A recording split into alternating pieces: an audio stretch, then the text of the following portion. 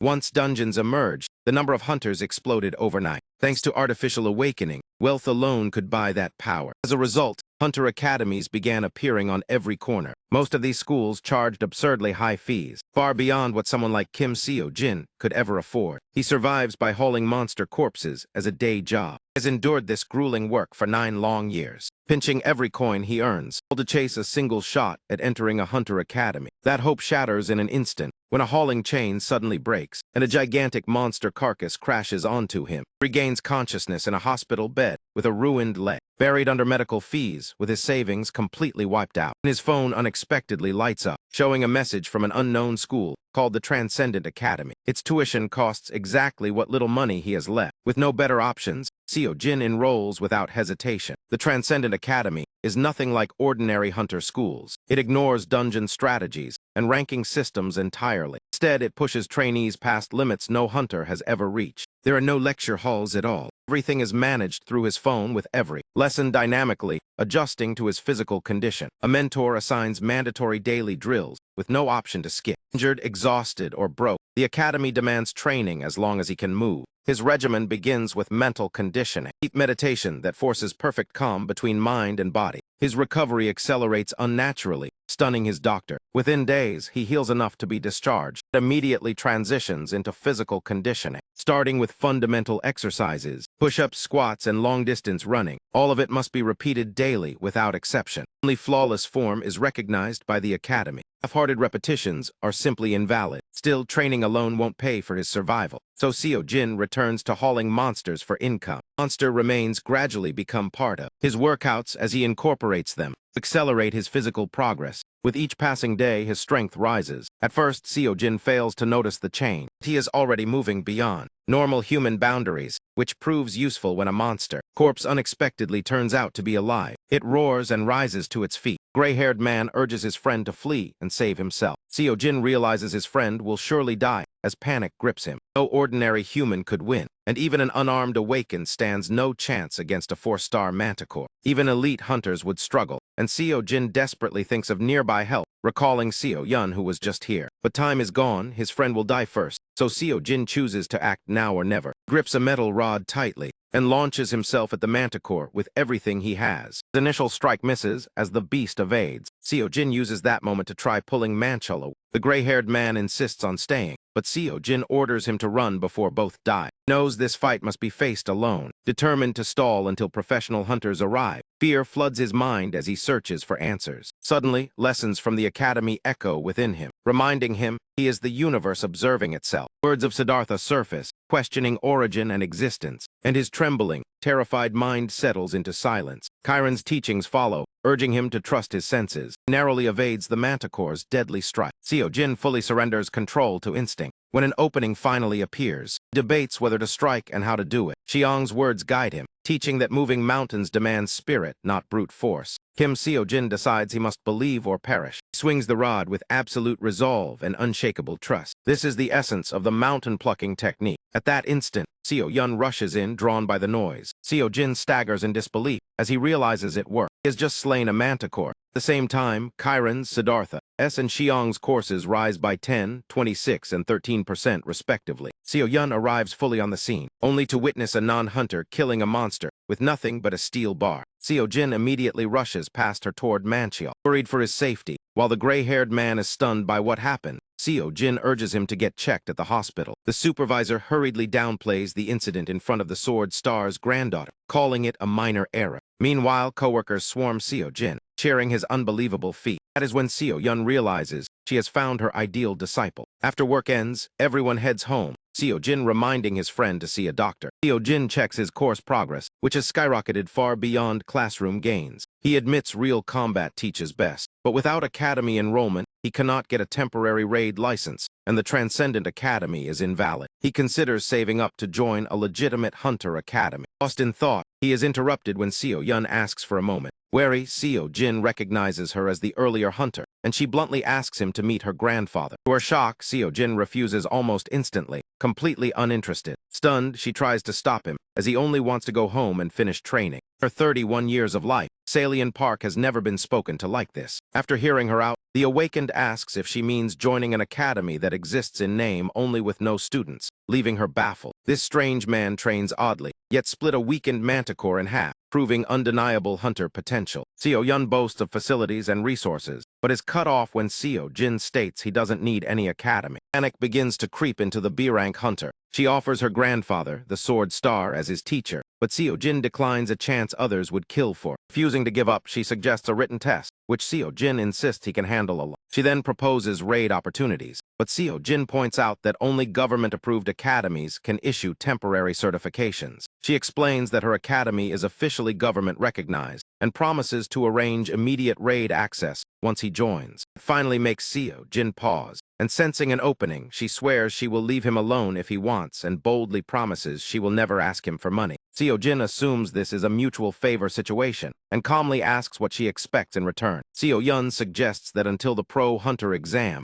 he acts under her academy's banner and introduces himself everywhere as her student. Seo Jin sees the deal as surprisingly fair since it solves every issue at once, though he questions her strong interest in him. Park Seo-yeon admits plainly that she sees immense potential in him. For the first time in a while, Seo Jin smiles, realizing this partnership benefits them both. They shake hands, both sensing a mutually profitable alliance. The following day, Manchial calls Seo Jin asking if he reported the supervisor, since a replacement has suddenly arrived. Seo Jin recalls asking Seo Yun to subtly warn the company about the supervisor, never expecting dismissal, so he lies and claims the man quit out of shame. Manchial doubts the explanation, but notices the workplace mood has improved. He asks if Seo Jin is heading to the academy, and when Seo Jin arrives, Seo Yun is already waiting. She hands him his temporary hunter license. His earlier worries fade as he realizes she kept her promise. Though not yet a pro-hunter, this feels like his true beginning. Immediately asks Park to explain how dungeon raids work. Instead of lecturing, she chooses to demonstrate firsthand. She tells him to select a weapon first and reveals that she already reserved a dungeon in advance. Upon entering the dungeon, Seo Jin questions why she followed him after saying she would back off. Seo Yun admits he is her only student and insists on supervising his first raid as personal tutoring. She says it's just precautionary, explaining the dungeon usually holds kobolds but warns they are still 2-star threats. It's an ideal training ground for beginners, and Seo Jin notes their shield magic resembles the Manticore's.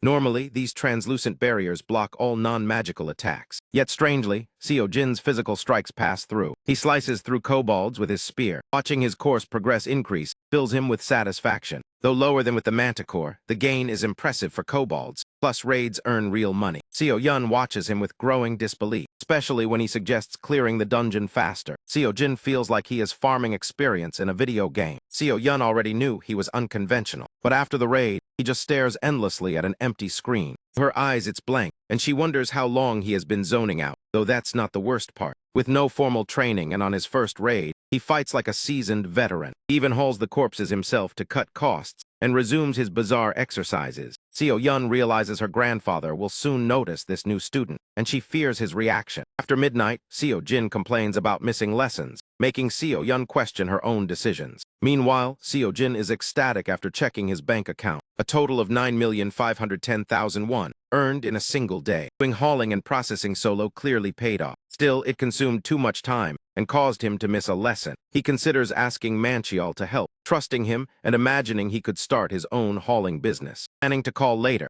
Seo Jin crosses the street wondering whether to save or invest his new funds. Despite rising rank and income, he's disappointed with his course growth speed. He suspects there must be a faster path to power, perhaps like the monkey. Suddenly, he realizes he barely accessed that course earlier due to lack of funds. Now with money, he impulsively clicks to purchase it. The price reveals itself as 27 billion won. Seo Jin nearly collapses mentally in the middle of the street. Passers-by stare awkwardly as he sulks. Deciding to postpone that dream, he shifts focus to equipment. Muttering, he reasons that proper gear is still worthwhile. He opens the Transcendent Marketplace, where all training gear is crafted by successful graduates. He is horrified to find only mythical items like elixirs, Aegis shields, and Longinus spears. Even as replicas, their aura screams legendary quality beyond ordinary gear. He realizes graduates must all be true transcendents. Accepting that fact, he decides to buy only what he truly needs. He selects the Spear of Longinus and confirms the purchase as Karma adjusts the cost. Later, Seo Jin furiously does push-ups when Seo Yun asks if something is wrong. He keeps counting, admitting he expected high prices but not 100 million won, an impossible sum for him. He sulks, realizing money always becomes the final obstacle. Unable to afford the spear, he despairs over ever reaching the Monkey King course cost. Seo Yun checks on him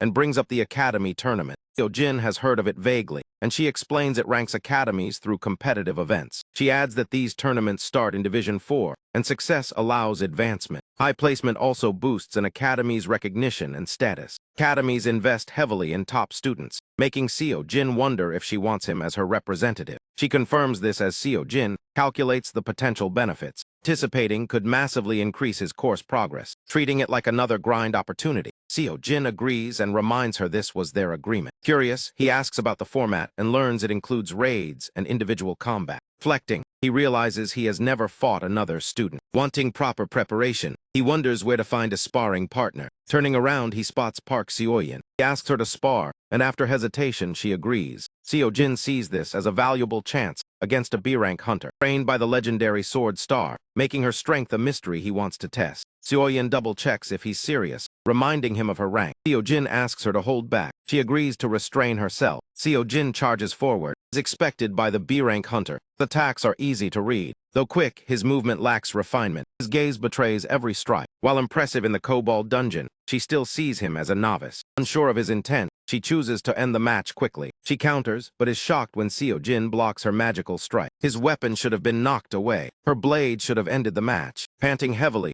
Seo Jin declares he's done holding back. Seo-yin is confused as his movements suddenly sharpen. He now feels like a completely different combatant. At the same time, the academy courses activate in his mind, guiding him to disguise attacks with deliberate tells and feints, teaching that obvious moves bait opponents into mistakes. Seo Jin launches a predictable strike to draw a defense, then uses the recoil to chain into a follow-up blow. Sudden move completely catches Seo Yun by surprise, giving him the opening to rush in and land the finishing strike. The B-rank hunter freezes in disbelief at the sight. Her body reacts on instinct as she defends with full power. Confused and panicked, she sees Seo Jin slammed into the wall, coughing up blood. Seo Jin quickly tells her that he's fine. He even laughs, admitting his clear defeat. Seo Yun wonders if he seriously expected to beat a B-rank professional as a student. Seo Jin accepts that professionals are on another level, realizing this fight was nothing like battling monsters, and that he still has far to go. At that moment, a notification pops up showing his course progress has increased. That confirms his belief that experience is the key. He asks if she's free before the tournament and suggests sparring between dungeon runs, believing the practice helped immensely. Though shaken that she nearly injured him, she sees his hunger to improve and honors her promise, agreeing and saying all prize money will be his if he wins.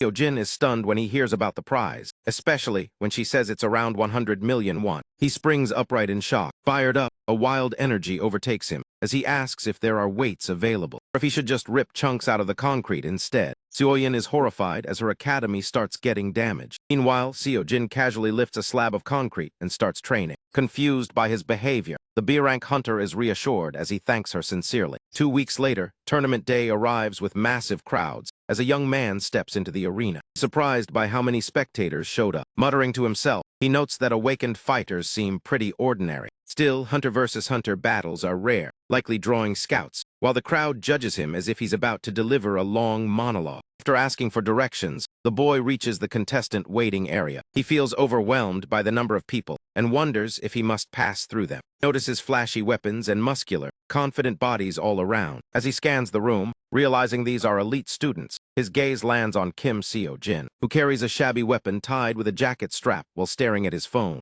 He overhears contestants whispering about Seo Jin, mocking his appearance and academy, while Seo Jin ignores them and focuses on lessons, earning ridicule for watching a blank screen. Boy relates to him, recalling pretending to use his phone when alone, assuming Seo Jin feels the same isolation. Feeling a connection, he introduces himself as Mingi Lee. Mingi Lee is a 19-year-old awakened. Seo Jin introduces himself too, assuming Mingi is still in high school due to his age. Mingi sits beside him and points out Deokshul Jang from Quail Academy, a rising power-type fighter who wields an axe and is arguing loudly with Chi Alman. Focused, Mingi shifts to KL Min Lee from Mint Academy, known for twin daggers. Seo Jin squints, realizing he didn't ask for this info, while Mingi admits he researches competitors extensively. Daekyul and Kailman continue their argument, and when Lee from Revenant Academy silences them. complaining about their noise, instantly quieting the room. It's revealed Junwin ranks first in both his academy and the tournament, and is expected to win. He nearly skipped competing. Mingi sensed something changed and asks Seo Jin if he knows the Sword Star. He shares a rumor that the Sword Star's granddaughter tried to recruit Junwin, shocking Seo Jin. Mingi adds that Junwin rejected her,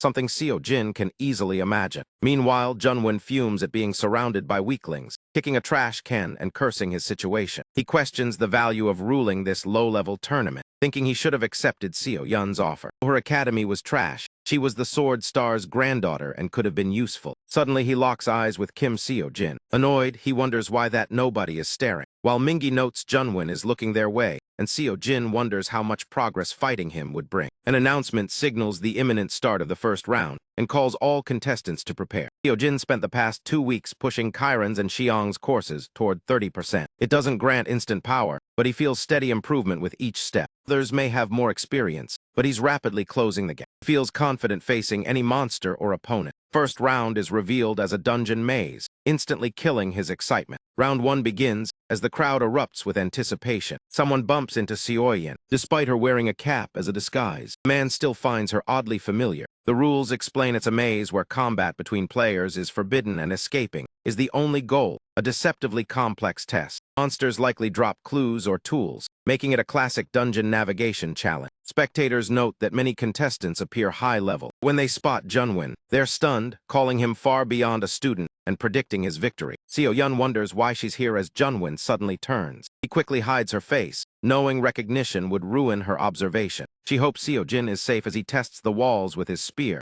realizing they're impenetrable. He concludes there's nothing to do but solve the maze properly. Sliding his hand along the wall, he regrets not taking a Theseus-related lesson on labyrinths. He soon reaches a fork in the path, remembering advice that following one wall leads to escape. Seo Jin chooses left, ignoring an instinct urging him the other way. Wonders if this sensation is the instinct Kairan mentioned. Trusting it nervously, he follows that direction. He finds it odd, but is distracted when an announcement declares Seokmin Cho eliminated. Seo Jin wonders why he hasn't fought any monsters, while others are battling constantly. Suddenly, understanding dawns on him. He wonders if instinct is steering him away from danger, and Imagenes, predicting enemies with full mastery. The thought excites him until Mingi calls out, warning him to stay alert, since monsters could be anywhere. Seo Jin is startled to see Mingi, and explains he's just following instinct, leaving Mingi uneasy. The average hunter is shocked that Seo Jin is wandering without a plan. Mingi demonstrates a safe wall-following method, but Seo Jin insists it's too slow and sticks to his approach. Mingi warns he'll get lost, while Seo Jin questions why Mingi keeps following him. Mingi admits it's because he saw himself in Seo Jin, both being alone. Seo Jin finally understands why Mingi approached him earlier.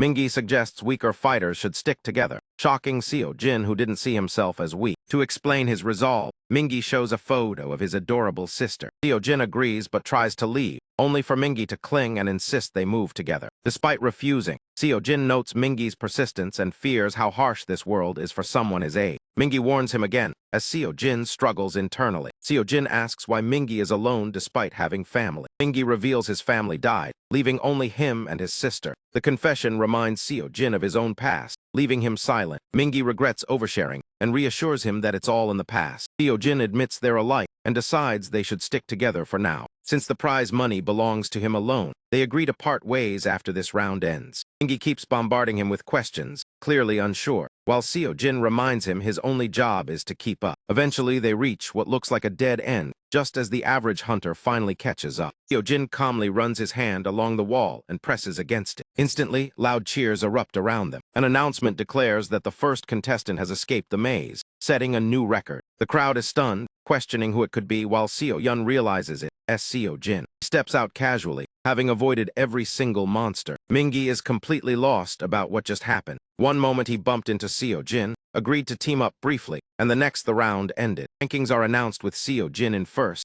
Mingi second, Junwin third, and others following. The audience erupts in chaos as they hear the maze was cleared in just 27 minutes, questioning its legitimacy and his academy. Even more shocking is that Junwin, expected to dominate, didn't even secure second place. Junwin strides toward Seo Jin, looming over him with a cold stare. Seo Jin recognizes the red-haired competitor immediately. He wonders what the man wants and why he's being glared at. Before Seo Jin can speak, Junwin interrupts him, declaring flatly that Seo Jin simply got lucky. After an insult spread as Seo Jin ignores them, and quietly returns to his lessons. Later, it's announced that Seo Jin will face Quail Academy's powerhouse, Deokal Jang, known for crushing flashy techniques with overwhelming force. Deokal assumes Seo Jin's luck has finally run out now that he's his opponent. As the match begins, Deokal charges forward, vowing to put Seo Jin in his place. Seo Jin smirks calmly, fully prepared to fight. Back in the waiting room, Mingi anxiously wonders if Seo Jin will be okay. But upon seeing his own opponent, he realizes he should worry about himself instead. His opponent is revealed to be Junwen. The revelation makes his body shake as he debates forfeiting or giving it everything. Mingi clenches his fists, realizing other famous academy elites are present as well. Feels insignificant and questions if forfeiting is still an option when something unbelievable happens. An announcement declares that the tournament already has a winner. The winner being Kim Seo Jin of Dream Academy. In the waiting room, Junwen fumes while Mingi jolts upright, declaring himself ready. The red-haired hunter grits his teeth in fury. Referee appears and announces round 2 as one-on-one combat, banning magic weapons but allowing enhancement abilities. Referees are authorized to halt fights if a contestant cannot continue. Seo Jin calculates there will be 16 matches from the remaining 32 contestants. Suddenly, a participant steps forward and forfeits. Shock spreads, while Seo Yun sighs in relief after nearly being recognized earlier. Still stunned by Seo Jin's first-place finish, she decides to leave once things calm down. He overhears bettors discussing how they've already reached semifinals because everyone else forfeit. A bald man scoffs, convinced Junwen will win and mocking anyone who bets otherwise. A man arrives with a suitcase and boldly bets 1 billion won on Kim Seo Jin. Crowd is speechless, trying to warn him that Seo Jin is just a lucky nobody from Dream Academy. Seo Yun notices the man with suspicion. He wonders who he is as forfeits continue in the waiting room. Mingi whispers that forfeiting is common in Division 4 due to academy dominance. Rumors say Junwen never holds back, making serious injury not worth the risk. With so many elites present, weaker fighters see themselves as obstacles. Forfeiting becomes the safer choice. In the end, only 5 contestants remain. The first match is set between Seo Jin and Daekai. Second pits Junwen against Mingi, while Cheolman advances automatically. Having placed first earlier, Seo Jin wonders if winning once more secures the tournament. He notices Mingi trembling and asks what's wrong. Mingi questions how Seo Jin can stay calm with Junwen looming. Seo Jin replies that he hasn't even fought Junwen yet, but Mingi is already conceding defeat. Mingi insists loss is inevitable, prompting Seo Jin to suggest forfeiting. Mingi refuses as the referee calls Seo Jin and Daekai to the arena. Seo Jin rises, advising Mingi to either give it his all or forfeit. Mingi grabs him, asking if he truly isn't worried. Seo Jin admits he's more curious about the experience gained. The host announces the second round of the 63rd Academy Tournament, introducing the maze record holder and mysterious newcomer, Kim Seo Jin.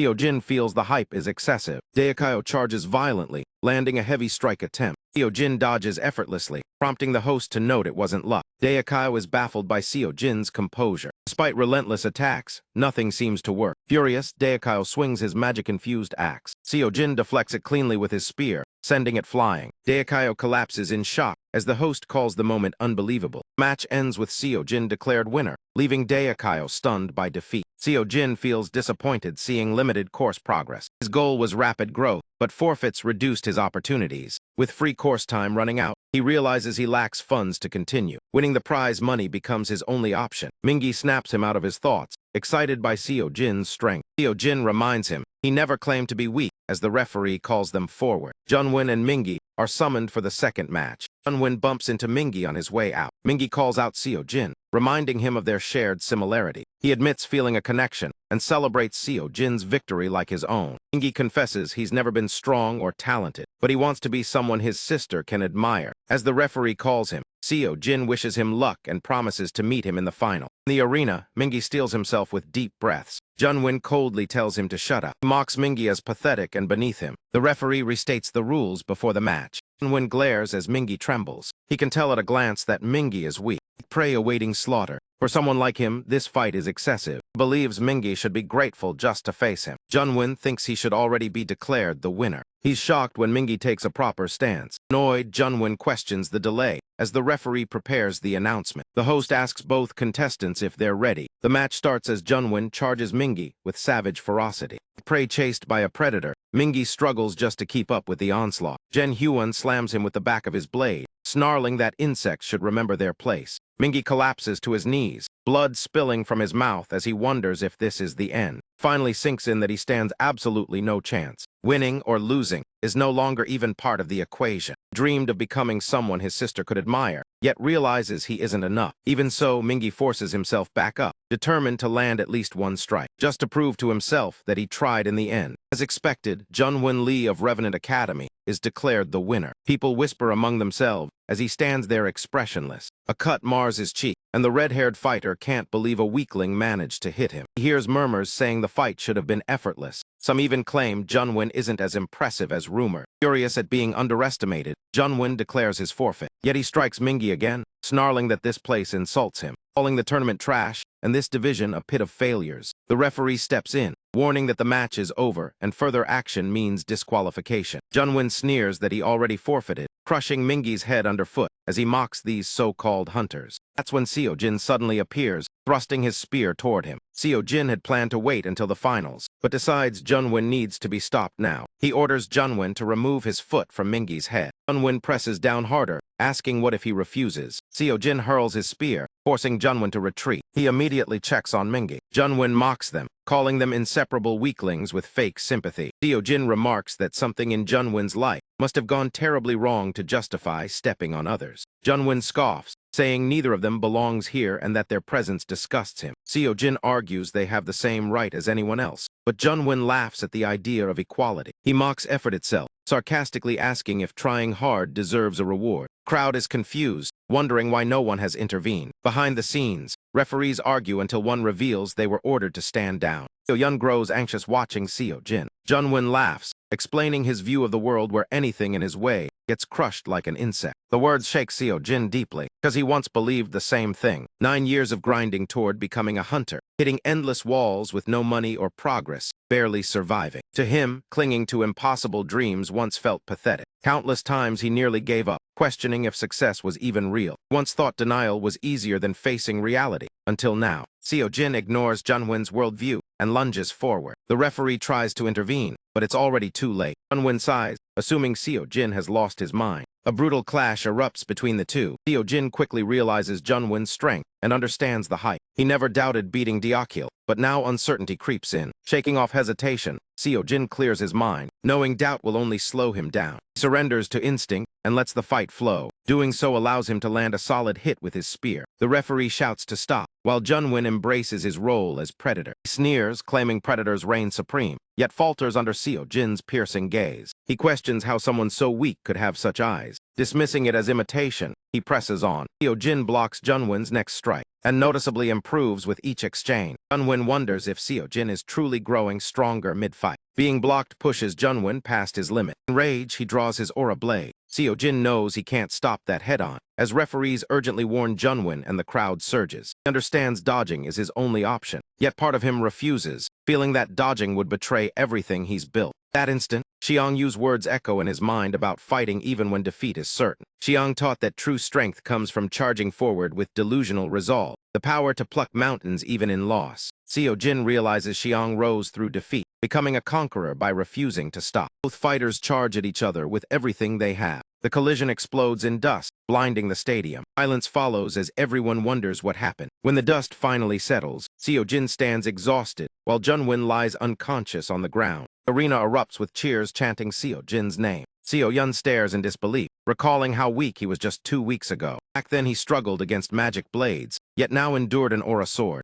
He can't comprehend his growth. Her attention shifts to the gambler who bet on Seo-jin. The man trembles, utterly shaken by what he witnessed. Seo-yun senses his worldview has shattered, just like her own expectation. He suddenly remembers his massive bet and looks back again, only to find him gone without a trace. Later, Seo-jin drags himself down the street in exhaustion, letting out a sigh as he remembers his disqualification. The manager explains Jungwon forfeited first, but still crossed the line. Seo-jin admits his own violation was justified and asks what punishment Jungwon will face. Manager confirms Jungwon is also disqualified. Using an aura blade shows lethal intent, earning him a 5-year ban from the pro hunter exam. In the end, Kaemin Lee wins by default. Mingi places second, and Deokyil takes third. Seo-jin notes his course progress soared past 50%, realizing his strength spike came from crossing the midpoint. Lost in thought about starting a new course, he's tapped on the shoulder. Seo-yun checks on him, worried about injuries. Seo-jin stretches casually, claiming toughness, and apologizes for not winning due to interference.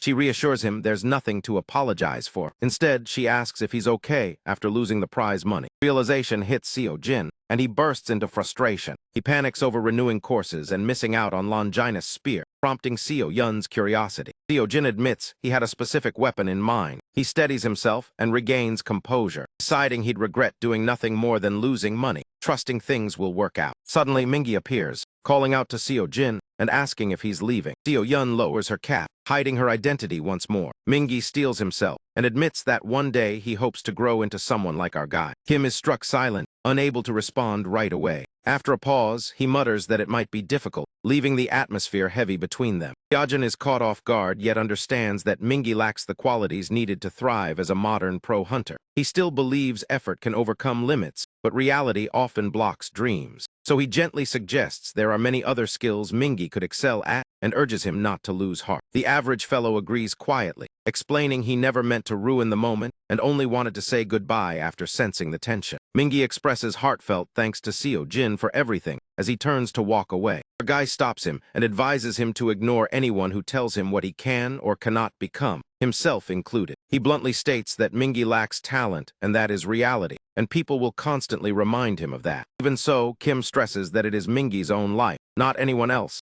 and if he truly wants something, then he should chase it without hesitation. Mingi spins around, overwhelmed with emotion and breaking down in tears. Seo Yun, after watching him leave, pauses quietly. She admits our guy keeps surprising her and jokes that she may have become a fan, but our awakened corrects her, saying they need students, not admirers. He privately regrets never mentioning Dream Academy to Mingi. Seo-in, however, beams as she catches the significance of him saying we. She offers to buy Seo Jin a weapon as compensation, stunning him, then frames it as a scholarship and mentions her grandfather knows a reliable shop. Our guy accepts with a grin and warns her that his tastes are pricey. Elsewhere, a man barges in loudly asking if the master is present, only to be told meditation time cannot be disturbed. The man insists the matter is urgent and forces his way inside despite attempts to stop him. Manhwa, aide to the Sword Star, steps forward and announces himself to his master. Master reminds him coldly that interruptions were strictly forbidden. He questions whether Manhwa dares to defy his command. The crushing pressure of the master's presence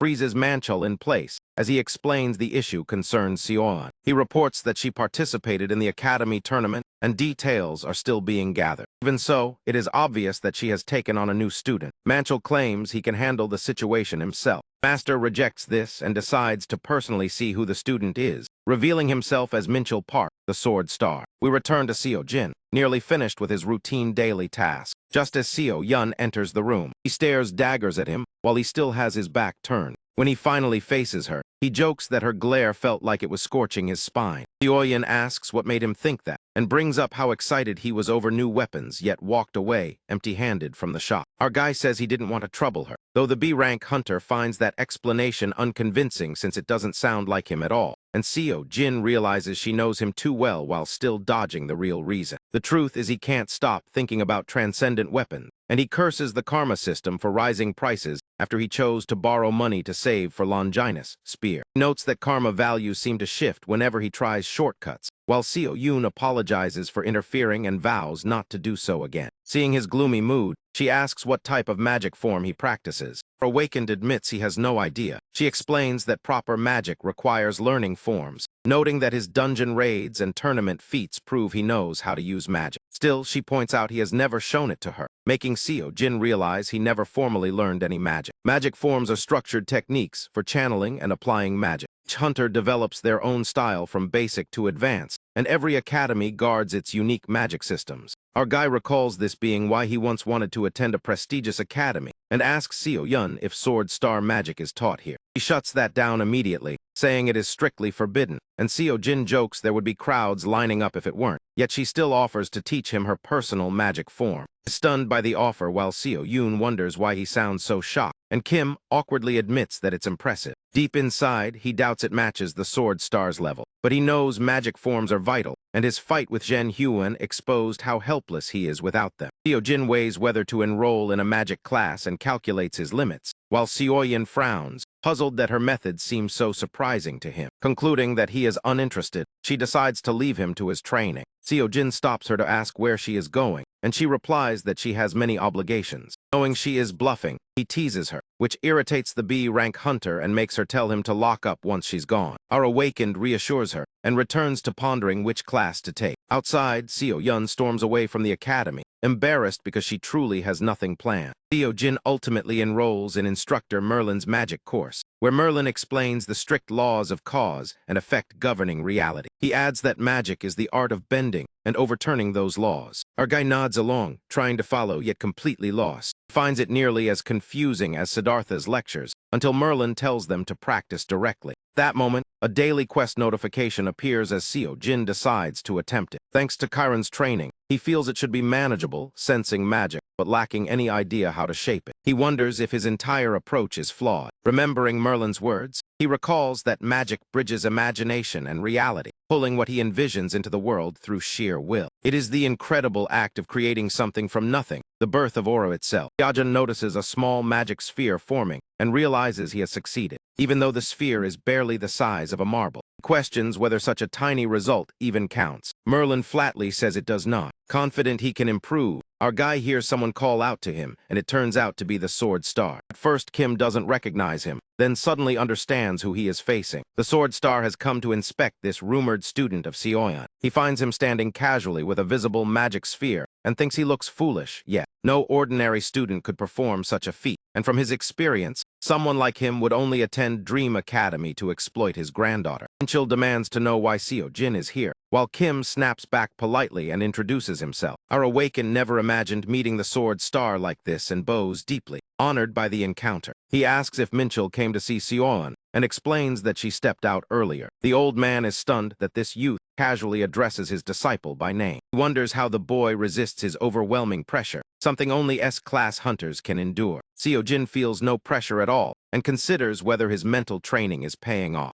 Minchil warns him to speak honestly about his intentions. He argues that with such talent, Seo Jin could go anywhere, so why approach his granddaughter, then advances menacingly. Seo Jin hurriedly tries to explain that the Sword Star has misunderstood everything. Park refuses to hear him and declares he will force out the truth. He swings his sword with terrifying power, sending Seo Jin flying as he barely escapes, shocked and confused. Elsewhere, Seo Yun learns her grandfather left just as she arrives to see him, and no one knows when he will return. She had planned to inform him about Seo Jin, wondering where he went. Meanwhile, Minchil confronts Seojin again, asking his purpose. Soyeon had hoped to keep her new student hidden, but after the tournament, secrecy was impossible, and she wanted to prevent trouble without knowing how. Just then, Seo appears and calls out to Seo Yun. He remarks how rare it is to see her here as she was about to look for him, and she says she came to meet her grandfather. Hearing that makes Seo stiffen, as he explains the master went to her academy. Alarmed, she rushes off immediately, leaving the staff puzzled by her haste. Seo Yun realizes she made a grave miscalculation.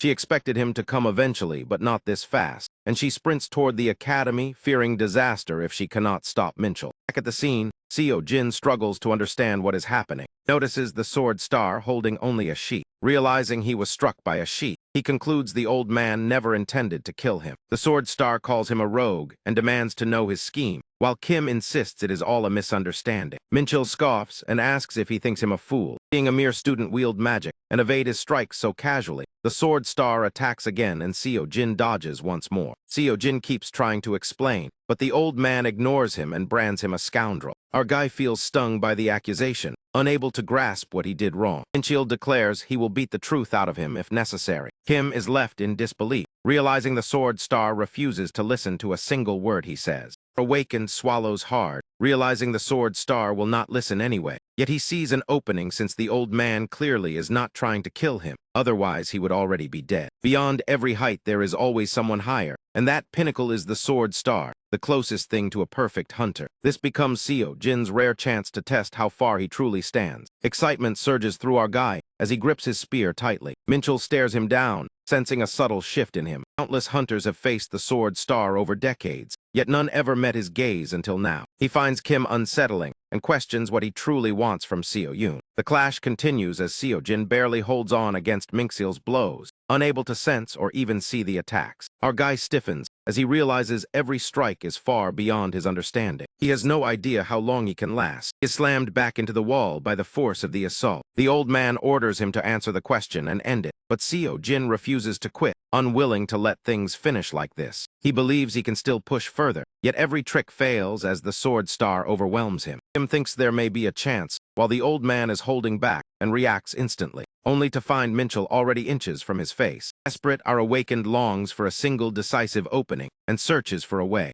He narrowly avoids the next blow, as Merlin's teachings echo in his mind. Gathering all his strength, he swings his spear with everything he has. The sword star effortlessly evades the attack. Seo Jin collapses to the floor as the old man scolds him for revealing his true nature. Our guy is deeply offended, knowing he has only been defending himself. Even speaking hurts, as he wonders where Seo Yun could be. Hearing her name, Minchel's composure snaps and he assumes Kim wants to die. The unhinged old man advances, determined to grant that wish. Just as he is about to strike, Seo Yun suddenly appears. She demands to know what her grandfather thinks he is doing. Seo Yun arrives at the perfect moment, saving Seo Jin from a brutal beating. Our guy complains about the pain while the grandfather mocks him for whining over scratches, angering Seo Jin enough to fire back. He retorts that a real man would be more reasonable, and he has met saner attacked dogs, prompting the grandfather to advance again as Seo Jin hides behind Seo Yun. He rants that the old man attacked him for no reason simply because he is the sword star, filled with frustration. Seo Yun blocks her grandfather. She apologizes to Kim for everything, but he brushes it off, saying a few bruises are nothing. Embarrassed, Seo Yun bows deeply to him. The mood turns awkward, and Seo Jin decides to give them space. The instructor even tells him to forward any medical bills to her. After he leaves, Seo Yun glares fiercely at her grandfather. She says they need to talk. Standing face to face, Seo Yun finds herself unable to speak. Her silence is broken when her grandfather warns her to stay away from Seo Jin, calling him suspicious. Shocked, she once again tries to reason with him. Memories flood back of how he has never listened to her, not even once. He barely managed to open her academy before he interfered and nearly destroyed it. Though his actions seem overprotective, he scared away every student by intimidating them. She understood his fears of hidden motives and chose not to defend her students then. This time, she decides to stand her ground when her grandfather orders her to expel Seo Jin immediately. She snaps back and refuses, convinced deep down that Seo Jin is different. She will not let him go. Seo Yun argues fiercely, declaring it is her academy and she will not obey him. She notes it has only been a month since meeting Seo Jin, hardly enough time to judge. Yet something about him feels significant. She admits that whenever she looks at Kim, she feels unlike herself, and she wants to keep moving forward together. Meanwhile, the grandfather angrily calls Seo Jin a bastard. He insists Seo Yun knows nothing. She stubbornly replies that she wants to learn the truth on her own. He says she cannot live forever under his shadow, then realizes she has gone too far, apologizes for yelling and pauses. She leaves, stating clearly that she will not listen this time. Grandfather stands stunned, never having seen her defy him so boldly. The story shifts to a past scene where a dungeon breach throws a city into chaos. Amid the disaster, the grandfather learns that his son has died. That day, Seo Yun lost both parents and stared at him with innocent, lonely eyes. From that moment, he vowed to make her strong enough to stand alone. He raised her with harsh love, forcing her to master the sword. He tried to mold Seo Yun into a hunter like himself. His dream grew selfish, ignoring what Seo Yun truly wanted. When she chose to become a teacher, he lashed out, dragging her along his path for decades, even knowing it pushed her further away. Back in the present, the grandfather sighs deeply in the empty room. He realizes this loneliness is the consequence of his own choices. Scene shifts to Kim Seo Jin, walking toward the academy. He recalls Seo Yun's terrifying grandfather nearly beating him the day before. As he thinks on it, he remembers Seo Yun saying this would happen. That is when we learned that the night before. She had called him. She explained her past and her complicated relationship with her grandfather. What became of her former students? Our guy finally understands her pain and the sword star's behavior. Still, Kim is furious about being beat and believes the old man owes him an apology. He resolves that it will not happen again and checks his course progress after barely holding his own. Our guy feels satisfied with his improvement. The moment he enters the room, the sword star is waiting, seemingly ready to attack again.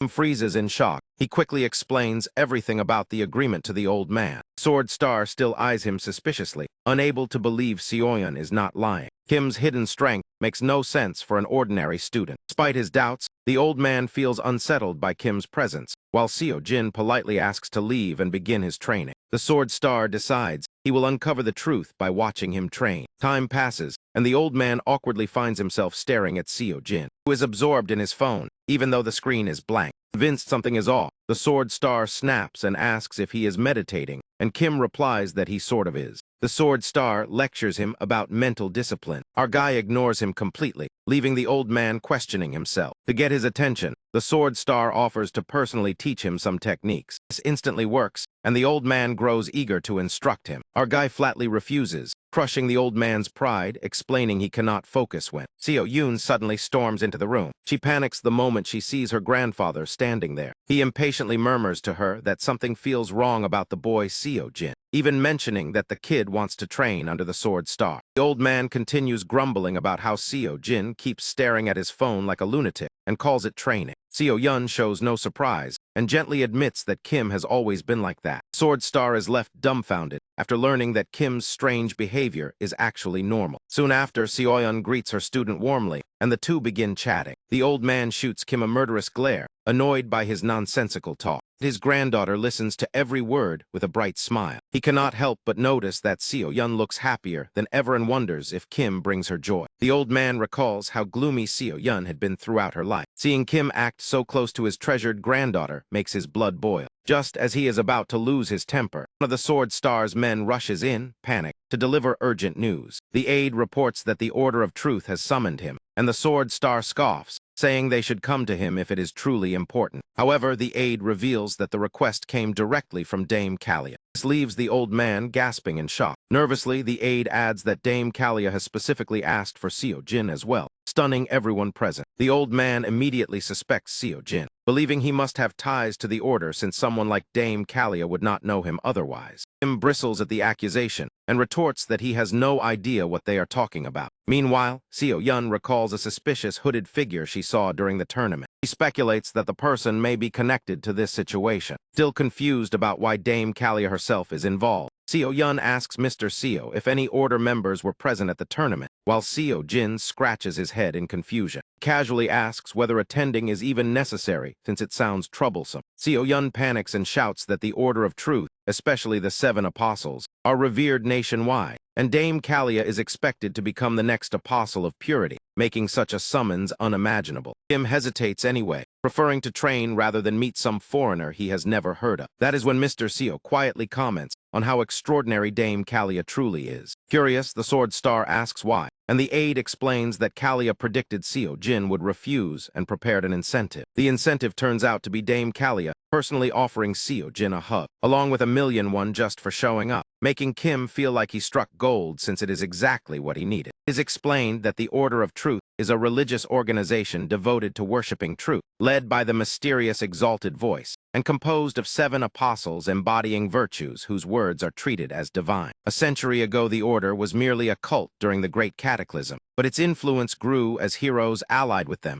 culminating in the defeat of Berserk the Terrible. Berserk emerged near the end of the Great Cataclysm and was ultimately defeated by the exalted voice and the 7 apostles, ending the era. The story shifts back to the present, inside a hotel on the outskirts of Seoul. Seo Jin finds the location surprisingly unimpressive for such secretive figures. Even so, the Sword Star explains why they are here, and the hooded attendant immediately recognizes Seo Jin. Kim wonders if the hooded man from the tournament is involved, and assumes they are trying to bribe him with money. Still, it does not explain why he was summoned, and Kim suspects they may know something about him, or even the Transcendent Academy as he grows eager to meet Dame Kalia. Soon, they are escorted into a room, and informed that Dame Kalia will arrive shortly. Sword Star grumbles about the wait, while Seo Jin assumes the old man must be close to her. Though it seems the two share a past, the truth is the Sword Star has never met her before, leaving Seo Jin wide-eyed. Sword Star admits they communicated before, but only met the previous Apostle of Purity during the Great Cataclysm.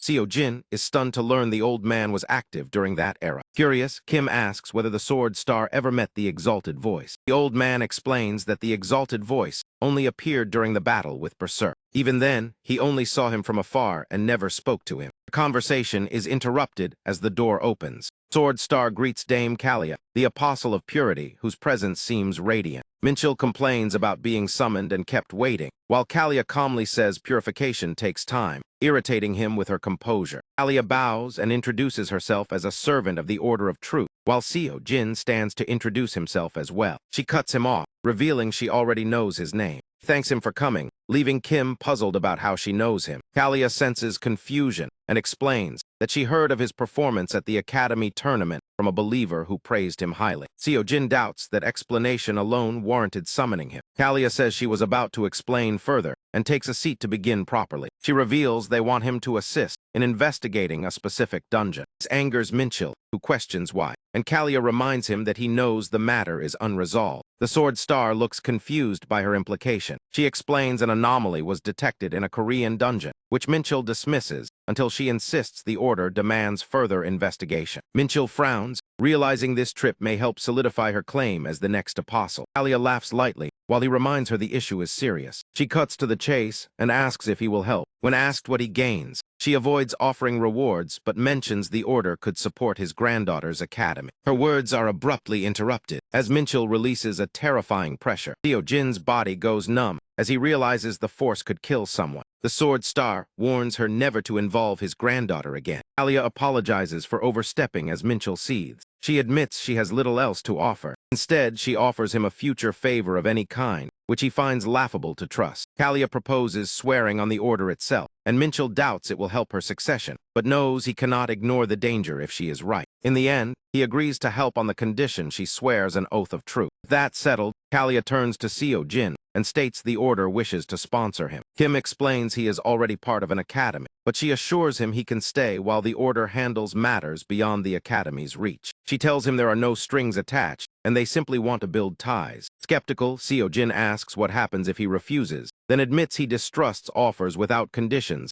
and asks her to answer one question honestly. After she agrees, he begins to ask about Transcendent, but stops himself. Realizing words alone cannot test her honesty, he looks for another way. He suddenly pulls out his phone and holds it up to her face. Seo-jin asks what she sees on the screen, which appears to show Siddhartha to him. Kalia looks confused and says she does not understand the question. He repeats himself as she grows more puzzled. Eventually, Seo-jin says it is fine if she chooses not to answer. Kalia calmly says the screen is blank and asks if that satisfies him. Satisfied, Seo-jin refuses the sponsorship, stating he is not interested. Later, Kalia stands alone. Kalchas arrives and reports that the anomaly could not be found. He swears under oath that he saw it, while Kalia reflects on Seo-jin, finding nothing remarkable about him, aside from being slightly above average. Yet his phone test unsettles her for reasons she cannot explain. When asked about informing the other apostles, she refuses and suggests waiting while monitoring the dungeon. He wonders about the missing heroes, as Kalchas notes only the Soul Star and Dark Star remain uncontacted. Meanwhile, Minchil asks Seo-jin why he rejected Kalia's offer. Kim says it felt wrong, and that the order clearly has no ties to the Transcendent Academy. He adds he dislikes owing favors, especially unclear ones,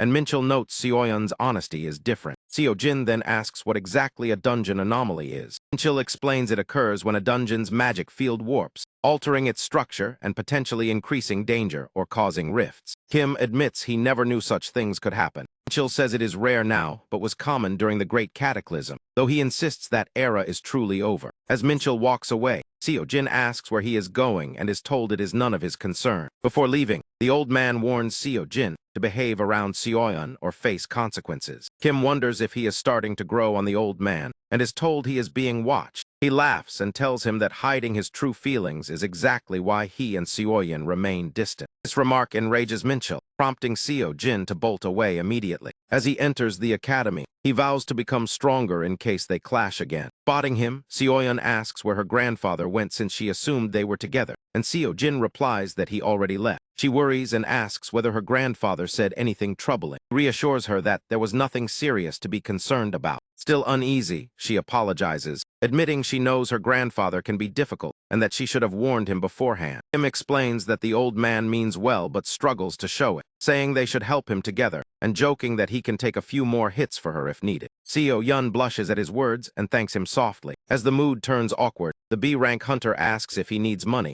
and Kim agrees, surprised that she noticed. Thinking it over, finances are indeed tight since he used Kalia's money to clear debts. His free benefits are ending, and he still needs weapons and courses, while Seoyeon reveals she researched options while he was away. She tells him about an upcoming dungeon clearing contest. Curious, Seo-jin asks what that contest is, learning that it involves clearing unrated dungeons. The goal is to motivate hunters to tackle dungeons with poor rewards. This makes sense to him, since during the Great Cataclysm, Awakened fought out of duty. whereas modern pro hunters chase profit. Seoyeon explains that ignored dungeons are often low-level yet annoying to clear, and if left alone they form rifts that unleash monsters. Even weak monsters pose serious threats to civilians, and there used to be a public service unit handling them. However, sending high-level professionals proved inefficient and costly. Thus, the government created the contest, and Seoyeon explains that many uncleared dungeons can be managed by students, with plenty of participants available. Adding competition between academies makes it effective, which impresses Seo-jin as she asks for his opinion. Remembering the 300 million won prize and the chance to gain raid experience for his courses, Kim sees it as a win-win and agrees, making Seo-yeon happily register him immediately. He notes that she understood exactly what he needed without being told, clearly putting real effort into this. Realizing anything can happen in a competition, he decides not to take it lightly and dives straight into his training, surprising Seo-yeon with his dedication. Determined to win,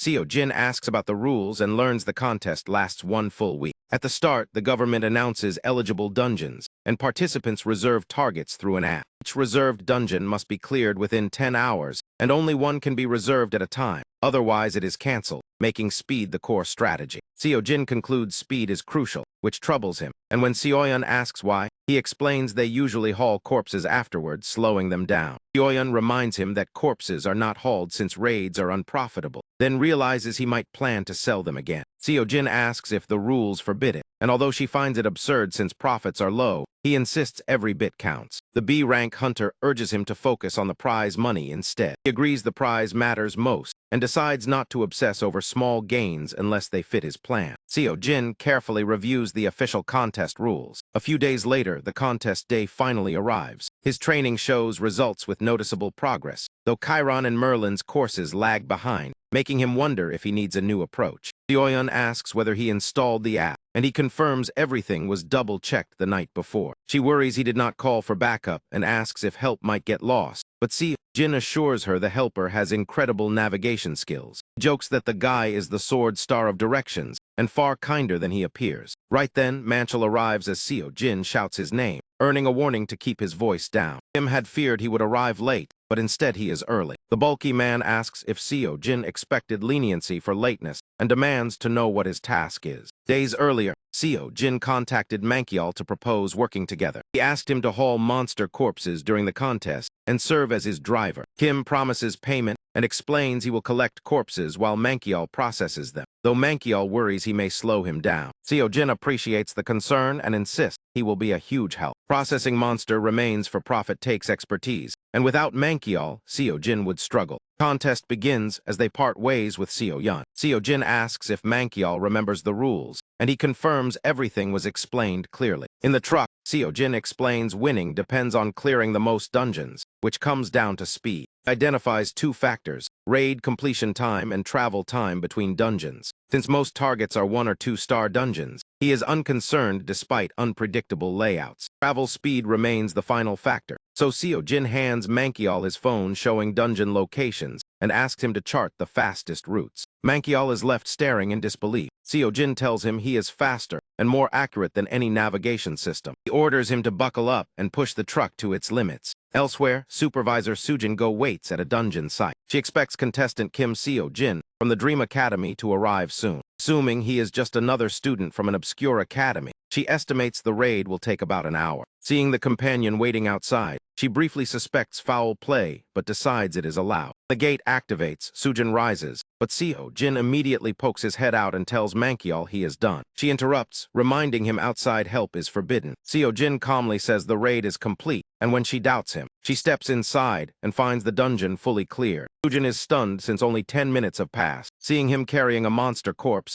she asks what he is doing. Kim tells her not to worry and proceeds with his daily assignment. Afterward, he asks Manhwa how long processing will take. Judging little value in the corpse, Manhwa says 15 seconds, and Seo-jin tells him to start while he hauls more bodies. Soo-jin stops him to ask if he is dissecting the monster. Seo-jin asks if that is forbidden, and while she admits it is strange, she knows it breaks no rule. Keeps hauling corpses as Manhwa processes them efficiently. Once finished, they hurry back to the truck and depart. The next dungeon is far. It sets them up well, leaving Soo-jin baffled as they speed off satisfied. Another supervisor relaxes in the sun, glad to be away from his desk, wondering when the next contestant will arrive. Suddenly, Seo-jin and Manhwa's truck screeches to a halt nearby. Moves swiftly as Seo Jin wipes out the monsters in one sweep. The supervisor watches Mankial carving corpses, while Seo Jin uses them for training. The moment they finish, they jump back in the truck and race toward the next dungeon. The supervisor remains seated, utterly confused. Back at the dungeon management team, within the Department of Public Administration and Safety, the daily contest report is finalized. An official reviews the report and notices Soyeon Lee of East Academy. He is amazed she cleared 16 dungeons, enough to secure first place normally. However, confusion sets in when he sees her ranked second with 16 cleared. Above her stands Kim Seo Jin with 32 cleared dungeons. Stunned, he calls the staff member Kim who compiled the report, insisting there must be an error. Showing the impossible numbers, he is told everything was verified and legitimate. Further reports show precise travel routes and 10-minute clears per dungeon. He struggles to comprehend this, noting even low-level dungeons take students at least 30 minutes. He suspects outside assistance and asks his team if they are certain. They confirm no cheating was found and ask which academy the student belongs to. Kim explains it is the Dream Academy in Yunpyeong, then realizes it belongs to the Sword Star's granddaughter. The connection clicks, prompting him to investigate whether the Sword Star is involved. Elsewhere, Soyeon of East Academy is informed she is not in first place and apologizes. Her father, Sakmin Lee, former class hunter and head of East Academy, says her apology is meaningless if she fails to secure first. Demands more effort and asks if she can clear 32 dungeons. Sakmin calculates that even 10-minute clears would be impossible once travel is considered. He suggests it is only possible with help, cutting her off when she tries to respond. He tells her to continue as she is while he handles the rest, and she wonders if he seeks an excuse to cheat. Noticing her concern, he asks what is wrong and advises her not to dwell on it, because for him, surpassing others is the only thing that truly matters in this world. His sole objective is to win and move ahead, with no concern for the means. Sakmin asks his daughter if she is thinking about Jinsu, and although she denies it, he reminds her that Jinsu was foolish and that she is not. Soyeon reassures her father and then leaves. Memories of past conversations with her brother resurface in her mind. He once told her that a true pro hunter must keep a pure and untainted heart. He used to argue that no one believed that anymore and that hunters pursued money, while he insisted he would inspire others as a hunter. She warned him not to say such embarrassing things out loud, or she would die from shame. He shakes off those memories. Soyeon bitterly reminds herself that he is gone and tells the thought to leave her alone. Later, Seo Jin and Mankial finish their work. Seo Jin praising his effort while Mankial groans about doing this for another week and complains about driving and routing at the same time. Seo Jin admits the difficulty, but hints that the prophet might change his mind. After expenses and taxes, they made roughly 78 million won. Split evenly, it is 39 million each, though Mankial argues Seo Jin deserves 70%, while Seo Jin counters that routing and processing are equally critical, prompting Mankial to suggest 80-20. Mankial settles for 30%, threatening to quit otherwise, and Seo Jin calculates it as roughly 25 million won for simplicity. Mankial protests the math, but Seo Jin insists he take it, calling it gas money since none of this works without him. Seo Jin wonders why Mankial seems unfazed by the dungeon raids. He also notices his lack of surprise at their success. Mankial then admits he watched Seo Jin fight in the tournament. Seo Jin is stunned and asks why he never mentioned being there. Mankial replies that he did not want to distract him. Seo Jin smiles, knowing Mankial always acts tough but has a soft heart. Seo Jin was alone and buried in debt. Mankial supported him, and Seo Jin suggests he start a hauling business later, leaving Mankial half excited and half annoyed. 2 days into the contest, Seo Jin continues raiding and hauling as if on autopilot. A supervisor jokingly calls them dungeon purgers, explaining the nickname after seeing it firsthand. Shocked, the supervisor tells them to keep doing what they are doing. With 73 dungeons cleared, Seo Jin believes victory should be easy. Mankial struggles to keep up, joking that the contest must be rigged if this is not enough. Seo Jin encourages him, reminding him 5 days remain, while Mankial wonders if Seo Jin ever rests. Seo Jin promises a lavish celebration if they win, paid for by him. Mankial agrees on the condition it is somewhere expensive, and Seo Jin suggests bringing Mankial's daughter Saeyeon along. Confident and upbeat, Seo Jin feels unstoppable. On day 3, Mankial shows him that all nearby dungeons are reserved. Closest available dungeon is over an hour away. Seo Jin finds it strange that only nearby dungeons keep getting reserved. Mankial senses foul play, suspecting manipulation, though Seo Jin is unsure. They decide to raid whatever they can find. Same issue repeats at the next dungeon and the one after. They end the day only 10 dungeons ahead, leaving Seo Jin uneasy. Mankiel suspects Soyun Lee is behind it and suggests checking reservation data, though proof is lacking. Despite this, Seo Jin files a complaint with the organizers. Still leading but worried about the trend, Seo Jin apologizes for halting their side income, while Mankiel prioritizes winning and notes distance is becoming a major issue. An idea suddenly strikes Seo Jin. Later, a group of people gathers near a dungeon. Man instructs them to reserve all nearby dungeons whenever Seo Jin reserves one, repeating yesterday's tactic. Some gossip about Seo Jin's efficiency, while others only care about payment. Suddenly, the man announces Seo Jin has reserved a dungeon. He orders everyone to block all nearby dungeons within an hour's distance. They are told to stagger reservations to avoid suspicion, but unease spreads among them. They realize Seo Jin reserved a dungeon near Soyun, meaning she will also be blocked. Canceling later is impossible due to the 10-hour restriction. They are forced to clear dungeons they never intended to raid. Meanwhile, Soyun completes her dungeon. She exits and tells her driver to head to the next site. Driver is shocked since it took only 15 minutes. Soyun questions why the car is not moving. She learns all nearby dungeons are already reserved. Day 4 rankings show Seo Jin at 98 dungeons and Soyun at 73. Bachman realizes Seo Jin outplayed them by reserving adjacent dungeons. Their own tactic backfires, ensuring Soyun cannot catch up. Yet Sockman promises another plan. Day 5 of the contest arrives. Seo Jin eventually encounters Soyun in person. Supervisor warns against fighting, and Seo Jin clarifies he only intends to raid his reserved dungeon. Soyun recognizes him immediately. Seo Jin asks if a fair competition would not be better. He speaks of goodwill, but Soyun challenges him, and he laughs it off. Seo Jin leaves as Soyun grows bitter, recalling her brother and rejecting goodwill. She believes humanity is selfish and always acting for personal gain. She resolves to finish the dungeon quickly. After clearing it, she steps outside. She sees Seo Jin training, while Mankiel processes monster corpses. The supervisor watches in awe as Seo Jin notes how fast she cleared her dungeon. He asks if she plans to take the corpses or minds if he does. She gives permission and he thanks her. She watches him train with monster bodies. Curious, she asks why he does it. He wonders whether she means the exercise or processing. He answers plainly that it is for money. Soyun turns away, feeling her time is wasted. She convinces herself goodwill does not exist among hunters. To her, hunting is merely a job in this era. Elsewhere, the Sword Star battles a monster and questions Kalia. He explains the dungeon was rated 6-star, but the 10-star Drake likely appeared due to the anomaly. Minchil scoffs, suspecting the Order of Truth is hiding something like decades ago. Kalia swears the Order is not responsible. Jimin Jong intervenes, but Minchil snaps at her and questions her presence and the Demon Star's absence. Jimin calls him Grandpa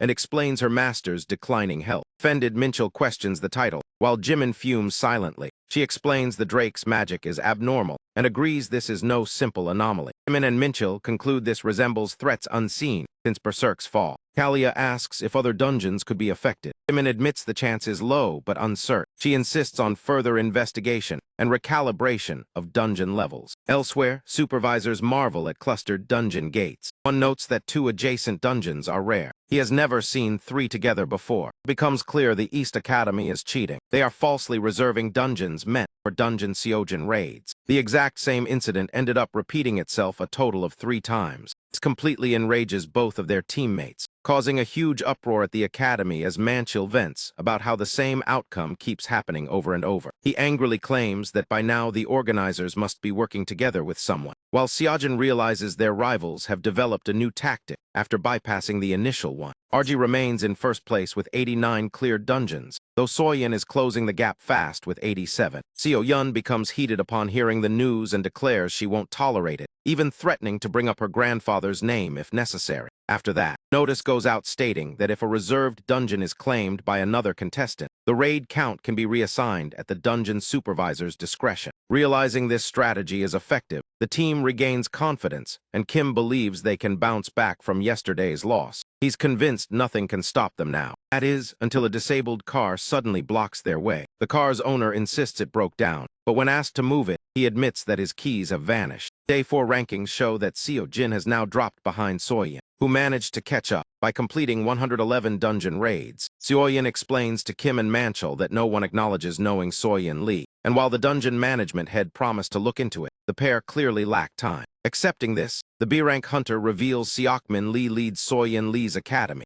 a retired A-rank hunter, and one of the few people her grandfather ever paid attention to. Manhwa assumes that someone respected by the Sword Star must be important. Seo-yeon corrects him, explaining that it wasn't respect but caution, since the man was extremely persuasive and deeply connected. The big guy concludes that this explains how he keeps pulling off these elaborate schemes. Seo-yeon doubts any investigation would uncover results in time, and believes it would be pointless by then. She proposes involving her grandfather. Seo-jin disagrees, thinking it's a bad idea, and Seo-yeon admits she can't even contact him right now. Manhwa urges action, saying they can't just let their guy lose. Seo-yeon apologizes to Seo-jin, admitting she doesn't know how else to help. However, Kim tells her she's already done more than enough and reminds her they've made it this far because of. Openly states that everything would have ended long ago without her contributions. Manhwa fully agrees and reassures her that she's done all she could, leaving the rest to them. Referring specifically to Seo-jin, he hints that their guy has a plan and tells Kim not to just sit there while Seo-yeon worries. Kim simply answers with a confident grin.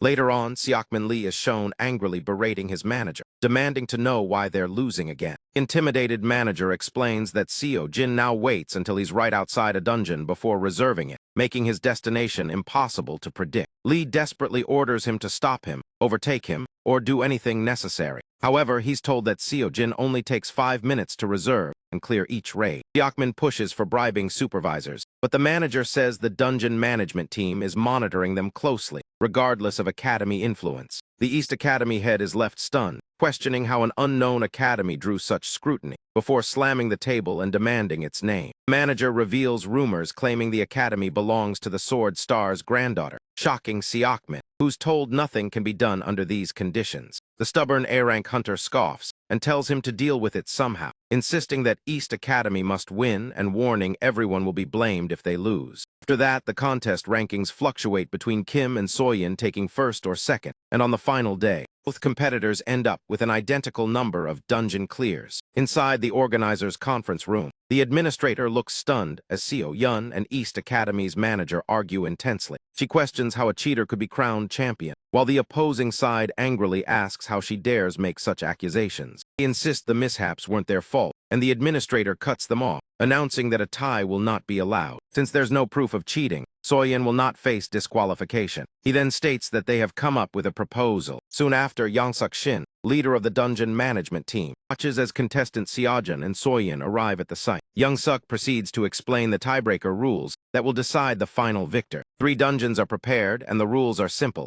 Each contestant must choose one. Whoever finishes first earns the right to clear the 3rd dungeon and claim victory. Seo-jin wonders if clearing the first dungeon alone should already secure a win. Shin explains they checked for dungeon connections but found none, and they don't want any dungeon left uncleared. They also believe the winner should clear an additional dungeon to prove it. Reveals all 3 are 2-star dungeons, equal in difficulty, allowing free choice on where to start. Kim asks Seo-yeon if she's okay with him choosing first, and she agrees without hesitation. He then selects the dungeon on the right, while she chooses the one on the left and pauses before entering. She tells him not to feel too disappointed afterward. Seo-jin wonders what she meant as the administrator begins counting down and officially signals the start of the raid. Kim is puzzled by her comment, but brushes it off, confident he's already secured a win. Moments later, he's confused by the dungeon layout, having expected kobolds. Yet he hasn't seen or heard a single one, and even without kobolds, something should have appeared by now, especially after 5 minutes. Suddenly, a horrifying roar echoes, and he realizes the enemy isn't a kobold but a manticore, which lunges at him without warning. Kim immediately recognizes it as a 4-star monster, leaving him uncertain whether the dungeon's rating was misjudged. The beast attacks again. Kim defeats it swiftly and rushes toward the exit gate. Though the kill was fast, he worries he's fallen behind his usual clear time. Kim realizes that if Seo-yeon faced a normal 2-star dungeon, she would have finished already, just as he exits. He shouts that there was a manticore inside. The administrator is baffled, questioning how a 4-star monster appeared in a 2-star dungeon. Seo-jin tells him to check for himself. Shin asks if Kim is claiming he defeated a manticore. Kim confirms it and demands a rematch, calling the situation unfair. Young-suk understands but says it's too late to alter the contest. He adds that contestant Lee hasn't exited either, which surprises Kim, who finds it odd. Meanwhile, Seo-yeon entered long ago and still hasn't encountered anything. Unbeknownst to her, a terrifying monster lurks behind.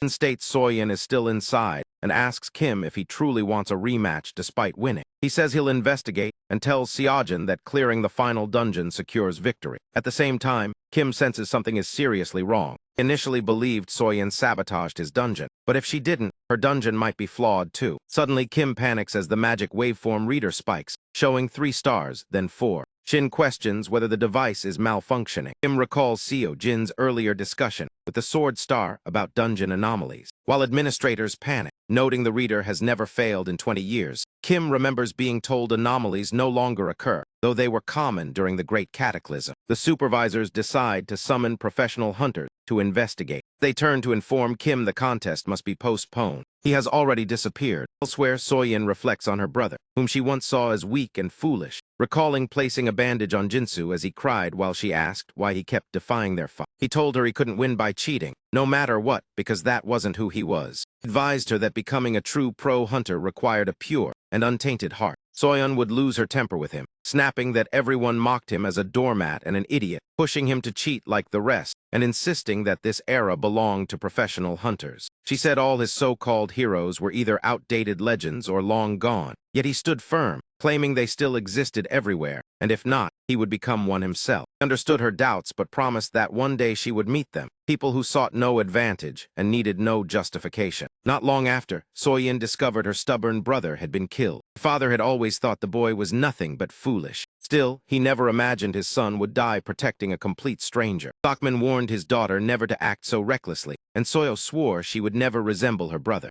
She was determined not to repeat his choices. Back in the present, Soyeon appears battered and barely standing as she confronts a terrifying 6-star beast, Alakazra, and she wonders if this is the clash of justice and wickedness Jinsu used to talk about. The creature lets out a thunderous roar. She almost laughs at the idea, reminding herself that good and evil have no place in this world. Whispering that she will not die stupidly like her brother, she resigns herself to the end. Suddenly, Seojin storms into the battlefield. He plants himself between her and the raging monster, and Soyeon demands to know his intentions as he struggles to block Malakazra. Tells her to run if she can, vowing to stall the beast for as long as possible. Instead, she is frozen in shock. She keeps asking herself why he would come here at all. Kim can hardly launch his strikes, leaping forward as he shouts. He deliberately draws the monster's focus, lashes out at him, and he narrowly evades each blow. He knows a single hit would mean certain death. He starts reading the attack rhythm, guessing that constant pressure might bait an opening. 6-star monster retaliates, ramming its horns through Seojin's shoulder. Realizing the beast is far more cunning than expected, and unsure how much time remains, the awakened fighter asks Soyeon if she can move. He still cannot understand what drives him to do this. She questions why he would risk himself for her, what benefit he gains, and tells him to clear the final dungeon and leave, since she is none of his concern. He adds that this does not make him special, pointing out that he fights for money too, and Seojin admits it openly because he desperately needs cash. Soyeon then tells him to go win alone, reminding him that he knows her methods and asking if he expects gratitude now. Kim refuses, bluntly calling her a cheater and certain this was not her first offense. He says he has not forgotten that fact, but it still does not mean she deserves to die. At that instant, Jinsu's words echo in her mind about a future hero, and Kim proves to be that person, valuing a life over any reward. Challenges the 6th-ranked monster head-on with his spear to shield Soyeon Lee. Memories of Chiron's teachings surface, explaining that instinct exists within thought and judgment, a single process of perception and decision. Waiting too long to act means missing the moment entirely. Many misunderstand this as acting without thinking, when the opposite is true. She recalls that instinct and thought are inseparable. A fierce aura erupts from him. Seojin remembers Chiron's advice to let the senses judge instantly, merging awareness and intention. That unity is what defines true transcendent instinct. Power floods his body as the monster launches a violent assault. To Kim's astonishment, the openings in its movements become visible. He feels every muscle respond, adrenaline surging through him. He believes he can stall the creature until a professional hunter arrives. But when he looks back at Soyeon, he worries about how long she can survive in her condition. Pressed for time, Kim realizes he must decide quickly. He launches himself at the monster, resolved to end it now. He combines the strength of plucking a mountain with raw speed. Using the spirit that spans the world, he charges with his spear, though deep down. He knows these techniques alone will not be enough. So Seojin unleashes an overwhelming magical aura, wrapping it around his weapon. With one decisive strike, he drives the spear through the goat-like monster. It is utterly destroyed, blood spraying in every direction.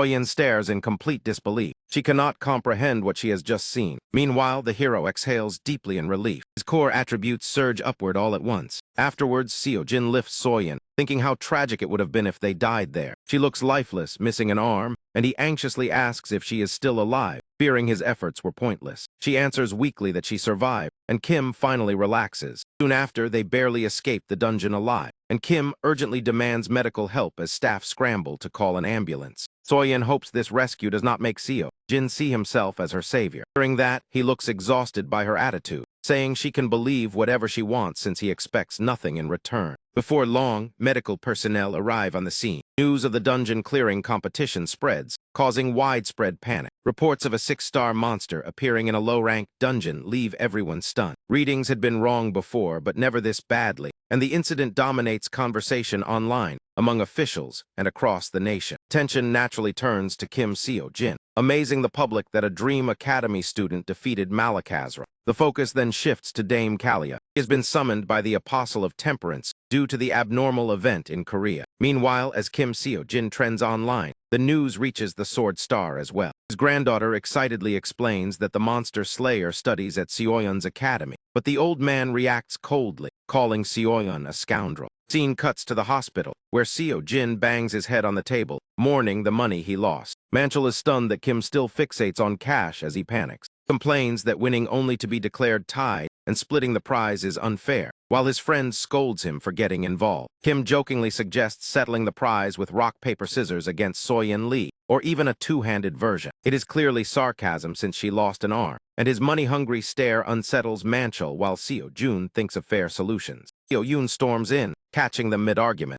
Manchel sighs, wondering why Kim bothered saving Lee if he would act like this. Kim quietly shares that regret, while Seo-yun worries, and Man Sheol reassures her that Kim is just hung up on lost winnings. Seo-yun then reveals that Lee forfeited and confessed to cheating in multiple competitions. She also exposed her father, Sakman Lee, head of East Academy, triggering legal action. Left speechless, Kim recalls Lee insisting he was wrong, puzzled by her sudden change of heart. Seoyeon also delivers a message Lee wanted Kim to hear, saying that she still believes Kim Seo-jin is mistaken. Yet she admits her own faults as well. Even so, Seoyeon cannot quite grasp her meaning. She is simply glad that Kim stands as the sole winner now. There is more, as Seoyeon announces government rewards, including tax exemptions and an extra 100 million won. Kim beams with joy, while instructor Seo-yun explains it is labeled bonus prize money to avoid lawsuits. Kim is absolutely ecstatic. He also learns that Dream Academy has advanced to Division 3, meeting requirements thanks to Seo-jin, and gaining access to 4-star dungeons. Seo-jin feels overjoyed, realizing his earlier losses and fears were resolved in the best way.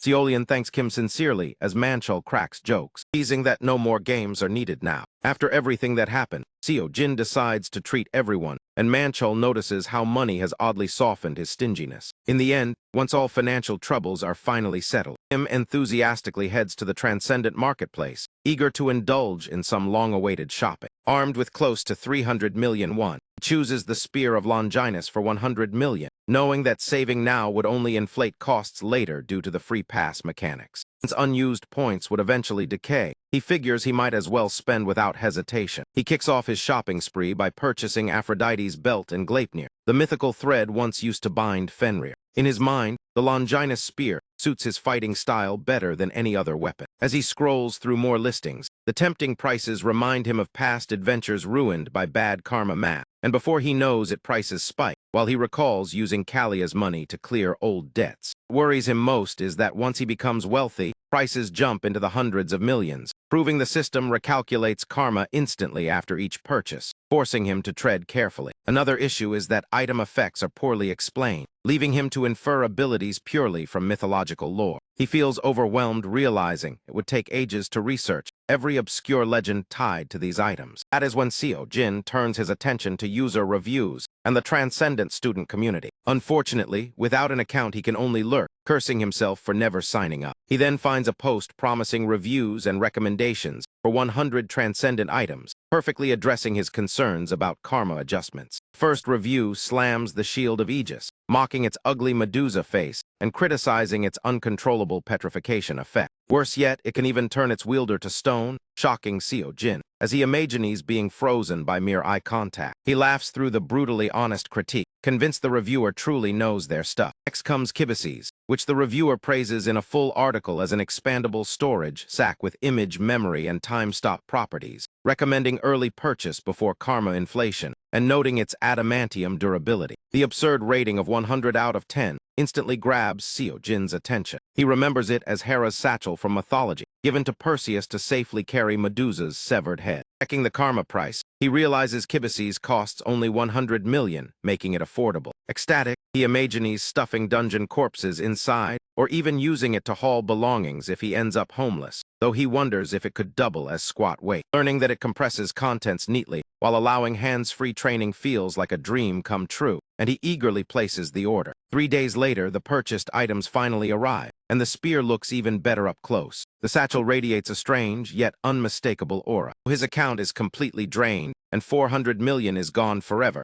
He can only hope it was worth it. Soon after, Kibises skyrockets to 300 million, confirming karma's cruelty and strengthening his resolve to earn more. Meanwhile, Seo Yun is shocked to see him rushing back into raids, and he bluntly says he needs cash immediately. Confused, she reminds him that he just received 400 million won in prize money. Kim casually admits it has all been spent. Her gaze then fixes on the gleaming spear that clearly looks expensive. She assumes he is eager to test it, recalling how hesitant he once was about buying weapons, but ultimately decides his spending is none of her concern. Scene shifts to Seo Jin and Seo Yun entering a 4-star dungeon, greeted by eerie silence. Stone gargoyles line the area like grim sentinels. From a defensive standpoint, they rank among the toughest 4-star monsters. Seo Jin attacks first, eager to test the Longinus spear, deliberately avoids using aura or techniques. He trusts that even a gargoyle's defense cannot fully resist the spear. Gargoyle shrieks in alarm. Seo Jin cleaves it in a single motion, leaving both of them stunned by how easy it was. Witnessing this, Seo Yun thinks nothing can surprise her anymore around him. That belief shatters as he begins slicing gargoyles relentlessly, treating the slaughter like a casual game. It looks more comedic than deadly. Regardless, Kim amasses a heap of monster corpses. He starts stuffing them into his satchel, prompting Seo Yun to wonder how they could fit. To her shock, he packs them in effortlessly, though he notes the bag still feels heavy despite 70% weight reduction. Seo Yun, wide-eyed, asks if he was accidentally paid in dollars. She questions how he even acquired such items and where.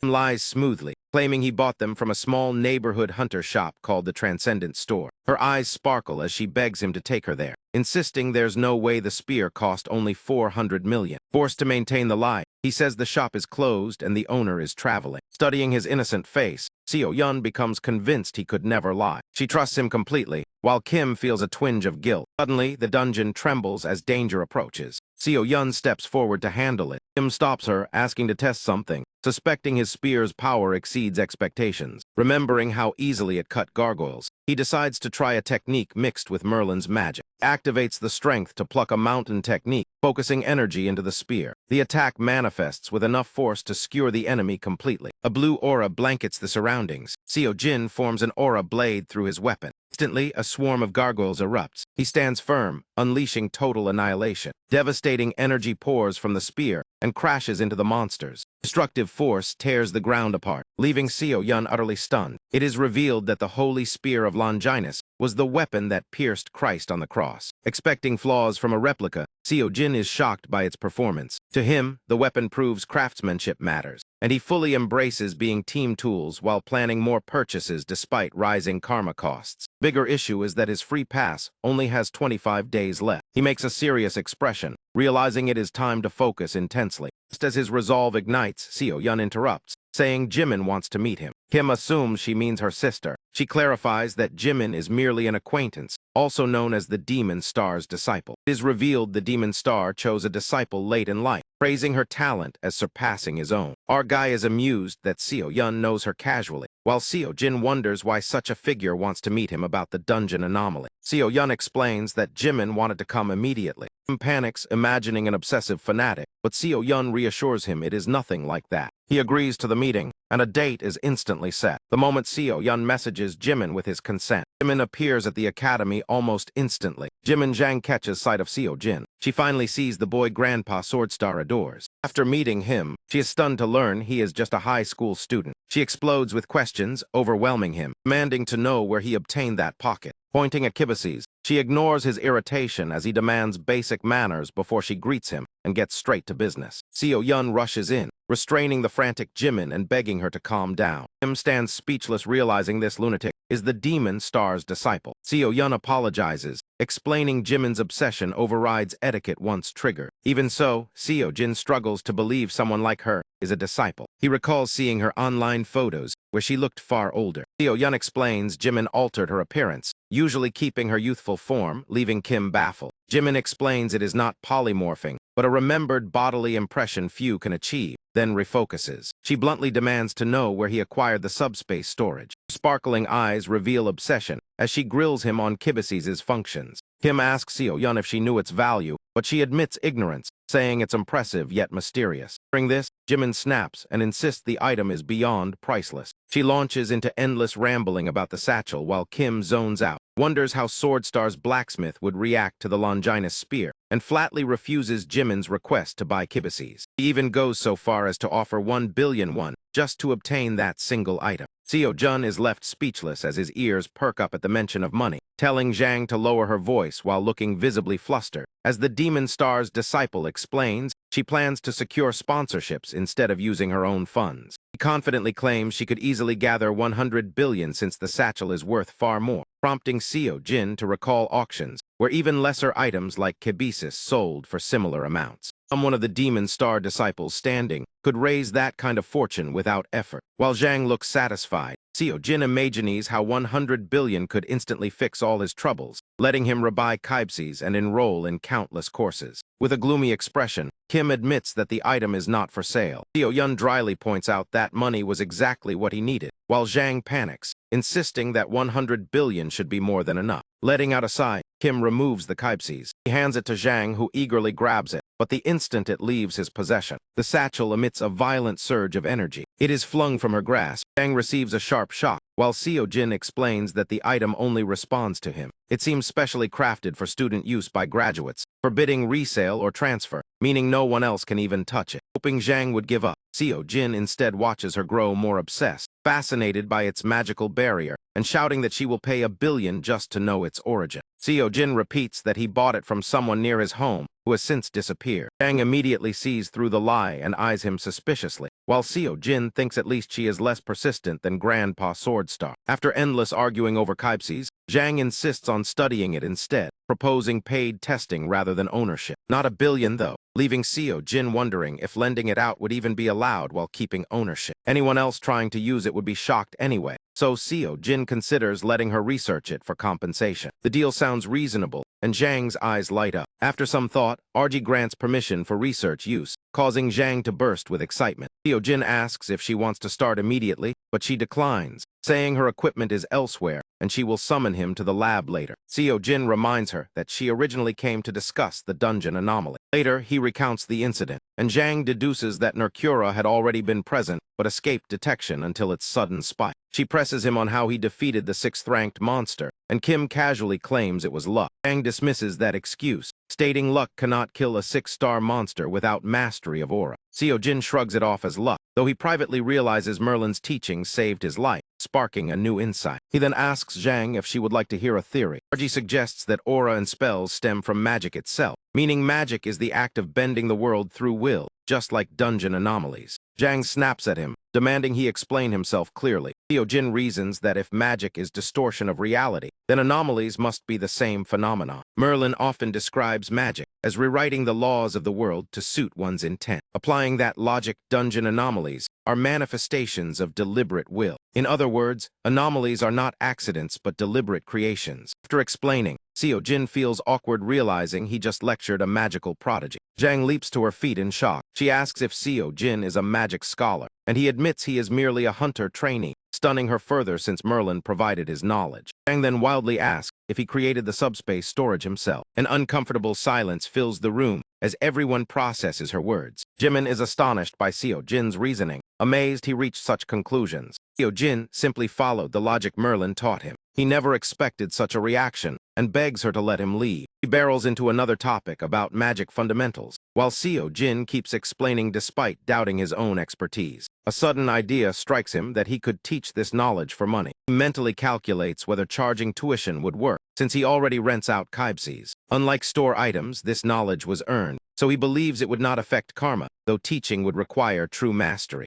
Also doubts anyone would want lessons from a student like him. Jimin bluntly tells him his understanding is shallow, which he expected after completing barely 17% of the course. Still, she admits his earlier insight was correct and deserves serious consideration as Seo Yun walks in. Seeing Jimin about to leave, Seo Yun mentions the snacks she bought, while Jimin declares she is done and invites them to the lab. Seo Yun sulks over the untouched snacks, while Seo Jin comments on how different Jimin was from his expectation. Seo Yun agrees, admitting she forgets Jimin is destined to be the next demon star, and Seo Jin marvels at meeting such legends. Seo Yun claims the remaining pastries as hers, noting they will have to handle things themselves. Kim thanks her and wonders if he might someday meet the exalted voice. Later, he worries about his slow progress. His workouts are faster with kaibsis, yet improvement feels insufficient. He hoped to finish a course before the free pass expired, and now must choose between earning money or accelerating growth. He approaches Seo Yun only to find her muttering anxiously about teaching alone. She worries about finding another instructor and continues mumbling until Kim calls her name. Startled, she snaps back to reality. Embarrassed, she asks what he said and explains she is preoccupied with student recruitment. Kim understands and asks if any competitions are scheduled soon. Seo Yun checks her phone and finds only a mock exam at Hunter Mill next month. A mock exam is essentially a practice version of the Hunter examination. Official Pro Hunter exam happens yearly, making failure extremely costly. This is why academies host practice exams. Hunter Mill, Ale, and Gaeon host the largest open mock exams. These events predict real exam performance and offer large scholarships, attracting elite students. Tempting financially, the timing conflicts with his free pass, leaving him searching for alternatives. Later, he listens to Chiron explain that techniques are imperfect and must adapt to changing conditions. Chiron emphasizes that instinct is the key, calling instinct its own law. He inspires Seo Jin with this transcendent mindset. Chiron mentions the mock transcendent exam, and Seo Jin is surprised to learn it exists. The academy simultaneously sends him exam details. He wonders about certification and realizes it mirrors professional exams with strict criteria. Previously dismissing ads as jokes, he now doubts taking the mock exam. Believing himself under-leveled, he focuses on coursework instead. As he opens Xiang Yu's lessons, Xiang Yu encourages him to attempt the mock exam. Mocking him harshly, he challenges Seo Jin to see how weak he truly is. Seo Jin wonders how pre-recorded lectures know about the exam. He checks if Siddhartha and Merlin also know. Sure enough, all content revolves around the mock exam. Realizing this is typical of the academy, he checks the message board. Many students share his hesitation, waiting until they are stronger. One comment suggests taking it anyway. Even a poor score could boost course progress. This convinces him to give it a try. His first mock exam attempt is free. Debating whether to save it, he ultimately decides to proceed. He selects Combat Transcendence, learning the test has 15 levels. Level 1 prepares as he surveys his surroundings. He wonders what kind of monster awaits, fearing what level 15 could be. Stealing himself, something emerges from his phone. It is revealed to be the first monster. Creature rapidly grows in size. Level 1 turns out to be the Dragon of Ruin, Fafnir. Must defeat it within 30 minutes. Seo Jin thinks it has to be a joke. His doubt vanishes as the dragon roars and breathes fire. It turns out Seojin fails level 1 in under a minute. Realizes he was completely crushed without mercy. He throws a fit, cursing how anyone is supposed to beat that thing. Archie is still stunned that level 1 features Fafnir, the Dragon of Ruin, and wonders if level 15 would involve fighting an actual god. Kim starts questioning whether Transcendents regularly battle gods, and if that is what awaits him. Taking a deep breath, he calms himself and starts thinking about his next move. He thought the surroundings were destroyed, only to realize it all happened inside his mind. Checking his phone, he sees he has 10 attempts left, though he doubts they will be enough. Even so, he grips his Longinus spear tightly and decides to face the challenge head-on. Before long, Seo Jin admits to himself that victory seems impossible. After failing 5 times in a row, he collapses in frustration. rolling on the ground, convinced the task cannot be clear. Sitting alone, he mutters that he is fooling himself, doubting he will ever become a pro hunter or transcendent, feeling his efforts are meaningless. Debates whether to cancel the exam and try something else entirely. At that moment, our fella notifies him that a tutorial course is available. He wonders if the tutorial might offer attack hints or deeper explanations. It turns out to be another course by the Monkey King, and Kim senses there must be value hidden within. He promptly signs up for the course. The Monkey King confirms that level 1 is indeed Fafnir, and admits it is designed as a brutal filter. Still, he reassures students that once understood, it is manageable, reminding them he is the Buddha of victory. Seo-jin recalls how absurd the Monkey King once seemed when he first appeared. The lesson explains Fafnir's primary move, Dragon Breath, and reveals it is his only attack. If they can avoid the flames, the instructor claims survival is guaranteed and demonstrates the method. He advises against blocking the breath, stating it is unnecessary. Instead, he insists dodging is enough. After breathing fire, Fafnir temporarily cannot use the attack again. At that point, the beast is no different from an oversized lizard. They simply need to strike it down. Seo-jin watches the Monkey King execute the shooting star staff technique. Form 1, shooting star downward flow, finishes the fight. The Monkey King, it is effortless. Even as a weed-out test, it remains only level 1. It concludes by saying that as challenges grow harder, solutions grow simpler. Seo-jin finds the tutorial completely absurd. Tutorials should teach, not melt brains, making him wonder if he or the system has transcended usefulness. Trying another course, he sees a dragon fighting Fafnir while complaining it is not a dragon. Confused and unable to quit after using his free exam, Kim feels trapped. He then discovers a course by Siegfried, the legendary dragon slayer from the Nibelungenlied, wielder of Bamung and slayer of Fafnir. Siegfried's course catches his attention, convincing Kim to enroll as a last resort. Siegfried explains that victory hinges on dealing with Fafnir's breath and avoiding it properly. He acknowledges that if it were easy, students would not be here. Thus, he promises to teach 2 methods based on Fafnir's traits. First, he explains that the breath follows a fixed trajectory. Once fired, it travels straight along that path. Knowing this simple fact makes dodging far easier. Anticipating struggles, Siegfried introduces a second tactic involving gold. Later, Seo-jin exits a gold shop holding a bar of gold. Doubtful, he recalls Siegfried saying Fafnir is driven by greed. Legends say the dragon was cursed due to obsession with treasure. Any gold-like object thrown during its breath summon will distract it, making it hold back. Siegfried admits it is crude but effective. Kim decides it is worth trying and prepares to throw the gold at the right moment. Tosses the gold as Fafnir begins inhaling. The plan works initially as the dragon lunges for the bait, but it quickly realizes the bar is merely gold-plated. The enraged dragon roars.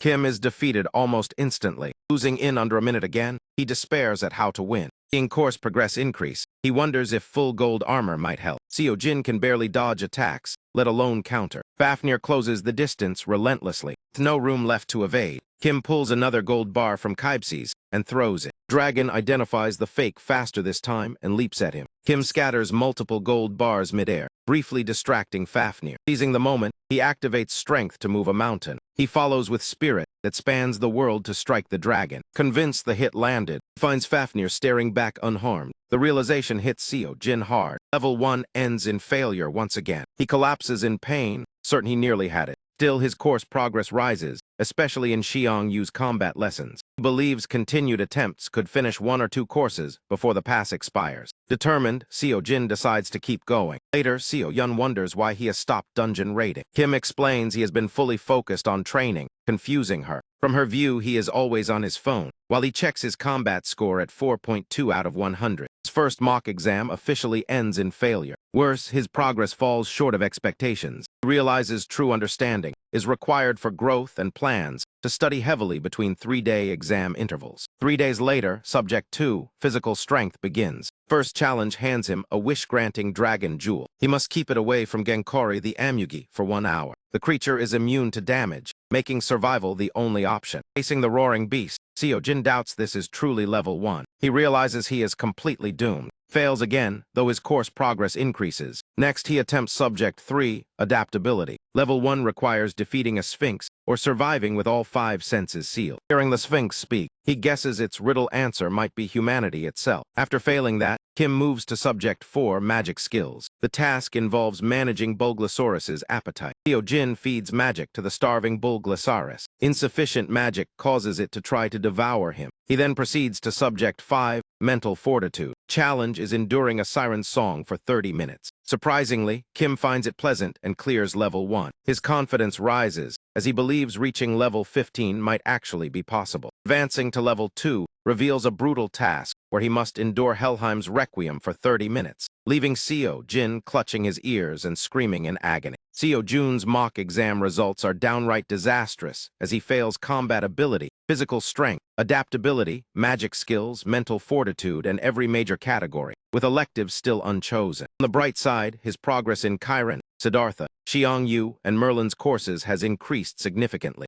Kim realizes that finishing 2 courses is now within reach and starts wondering what those elective subjects actually are. He cannot recall selecting any electives during the initial exam setup. Unsure whether electives unlock later or appear on certain days, he decides to worry about it when the time comes. 3 days later, Seo Jin anxiously chews his nails when Seo Yun suddenly walks in. She notices his tension and asks what is wrong, but he laughs it off and assures her everything is fine. Internally, however, he feels despair creeping in after hearing nothing about electives for days. With only 5 days remaining on the free pass, the pressure mounts as he is so close to finishing courses. Kim considers returning to dungeon raids, deciding hard work beats waiting around doing nothing. At that moment, Mentor suddenly emerges from his phone. The surprise leaves Seo Jin frozen in disbelief. Mentor casually asks how he has been, while Kim struggles to process what he is seeing. Seo Jun angrily demands to know why Mentor disappeared for so long. Seo Yun, confused, asks if Kim is talking to her. Embarrassed, Kim says it is nothing, leaving her wondering if she imagined it. He jokes that she must be tired and steps away, claiming he needs some air. Mentor is instantly bombarded with questions and admits he thought Seo Jin would manage without him. He explains he planned to briefly check Seo Jin's profile, but things took a turn. What he found was unexpectedly bleak. Kim realizes Mentor is referring to his level. An awkward silence follows before Mentor speaks again. Mentor admits there was nothing useful he could do for Seo Jin at such a low level. He believed focusing on 2 basic courses was best. Explaining the free pass is short and meaningful advice requires a higher level. Kim understands and cannot stay angry, though he complains Mentor could have said something, prompting an apology. Kim explains he learned most things through repeated trial and failure. The assistant decides to review his progress. His bored look instantly turns into shock. Mentor wonders if there is a system error. Confused by the data, Mentor notices 4 active courses with abnormal progress rates, while Kim reassures him nothing is wrong.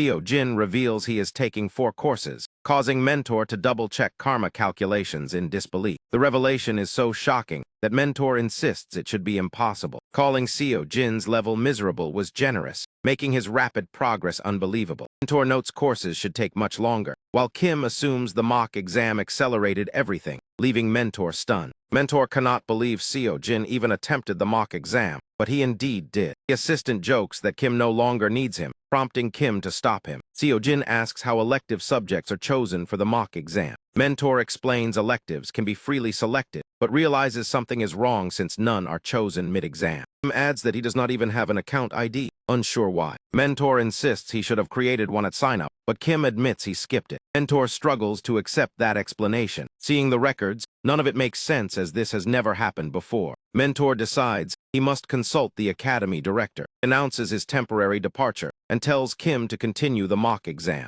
Mentor promises to return quickly and helps him unlock elective selection before leaving. He vanishes instantly, assuring he will return before the free pass expires. Seo Jin feels disappointed, still full of questions, and checks his electives. Time passes and Kim's course progress surges as he completes the strength to pluck a mountain technique. He officially earns certification to wield spear techniques. Stunned by finishing a course, he tests the technique himself. He is shocked by how natural and effortless it feels. Notification asks if he wants to view the course epilogue, which he accepts. Xiangyu greets him, surprised any student has completed the course. Xiangyu explains the technique should now flow instinctively, and that this course was merely the first step toward transcendence. He reminds them this only qualifies them to begin, and mocks those who grow complacent. He jokingly states they graduated from trash to recycled trash, and urges them to refine their own spear paths. Xiangyu warns the road ahead will be painful and full of doubt. He advises there is no single correct path, urging deliberate progress regardless of speed as the course concludes. Seo Yun appears, seemingly waiting for Seo Jin. He informs him Hunter Mill has opened applications for the Hunter mock exam, and asks if he will join. Kim eagerly agrees, confident this exam will differ greatly thanks to his spear mastery and Longinus weapon. Seo-yun registers him for an exam 10 days away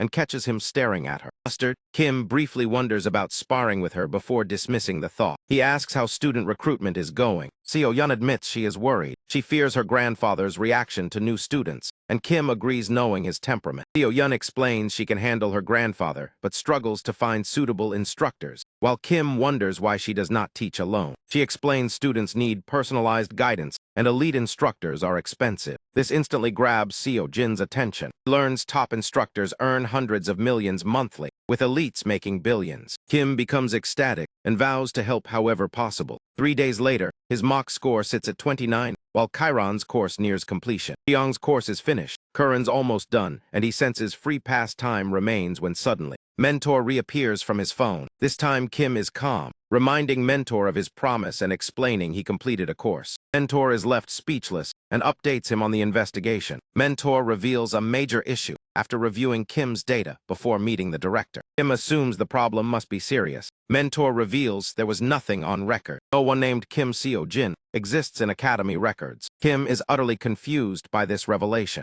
Mentor clarifies that Seo-jin is not registered at the Transcendent Academy. Kim panics, wondering if he was never a member at all. He questions how he accessed courses, which is exactly the mystery. Mentor explains only members can participate, yet Seo-jin somehow bypassed the system. Even the director is unaware of how this happened, which shocks Kim deeply. Kim suspects a system bug, but Mentor insists karma systems cannot be altered unnoticed. The director noticed signs of tampering, though the culprit remains unknown. Kim worries about expulsion, but Mentor reassures him. Mentor explains it is their responsibility, not Kim's fault. He reminds Kim that members are never expelled once accepted. Kim exhales in relief, but realizes someone altered his status intentionally. He wonders why anyone would target him, believing himself insignificant. Mentor advises him not to worry and continue as normal, apologizing they cannot fix the ID issue yet. Kim accepts this, and they refocus on progress. Kim asks what to do next as the free pass ends, prompting Mentor to explain the academy curriculum. The system has 4 stages, and Kim is nearly finished with the introductory tier. Mentor explains advanced completion is not transcendence, as true growth requires forging one's own path. He concludes that finishing advanced courses is merely the beginning of the true journey to transcendence. Mentor decides Seo-jin is ready to advance to beginner rank, confirms the spear will remain his primary weapon, and advises renewing it once the free pass expires before enrolling in solo courses. He then presents 2 available programs taught by instructors Hercules and Zhang Sanfeng. Completing these would grant certifications for Strength of the Gods and Ladder to the Heavens, so the mentor urges him to sign up for both. Kim asks about spear techniques and magic styles, but since those fall into intermediate tiers, the mentor suggests postponing them and focusing first on a solid foundation. Hearing such confident guidance puts Seo-jin at ease. Karma cost is calculated at $2 million for one course and $25 million for the other. Seo-jin nearly panics when he realizes how much he needs to earn, and the mentor agrees that collecting karma will be a serious challenge. That leads Kim to raise another question about what karma calculation actually means. He learns that it represents causality and the rules of cause and effect, with the academy as the cause and students as the resulting effect. Kim wonders what the academy gains from this system, and the assistant explains their sole purpose is nurturing transcendence. Seo-jin presses further, curious about the deeper reason behind it. This time the mentor admits he has explained all he currently can and cannot go further. He simply tells Seo-jin to keep transcending, since understanding will grow with progress. The cheerful assistant promises full support, prompting Seo-jin to think of yet another question. He asks if other students exist, and the mentor replies that they do, pointing out the message board as proof. What he really wants to know, though, is whether those students exist in the real world. Even though the explanation is complicated, the mentor decides to answer. He reveals that across countless realities tied to the academy, no single reality ever has more than 4 students. Korea's leading hunter academies are Hunter's Mill, Ale, and Gaeon. Each has its specialty, with Ale known for magic, Gaeon for weapons, and Hunter's Mill for those still undecided. Hunter's Mill lacks specialization, but also lacks weaknesses, and staying in the top 3 amid fierce rivalry proves its prestige as the pro-hunter mock exam opens. Seo-jin is stunned by the massive crowd, as Seo-yun leads him forward before it gets worse. They hurry along, and Seo-jin feels the atmosphere is nothing like the earlier tournament. Seo-yun submits the slip to the manager, and Kim realizes this exam dwarfs Division 4 events in both scale and stakes. The top scorer earns a $1 billion scholarship, while a new free pass costs $500 million. Kim scraped together only $30 million from dungeon raids, plans to take the recommended course,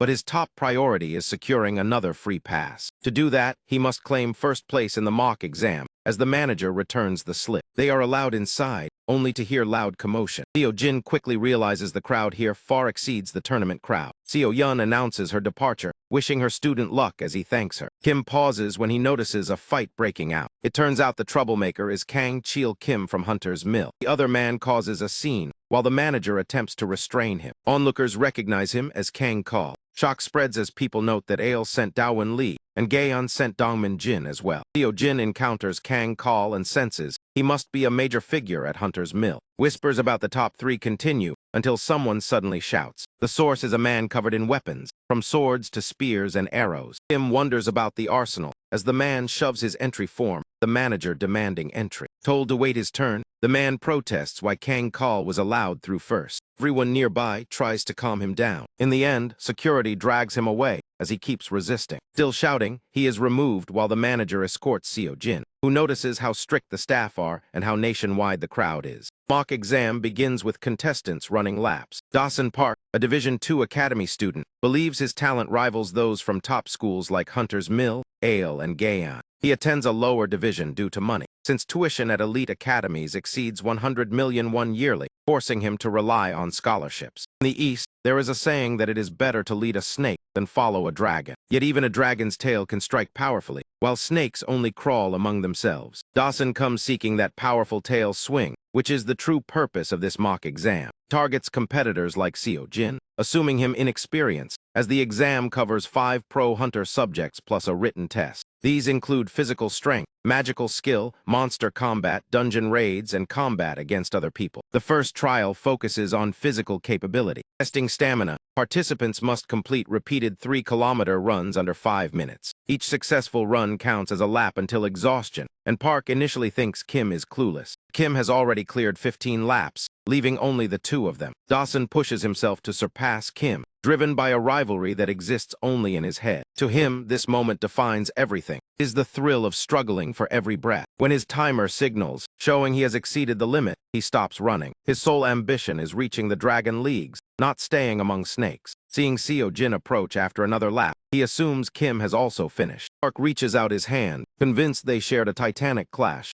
At that moment, Kim sprints past effortlessly, leaving Dawson stunned as the challenge barely registers. His hand remains raised, waiting for a high five that never comes. Later, contestants stare in awe at Kim as he lifts weights with absurd ease. People gape at his heavy squats, calling them almost inhuman. For Kim, the test proves easier than expected. Despite daily training, he never imagined such growth and suspects Xiang Yu's course granted him power rivaling the pluck a mountain technique. Imagining his future strength after Hercules' course fills him with excitement, already impressive from Hughes alone. Fired up by thoughts of prize money, he is advised by the supervisor to rest before the next trial. It becomes clear that mock exams hold little weight for high-level students. Kang Chil Kim, Don Lee, and Dong Min Jin participate mainly to display their academy's prestige. The exam itself is a contest of pride between schools. The Order of Truth sends Kang Chial solely to observe Seo-jin and monitor his actions. The Order has never made demands of Kim before. Support was unconditional, so Kang wonders about this sudden interest in Kim Seo-jin, whose name he only vaguely recalls from a dungeon anomaly.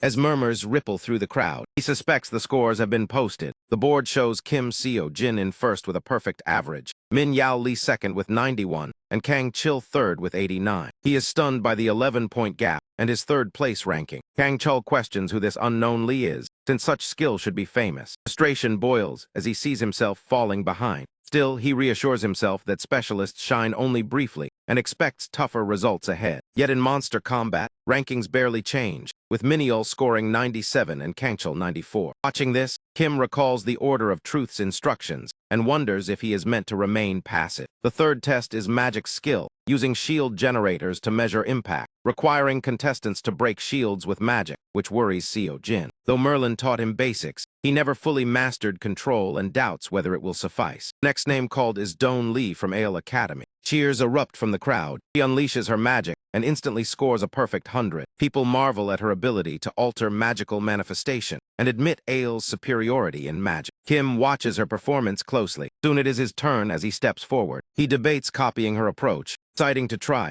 he relies on the now instinctive pluck of mountain strength. He concentrates on Merlin's teachings about drawing magic. Activates his magic. He lunges straight at the magical shield with sudden speed. The barrier is cleaved cleanly into two. Sight leaves everyone stunned into silence. Seo Jin's score instantly jumps to a perfect 100, placing him firmly in first. A universal shock. He even shatters the barrier generator itself using a mix of magic energy and his spear. Even Seo Jin freezes for a brief moment. He struggles to comprehend what just occurred. The exam is halted while staff search for a replacement generator, as no one expected the original to be destroyed and no backup existed. After a short delay, the test resumes, and spectators whisper about Kim Seo Jin shaking the dominance of the big three academies, with Seo Yun watching nearby. Seo Yun recalls predicting this reaction, as rumors spread that Seo Jin is the same man who resolved the dungeon anomaly and defeated the 6-star Nerkura. And he even know he hails from Dream Hunter Academy. Seo Yun grows tense, confident he could win yet never imagining such an overwhelming lead, and wonders how this will impact the Pro Hunter exam. Spectators question why he joined the mock exam at all, concluding the pro exam difficulty may need adjustment and prompting one man to seek a meeting with the association president. Some believe Hunter's Mill should have sent Hei and Lee instead of Kim Kang-ka, questioning whether anyone there can rival Seo Jin. Glancing at the scores, one observer remarks that Seo Yun's results are remarkable in their own way. The focus returns to Seo Jin, who remains visibly shaken. He never intended for things to end like this. His gaze falls on the gleaming Longinus spear. Seo Jin recalls legends claiming the holy spear pierced Jesus on the cross. Passed down through history, it may possess hidden powers, though Seo Jin knows only myths, not facts. He wonders if Longinus can slice through magic barriers, or if its raw might alone cause the feat. Lost in thought, he considers buying another weapon for comparison when a tune suddenly reaches his ears. He notices a carefree boy singing while running around. Checking the boy's weapons, Seo Jin recognizes him as someone familiar. Without warning, the eccentric youth rushes over calling Seo Jin the mock exam superstar. Beaming, he introduces himself as Min Yul Lee, the runner-up. Feeling awkward, Min Yul apologizes for acting strangely. Seo Jin assumes Min Yul is simply friendly and overly enthusiastic. Soon after, the dungeon raid portion begins. Seo Jin experiences an augmented reality dungeon for the first time, the fourth test, where completion time determines the score. He marvels at how realistic the environment feels.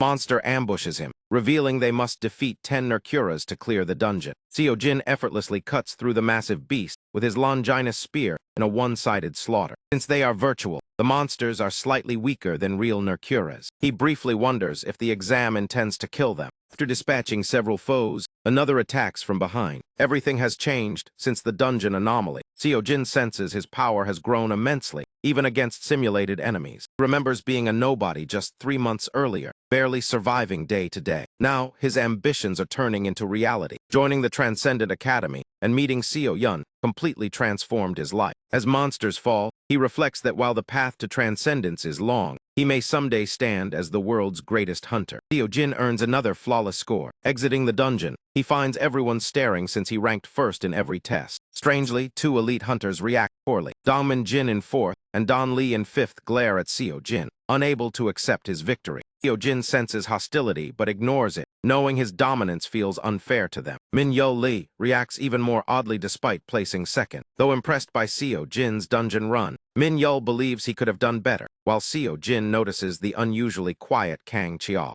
Min Yul already treats Seo Jin like a close friend, prompting Seo Jin to ask about his many weapons. He wonders if Min Yul actually uses all of them. Min Yul explains he never trained under anyone and learned every weapon on his own. Seo Jin gasps, shocked that Min Yul is self-taught. Min Yul confirms he trained alone, a rarity since most self-taught hunters lack money or talent, though rare prodigies do appear. His self-training made him strong enough to rival top academy elites. Seo Jin asks why no academy claimed him, and Min Yul replies it was his own choice, adding a cryptic remark. He admits he does have a teacher, though that person is unaware. Suddenly, staff rush in announcing an unexpected issue that unsettles everyone. The judges are unable to attend due to unforeseen events. Staff explain that Hunter's Mill instructors were meant to oversee the final exam. However, a 10-star dungeon rift appeared en route, forcing them to intervene. Panic spreads as contestants worry about the exam's fate. They are told to wait while an emergency meeting is held. Kang Chial suspects the Order of Truth orchestrated the dungeon rift, though he is unsure how. Still, he knows such feats are well within their power.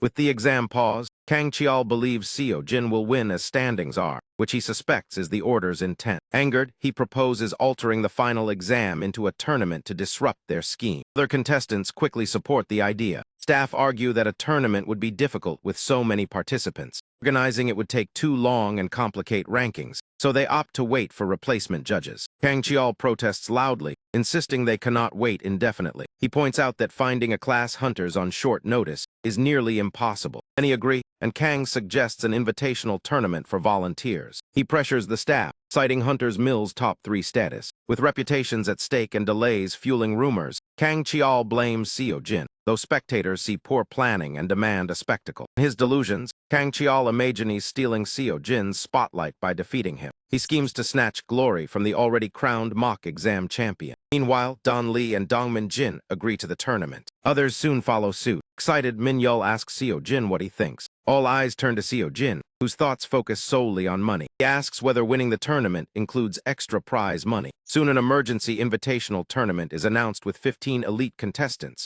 thrilling the crowd as Hunter's Mill, Gaeon, and Ale clash alongside Seo Jin and Min Yul. The crowd erupts as the big academies are humbled, and the tournament begins. Dongmin Jin from Gaeon secures the first match victory. Don Lee showcases her devastating fire magic. Kang Chial also advances easily, with no equal opponent. The 3 elites share a single goal. They aim to defeat Seo Jin out of wounded pride, while Seo Jin realizes the doubled prize means a total of 2 billion won if he wins. He calculates academy course costs, noting that even after a free pass, he could nearly afford the mentor's recommendations. Confident of victory, Seo Jin remains unconcerned by the elite trio. Only Min Yul Lee gives him pause as a genuine threat. Min Yul deploys multiple weapons, and Seo Jin guesses most fighters cap at 3, with many barely mastering one. To his shock, Min Yul tosses out at least 8 weapons, leaving Seo Jin wondering if he can wield them all. Min Yul confounds his opponent, who assumed the sword was his main weapon. Instead, his true specialty proves to be archery. The opponent charges anyway, refusing to fall for the feint. Min Yul's smirk reveals everything in that instant. He draws dual swords with perfect timing, smashes his opponent aside with overwhelming force.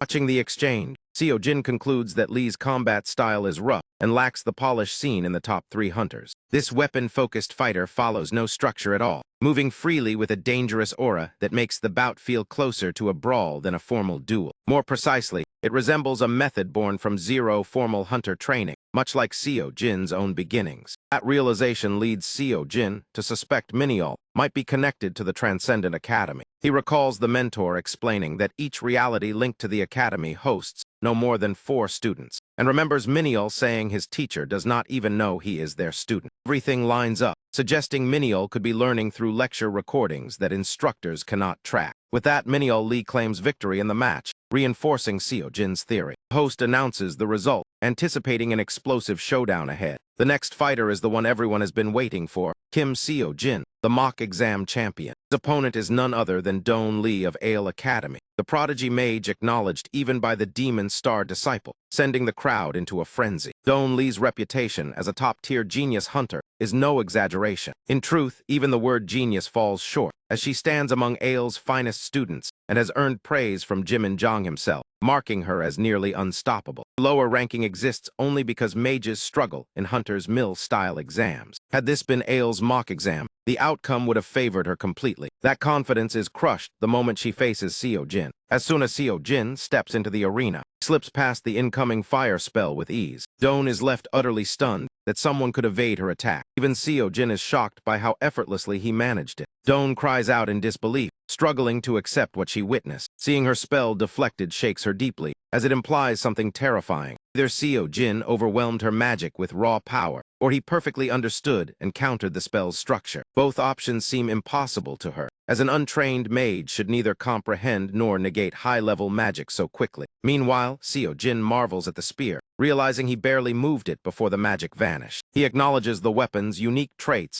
and considers testing others in the same tier. Enraged, Don unleashes a storm of blazing fire arrows. Seo Jin casually brushes them aside with Longinus, treats her assault as trivial. Don spirals into despair, her composure crumbling. He finally understands that victory is impossible. Seo Jin places the spear at her throat as she dazedly asks if she has already lost. Reality crashes down and she calls him a monster. The judges promptly declare Kim Seo Jin the winner. The tournament proceeds with Mineo Lee facing Dongmin Jin. Clash exceeds all expectations. The two appear evenly matched, with Dongmin confidently assuming he has the upper hand. That belief shatters when Mineo knocks him back, revealing his concealed weapon, the Wolverine claws. Dongmin curses the cheap tactic, though fear grips him. Mineo continues unveiling weapon after weapon, each wielded with mastery, leaving Dongmin overwhelmed. Dongmin panics, wondering when Mineo will finally run out of arms. While he hesitates, Mineo lands a decisive blow to Dongmin's abdomen and wins. Dongmin throws a tantrum, accusing Mineo of cheating. He outright refuses to accept defeat, shouting that the match was unfair. Crowd murmurs, split between calling foul play and accepting the result. Dongmin's shattered pride drives him into hysterics as Seo Jin watches calmly from the screen. Seo Jin believes the outcome would not have changed, even without the weapon switching. Suddenly dawns on Kim Kang-cheol that the Order of Truth is orchestrating events. They are observing not just Seo Jin, but Mineo as well. Kang-cheol realizes he was never their focus, and that Seo Jin versus Mineo was the destined finale. Becomes convinced Mineo is tied to the Order, certain no self-taught hunter could otherwise dominate elite students. The tournament reaches its final and most anticipated match. It is a clash between iron wills. Seo Jin faces the pride of Hunter's Mill, trading blows with Kim Kang-cheol in a fierce battle. Kang-cheol burns with rage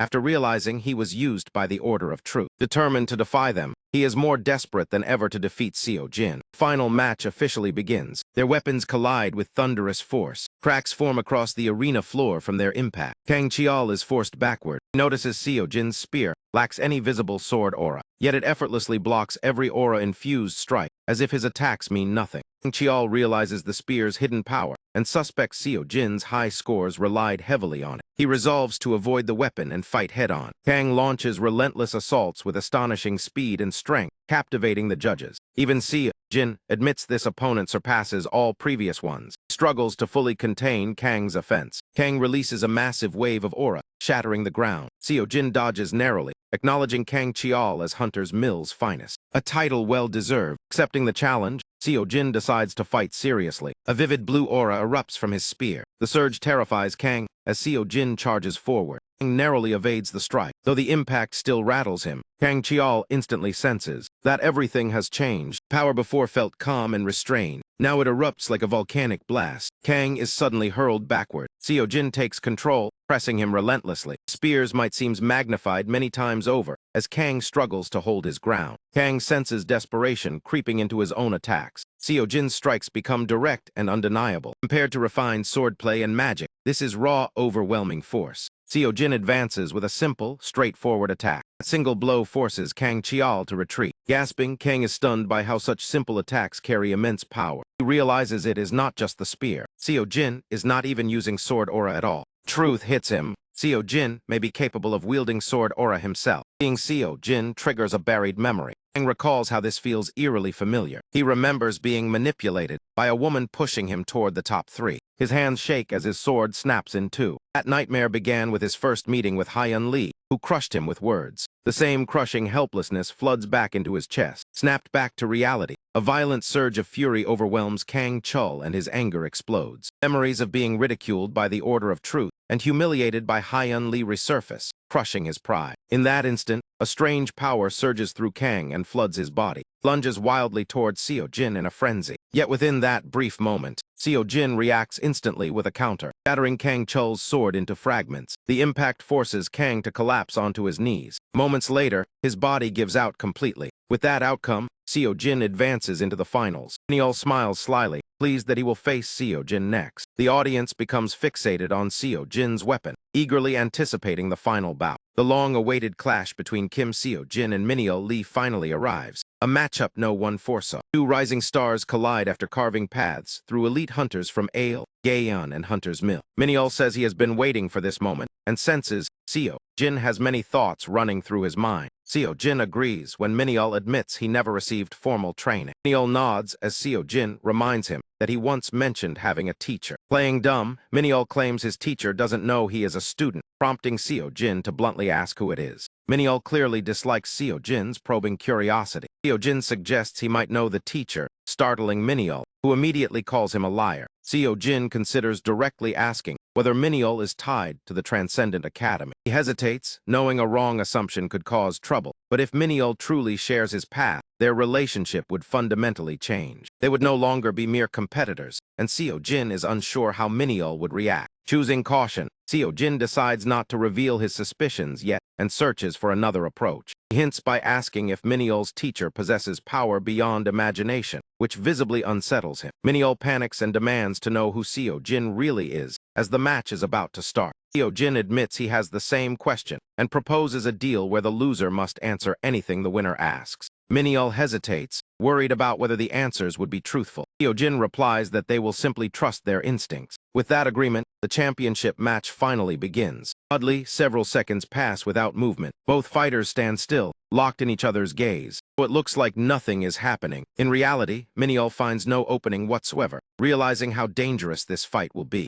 Mineo draws his swords as Seo Jin braces himself, knowing Mineo's style is never straightforward. Seo Jin launches forward using everything he has. Just as Mineo attacks, Seo Jin swings his spear and smashes Mineo's blades apart. The impact sends Mineo tumbling violently across the arena. Seo Jin presses the advantage as Mineo retreats and discards his broken weapons. A moment's delay could have ended the fight right there. Instead, Mineo instantly switches to his bow, firing a barrage of arrows at Seo Jin. Using the Longinus spear, Seo Jin effortlessly deflects every projectile. Mineo becomes fascinated by the spear and promises to ask about it if he wins. Seo Jin agrees, but reminds him he must earn that right first. Mineo cycles through weapons joyfully, grinning like a kid at play. As the battle drags on, Seo Jin senses something strange. Despite fighting seriously, Mineo lacks the desperation of someone who must win. Even as the crowd mocks him and calls him cowardly, Mineo remains unaffected. He fights with an almost carefree expression. Seo Jin suddenly asks if Mineo truly wants to win. Mineo answers honestly, saying he does because he has many questions. Seo Jin notes Mineo seems indifferent to the outcome, which confuses Mineo as he insists he wants victory. He then admits that losing would not bother him either. Seo Jin wonders why Mineo keeps using reckless tactics. Mineo simply smiles and says he is giving it his best. Seo Jin fails to realize that while Mineo believes this, others see him as foolish. Mineo then explains that being looked down on does not diminish his work. Those words leave Seo Jin momentarily speechless. Lowering his spear, Seo Jin clarifies he is not holding back or disrespecting Mineo. His mind drifts back to the past, recalling when he received a weapon from instructor Siddhartha. The monk taught that the world operates by survival of the fittest, where nature favors the strong and discards the weak.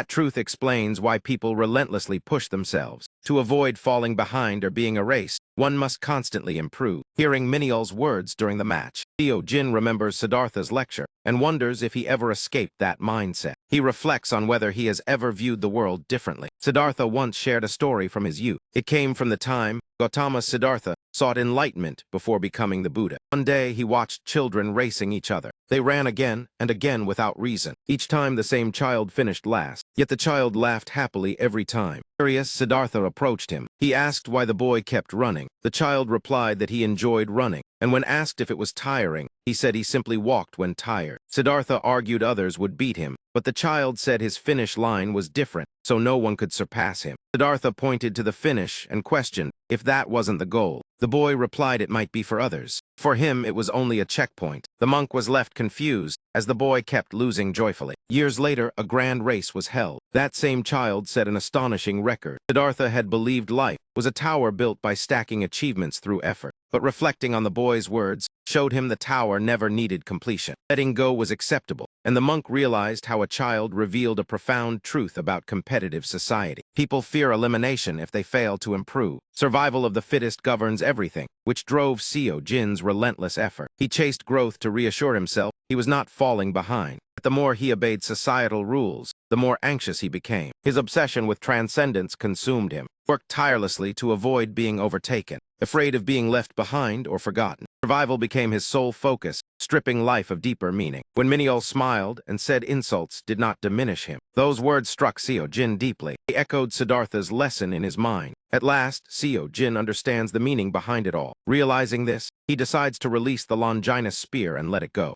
Draws out an ordinary spear, leaving Miniol puzzled by the choice. Seo Jin cautions Miniol not to see this as him taking the fight lightly. Miniol looks baffled and asks why Seo Jin set aside the brilliant spear that guaranteed victory. Without question, using the spear of Longinus would have let Seo Jin overwhelm everything Miniol attempted. Seo Jin still wants to win and understands that choosing the right weapon is part of true skill. Yet in this fight, he wants to rely on himself alone and discover his own worth. Just as Miniol claimed that others' opinions do not matter to him, Seo Jin adds that praise from others does not make him any better either. Miniol is left completely speechless. Clearly impressed, he compliments Seo Jin for being far more admirable than expected. At that moment, Miniol discards all of his weapons, keeps only a dagger, admitting it is what his teacher taught him best. Seo Jin is glad they share the same resolve, and with that, they charge toward each other, shouting for the best fighter to prevail. Seo Jin fully abandons the Longinus spear. First, the fight seems simple, but quickly, Miniol unleashes a storm of rapid attacks. One of them grazes Seo Jin's arm. Seo Jin feels overwhelmed and knows this would be effortless with Longinus. However, Miniol's strikes are genuinely dangerous, and Seo Jin struggles to follow Miniol's erratic and confusing movements. The clash intensifies when Seo Jin tries to stop the dagger. It pierces toward his hand, drawing blood as Seo Jin shoves Miniol away with force. Even so, he accepts the idea of losing,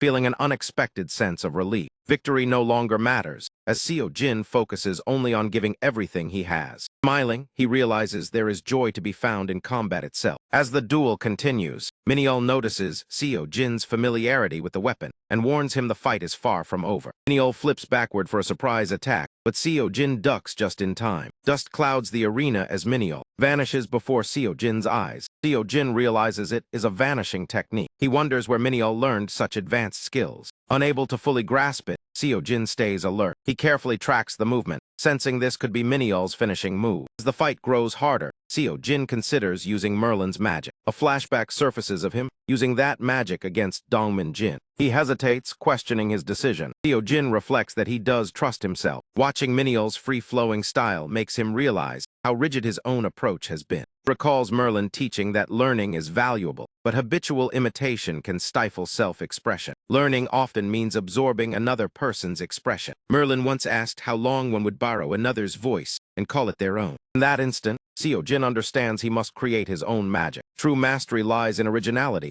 not endless imitation. This realization pushes Seo Jin to forge his own path, using learning as a tool. Inspiration surges as he begins anew. Merges Merlin's wisdom, Chiron's instincts, Xiangyu's strength, and Buddha's calm. A powerful aura erupts from Seo Jin, radiating enlightenment as he manifests his own will. Seo Jin successfully forms an aura blade. Witnesses gape in disbelief at the impossible feat. Crowd is stunned, knowing even veteran hunters struggle to achieve this. Seo Jin coats his spear in a radiant golden aura. He strikes Miniol with decisive force. The blow shatters Miniol's dagger, leaving the spear at his neck. Miniol is defeated, and the match ends. The scene shifts to Dame Kalia, the apostle of purity. Learning of Seo Jin's victory, she asks her aide if anything unusual occurred. He replies that something similar happened, though not quite an anomaly. Calchas explains Seo Jin switched weapons and reportedly formed an aura blade, startling Kalia. Realizing this was outside her plans, she orders Calchas to watch Seo Jin while she reports upward. Her aide nervously questions the necessity, mentioning the 10-star dungeon investigation disrupting their plans, and asks what the Apostle of Temperance truly said.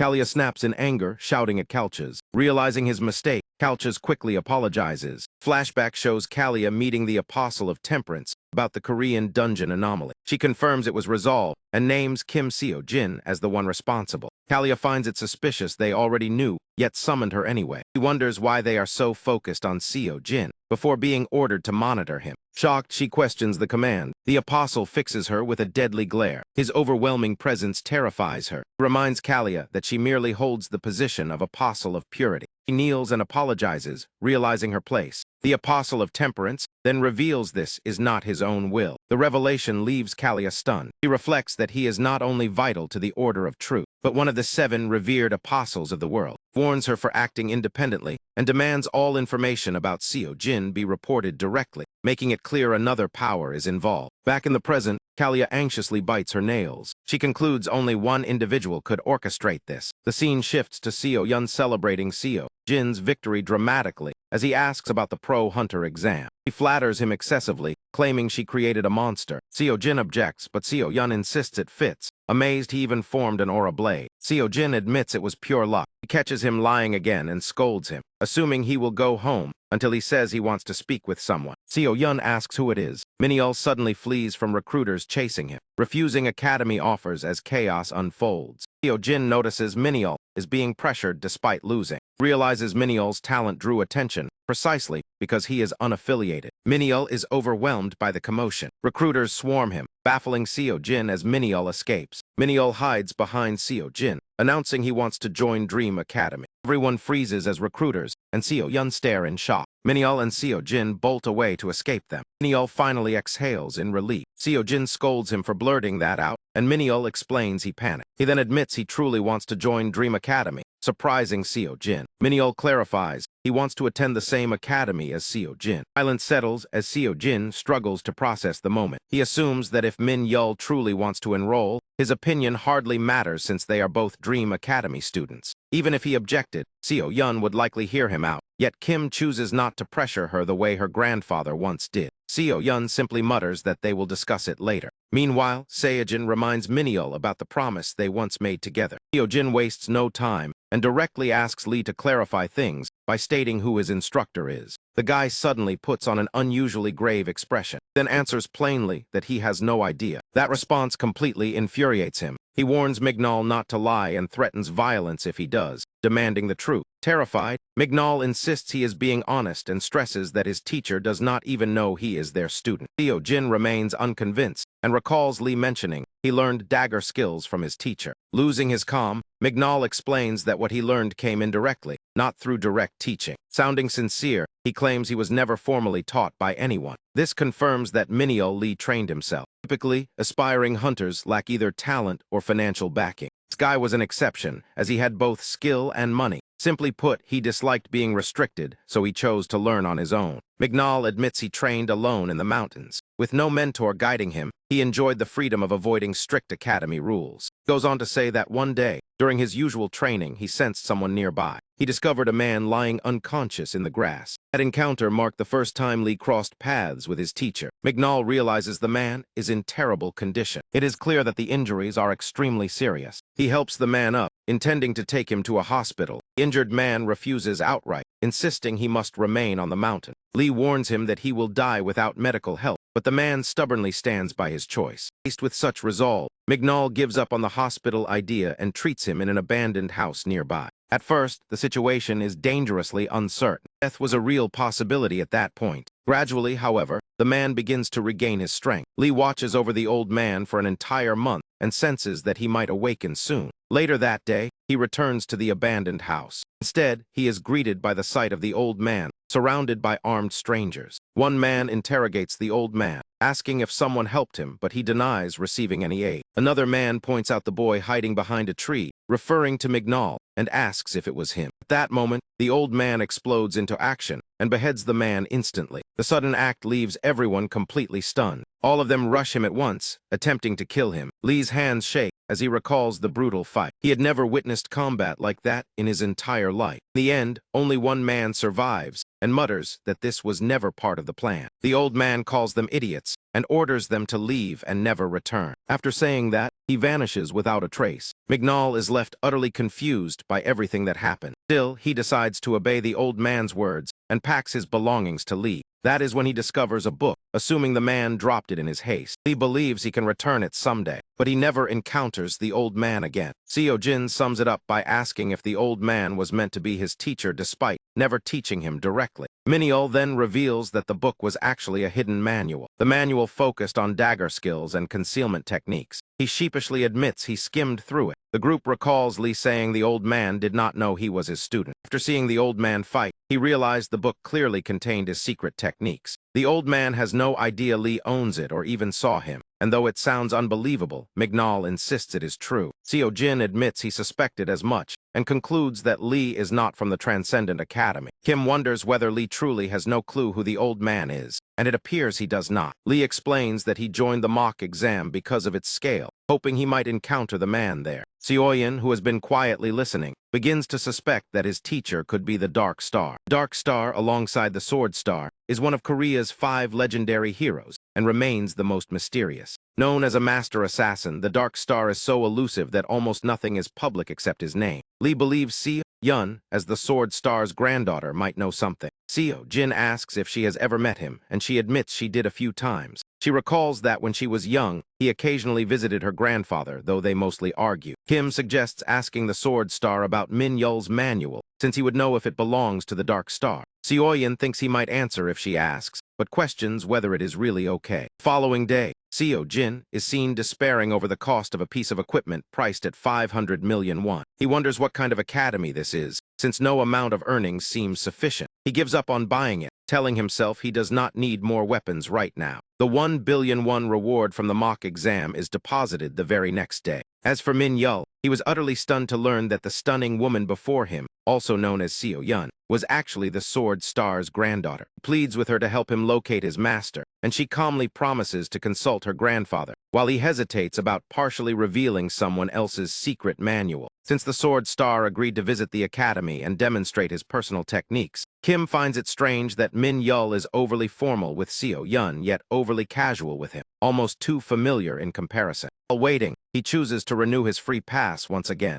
At that moment, a notification pops up showing that his course progress has increased. Apparently, our guy had no idea that progress could still be made even without holding a free pass. Kyron's course, which had been nearly complete, is now fully finished thanks to the sudden boost in progress. Seojin is officially certified in transformation. Upon receiving the completion notice, he is overwhelmed with joy. Yet strangely, our awakened feels absolutely nothing. When he completed Xiang Yu's course, he distinctly felt immense power surge through his body, enough to uproot mountains. This time, however, there is no sensation at all. Martial arts journals claim transformation allows bone realignment, toxin cleansing, and complete bodily renewal. And while Kim thinks that's disappointing, he consoles himself that the course is at least done. Suddenly, he becomes aware of a nearby presence. A sharp chill runs straight down his spine. It feels as though a blade has been pressed against his throat. A voice reaches his ears, questioning how he managed to sense it. Although Seo-jin cannot see the speaker, the unseen man tells him to relax, insisting he has no intention of harming him. Seo-jin cautiously asks who he is. The stranger, meanwhile, assumes he must have once been a terrifying foe to someone so young.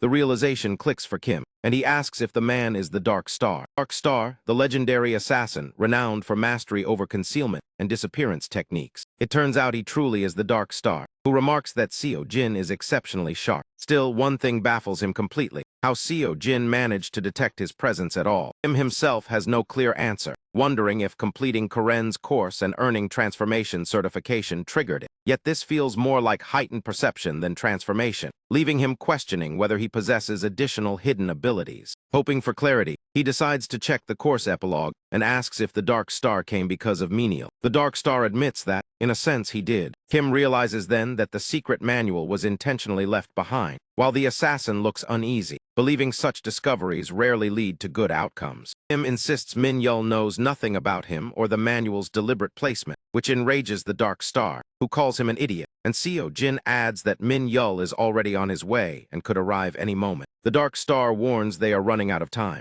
and as Kim asks what he means, the assassin explains he cannot meet Lee, which is precisely why he sought Kim out. With no time to waste, he bluntly questions Kim's ties to the Order of Truth, and Seo-jin replies that he has no affiliation, though he did meet Dame Kalia once. The Dark Star mutters about Kalia, the next successor to the Apostle of Purity, explains that he has been secretly monitoring the Order of Truth because he does not trust them. Most of the world hails them as heroes who ended the Great Cataclysm. That narrative is incomplete, as he brings up Berserk the Terrible, supposedly slain by the Order, prompting Kim to ask why that matters. The Dark Star states bluntly that Berserk never died. Berserk was a nightmare incarnate, rivaling a second Great Cataclysm, and that catastrophe only ended after his supposed defeat by the Exalted Voice and the Seven Apostles. Kim is confused, and the old assassin presses him to consider how odd it is that such a monster was defeated without leaving behind a body, images, or any form of record. Even considering the chaos of the Great Cataclysm, the absence of evidence makes no sense to him. According to the Dark Star, Berserk simply vanished. Kim wonders why humanity credits the Order of Truth if Berserk survived, and learns that while they did act, especially the Exalted Voice, they never actually killed him. Initially, the assassin only suspected this, but an incident from several years ago confirmed his doubts. He asks Kim whether he has ever questioned why the Apostle of Purity position remains unfilled, officially attributed to death by natural causes. As Kim tries to process this, the Dark Star interrupts, asserting that the Apostle of Purity vanished, just like Berserk the Terrible. He scoffs at the idea of natural death, pointing out that all 7 apostles predate the Great Cataclysm, yet only the Apostle of Purity supposedly died peacefully, and says he has long believed the 2 disappearances are connected. This suspicion led him to investigate the Order of Truth, uncovering 2 facts. They attempted to kill him, and the recent 10-star dungeon rift was orchestrated by them and somehow involves Seo Jun. Kim asks why the Order of Truth is targeting him, but the assassin admits he does not know the exact reason. He does know is that they are watching Kim closely. Kim wonders why he is being told all this, and the Dark Star reveals he has a favor to ask, requesting that Kim look after Min Yul. He would rather handle it himself, but constant surveillance by the Order of Truth makes that impossible. The Order has a method called the Sight, allowing them to observe the consequences of a person's actions. And since Dark Star is monitored, anyone he interacts with leaves traces, which is why he needs Kim as a middleman. Kim grows uneasy, questioning whether this means he is leaving traces as well. The old man explains that Kim is different. Though the Order is watching him, the sight does not function on him, so their interactions appear completely normal. Anything done through Kim looks like his own independent action, leaving Kim confused about why the sight fails on him. Unfortunately, the Dark Star admits he does not know the reason. He only knows he can evade the sight using his state of nothingness technique, yet has no idea how Kim naturally accomplishes this. Seo Jin's mind races with questions, including whether this explains why the Transcendent Academy lacks records on him. But the old man senses time is up and reaches into his belongings, pulling out a manual and handing it to Kim, telling him to give it to the boy. He explains that the earlier book was hastily written and only covered daggers and vanishing arts, while this one contains a far more complete record of his techniques. Kim is shocked by the trust placed in him and asks why, prompting the old man to warn that even if the sight fails, his blade does not. Acknowledging the burden, the Dark Star still asks him to accept it. As he hands over the manual, he clarifies that it contains his personal secret techniques and believes Kim himself could benefit from it. Seo Jin refuses, hinting instead that there might be something else he wants, leaving the old man speechless. Bewildered, the Dark Star notes that even S-rank hunters would kill for such knowledge, yet asks what Kim means by something else. Kim casually suggests a babysitting fee. The Dark Star questions his own hearing, unable to believe a monetary demand came from one of the 5 great heroes instead of a secret manual, until Kim insists he will not help without payment. Asked how much he wants, Kim cheerfully says that acting now will only cost 3 billion won. Legendary hero explodes in anger, calling him insane, but Seo Jin calmly asks him to hear out his reasoning. Kim reminds him that only someone immune to the sight and close to Min Yul can do this job, as the Dark Star himself admitted. He asks him to imagine a stranger offering a master's secret manual, and whether that would not raise immediate suspicion. Seo Jin continues piling on arguments to justify his price. He finally admits he is the one taking the greater risk, knowing the Order will still notice outcomes and grow suspicious of him. For that reason, he insists 3 billion is more than reasonable. The Dark Star ultimately agrees, asking if 3 billion is sufficient, and Kim accepts while privately regretting not asking for 10. As the old man confirms the payment and double-checks it is not a monthly fee, Kim declines a recurring payment on moral grounds, then remembers taxes and insists those be handled as well, prompting the Dark Star to joke that his conscience rivals his nothingness technique. Before departing, the Dark Star explains the money will be transferred through the association, and Kim asks whether he should inform Min Yul about him. The old man says it does not matter, since the site cannot track Kim anyway. Still, he advises him to warn Lee to be cautious about who hears his name. Moments after the Dark Star leaves, Min Yul arrives. Kim summarizes what his master revealed and what he learned about the Order of Truth. He senses that learning his master's true identity must have shocked Min Yul, though he wisely omits the babysitting fee and other details. Kim explains that the Dark Star left in a hurry and hands over the manual. Relieved to have resolved the matter, Seo Jin plans to purchase weapons and enroll in more courses once the money arrives. Lee asks why Kim is giving him the manual. Kim replies that the Dark Star instructed him to do so. Min Yul suggests Kim could have kept it, making him question why he did not. But he cannot explain his lack of interest or mention the Transcendent Academy. In the end, he simply admits that keeping it would not be right. That answer seems to settle things for Lee. With shining eyes, he declares that he wants to attend Dream Academy together starting today. Kim's words clearly moved him, as he now sees Kim as an even better person than he imagined. Meanwhile, Kim is baffled by the sudden turn of events, and when Min Yul asks if he will allow it, Kim realizes his misunderstanding. From that moment on, Min Yul officially becomes a Dream Academy student. Seo Yun is pleased to welcome him. Seo Jin, having expected she would not reject him, feels drained by life itself, though initially surprised. Eventually, he recognizes the benefits, especially for training, as Min Yul immediately begins studying the Dark Star's secret manual. In the future, whenever the Dark Star needs a favor, Kim will not have to chase Lee down. In fact, Kim realizes that keeping him close will create more opportunities to extract money from the old man, making Min Yul his personal golden goose. Seo Yun announces that they can now participate in team-based competitions. Apparently, students from the same academy can compete together, and with larger teams involved, the prize pools grow even bigger. Kim's attention sharpens the moment he hears mention of higher prize money. B-rank Hunter is convinced that if those two teamed up, they could dominate the entire field. Kim gazes at his so-called golden goose with shining eyes and offers him an unusually warm welcome to the academy. 3 days pass after McNall officially joins the Dream Academy. Seo Jin earns 1 billion from the tournament and another 3 billion from the Dark Star. Yet with just a few taps, 4.5 billion vanishes from his account. He immediately spends the money on enrolling in Hercules and Zhang Sanfeng's courses. Hercules' opening lecture features him lifting a ridiculously thick pillar, and though he dislikes long introductions, he briefly presents himself as Hercules, the legendary hero of Greek and Roman myth. He assumes everyone has completed Chiron's course and advises those who haven't to do so first, revealing that he himself was once Chiron's student. The massive instructor emphasizes that the body is the core of combat-based transcendence, explaining how strength, agility, and reflexes are inseparable as he outlines his focus on explosive muscle development. Anticipating doubts about bulk slowing fighters down, Hercules dismisses the notion, stating that greater strength actually leads to greater speed. He declares that muscles are the source of strength, speed, and reaction, flexing to display power-packed muscle mass. Seo Jin is stunned, realizing Hercules is barely exerting himself, yet his muscles appear impossibly massive. The instructor then demonstrates blinding speed, explaining that it originates from explosive power in the lower body, followed by crushing force generated through the upper body. He adds that sharp reflexes come from the harmony of thought and instinct. Endless endurance, he claims, is also born from perfectly trained muscles, finishing by flexing his entire body, leaving Kim completely awestruck. Hercules concludes that strength is the bedrock of transcendence, while Kim muses that this must be what happens when a bodybuilder ascends.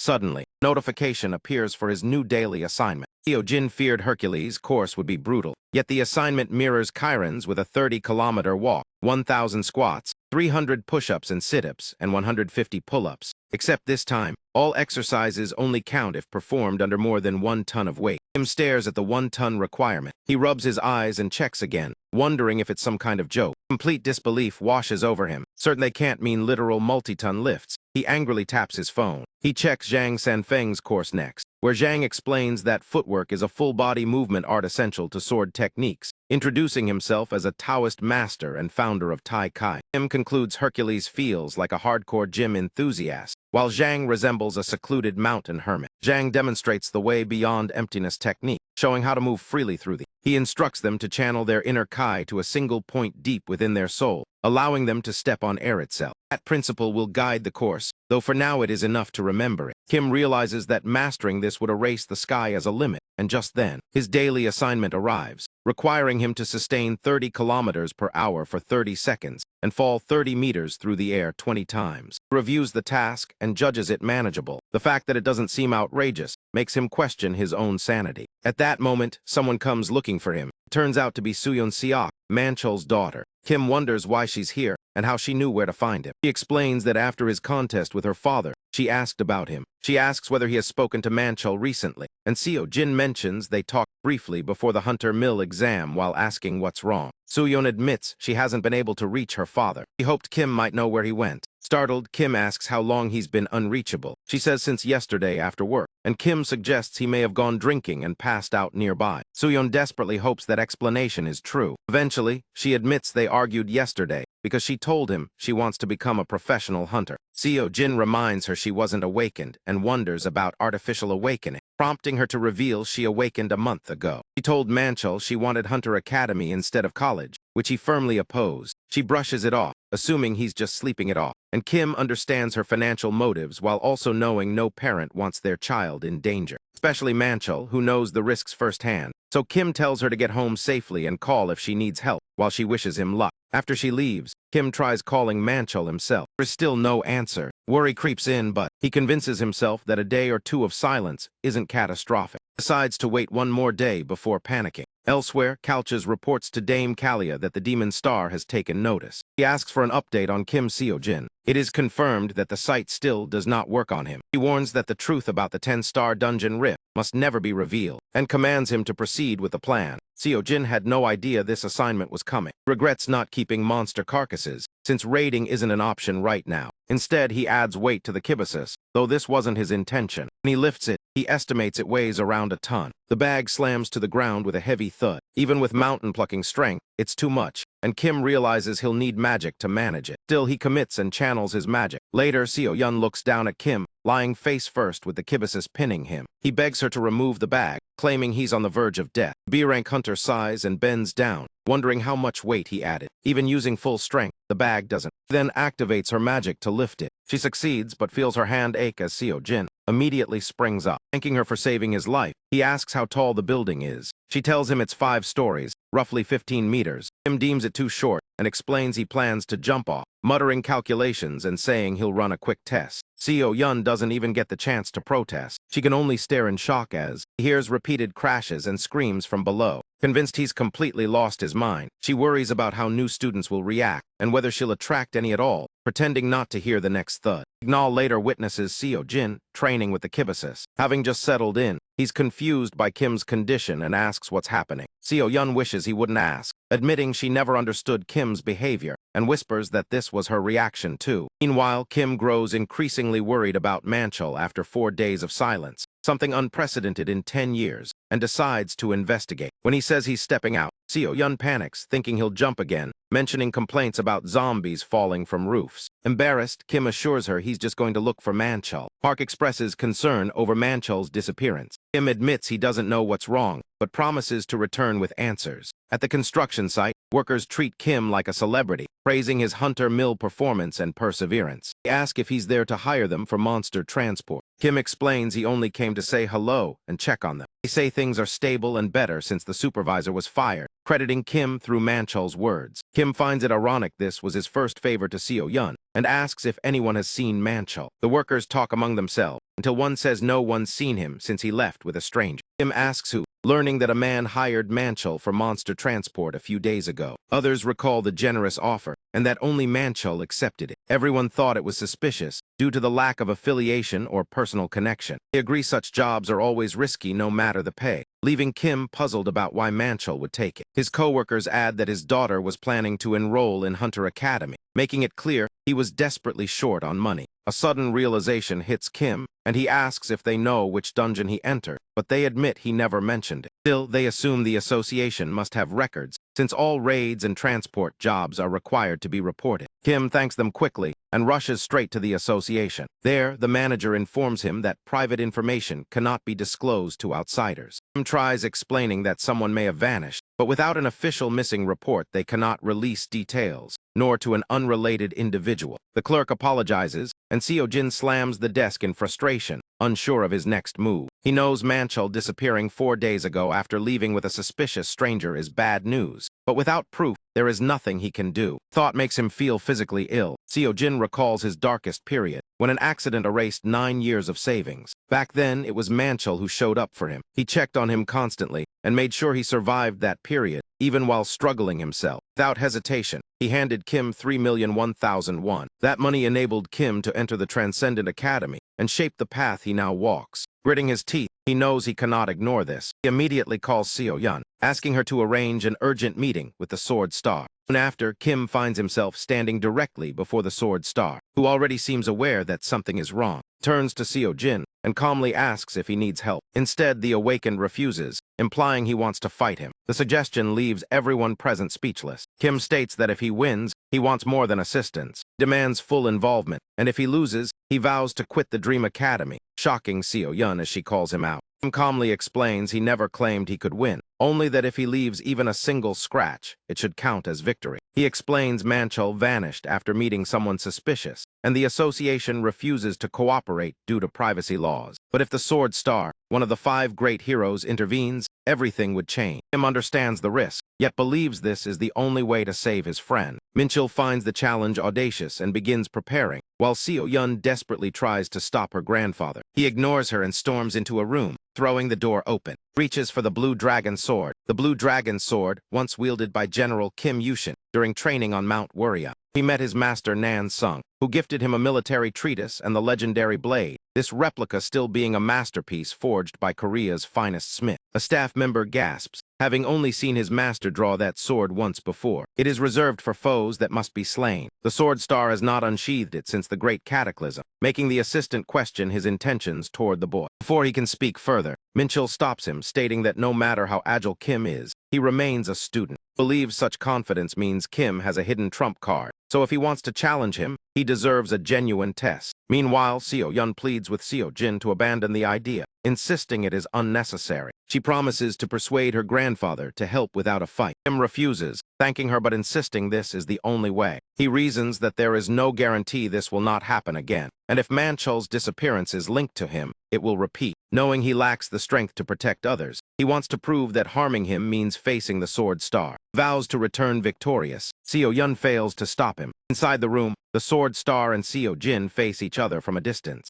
Manchul warns him not to assume mercy due to Seo Yun's presence. Nervous but resolute, Kim says he only hopes the Sword Star honors his word. The Sword Star draws his blade, acknowledging Kim's spirit. He points the sword forward, signaling Kim to make the first move. Seo Jin believes he can endure at least a few exchanges at his current level. Even against someone like the Sword Star, he lunges forward, knowing hesitation means defeat. Manchul effortlessly blocks the attack. He counters with a glare and a strike, hurling Kim backward before he can recover. Sword Star follows up with another lethal swing. Their clash erupts into a brutal exchange. Kim quickly realizes his opponent is not holding back. Every movement carries killing intent. That is when Manchul unleashes his famed sword dance. Its shockwaves ripple through Seo Yun, and even the nearby assistant. B-rank Hunter panics and calls out to her student. Seo Jin finally understands he is facing the hero of the Great Cataclysm. Peak of all S-classes, a sky beyond the sky. No matter how high one climbs, someone always stands above, and Kim witnesses it firsthand. As the battle intensifies, the Sword Star recalls how frail Kim was just months ago. He always knew the boy had potential, but nothing beyond that of a gifted student. Now, as they fight, the old man notices something different. Kim's strength increases with every passing moment. Still, the gap remains vast, and with one powerful strike, Manchul sends him flying with overwhelming force. To his surprise, Kim emerges completely unharmed. His gaze shifts to the Longinus spear,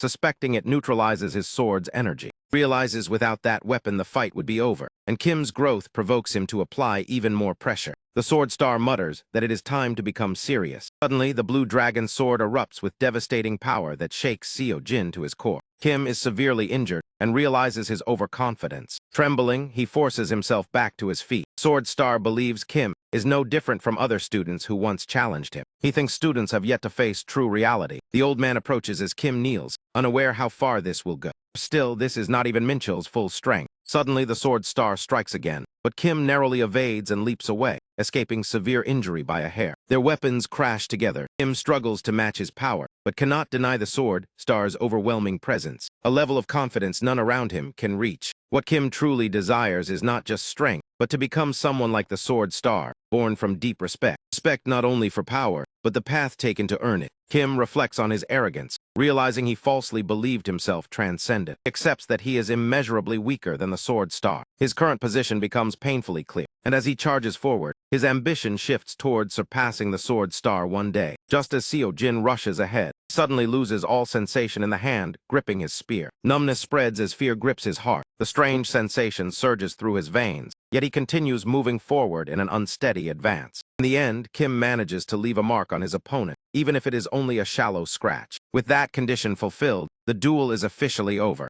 Seo Yun rushes to Kim's side as everyone stands in disbelief that he endured so long against the Sword Star himself. RG reminds the old man of his promise, just as Kim loses consciousness and collapses. The scene shifts to a dungeon where Manchul is seen sprinting and gasping for air, with the demon star strapped to his back. The demon star laments entering the dungeon without knowing a rift would form, regretting bringing Manchul along, while the sturdier man reassures him that rescue will come. Demon Star, however, seems convinced that no help will arrive, reveals that he personally requested the association president to keep this operation completely confidential. They intended to handle it quietly, never imagining this mistake would trap them, and the old man doubts they will survive the nightmare. Despite everything, Manchul smiles and believes that reckless kid will come for them. He is absolutely certain that one true fool would rush in to save them. Sometime later, Seo Jin jolts awake in a panic. He immediately asks Seo Yun how long he has been unconscious. Kim panics, insisting that resting now is pointless. Just then the Sword Star enters his room, glaring down at him. What follows leaves everyone utterly stunned. Sword Star hands the blue dragon sword directly to Seo Jin.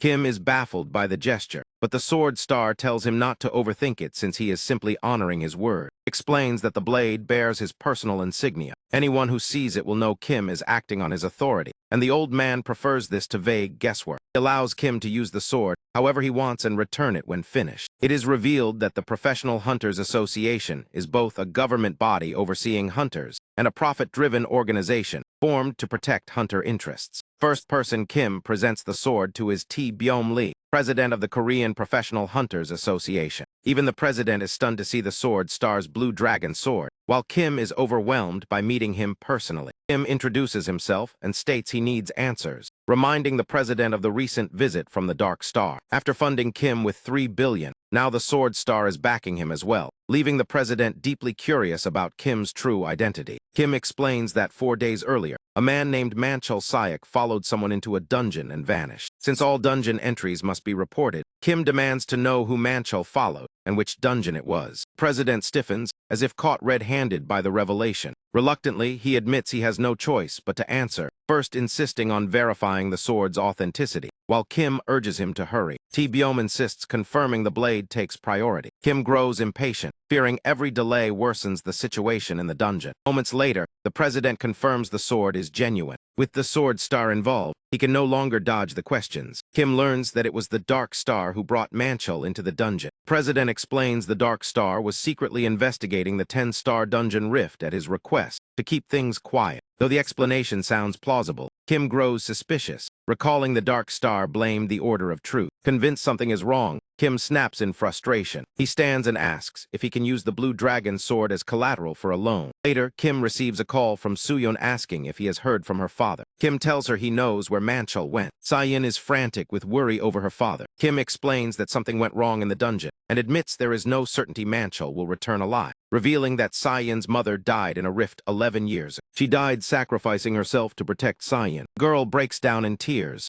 Kim finally understands her desire to become a pro hunter. She never wanted to lose loved ones to monsters again. He promises her he will bring Manchul back no matter the cost. With no time to spare, Kim recalls that the Dark Star and Manchul entered the 6-star Dryad dungeon. Frail in appearance, the Demon Star is one of the 5 great heroes. Kim suspects a deeper reason he is trapped, possibly a trap by the Order of Truth, knowing only Kim can intervene without triggering the site. Kim suddenly receives 500 million won after attempting to use the sword as loan collateral. The president refuses the loan and scolds him, but Kim instead sells the sword outright for 500 million, shocking the president. Far below its true worth, Kim deems it sufficient to prepare through the transcendent marketplace. He purchases the legendary spear Gungnir for 500 million. Armed with it, he enters the dungeon. He is immediately overwhelmed by the dense forest and senses imminent danger. The Dryad dungeon monsters are indistinguishable from trees, forcing Kim to tread carefully to avoid impalement. Kim attempts to sense the six-star dryad. A faint but unsettling dizziness strikes him. He realizes spotting the monster will be difficult due to its camouflage. Kim decides to test his new weapon. He hurls Gungnir at a suspicious tree. The moment it strikes, the tree shrieks violently. Gungnir spins around midair to strike again. The second blow shreds the monster completely. Kim is left speechless by the display. Gungnir is the mythical spear Odin used to slay Ymir and shape the 9 realms. Powerful, Kim quickly realizes this replica has limitations. He believes it was forged by a transcendence so great that even Longinus seems mundane. Myth says Gungnir always returns to its owner, making Kim wonder if he can summon it back. Pouring all his strength into the attempt, the spear violently snaps back into his grasp. Exhausted, Kim realizes retrieving it consumes immense energy. Concludes it can only be used once in real combat, as the replica lacks the myth's full power. Even so, Kim is confident he can dominate battlefields with it. A branch suddenly creeps up behind him as he mutters about selling the sword. Even jokes about throwing Gungnir at the sword star if necessary. Without warning, multiple dryad monsters attack him. Kim narrowly escapes before being overwhelmed. Meanwhile, Manchel fights desperately for survival, carrying the demon star on his back. Crazed monsters chase them relentlessly. Manchel suddenly stumbles and falls. Demon Star erects a magical shield to protect them. Barrier weakens quickly, yet the old man urges Manchel to flee while he holds them off. He claims his life is nearly over anyway. Coughing blood, the shield shatters and he is thrown aside. Manchel refuses to leave him. He apologizes to his daughter Cyan for failing her. Closing his eyes, he braces for death. At that moment, Kim Seo-jin arrives wielding his radiant spear, tells Manchel that Cyan is desperately waiting for him. Manchel cries with relief as Kim draws the monsters away and orders him to escape with the demon star. Kim targets the monsters' trunks relentlessly. They regenerate no matter how much he cuts them. Kim retreats, planning to use Gungnir to eliminate them one by one as they pursue him. Suddenly, he realizes his spear is missing. He turns back to see it lying on the ground. A surge of urgency hits him as he realizes he must recover it immediately. Seo-jin sees that Manchel and the old man are still far from safe. The monsters are moments away from reaching Manchel. Kim blocks the monsters with the Longinus spear, yet feels like his body might be ripped apart at any second. The crushing pressure is more than he can comfortably endure.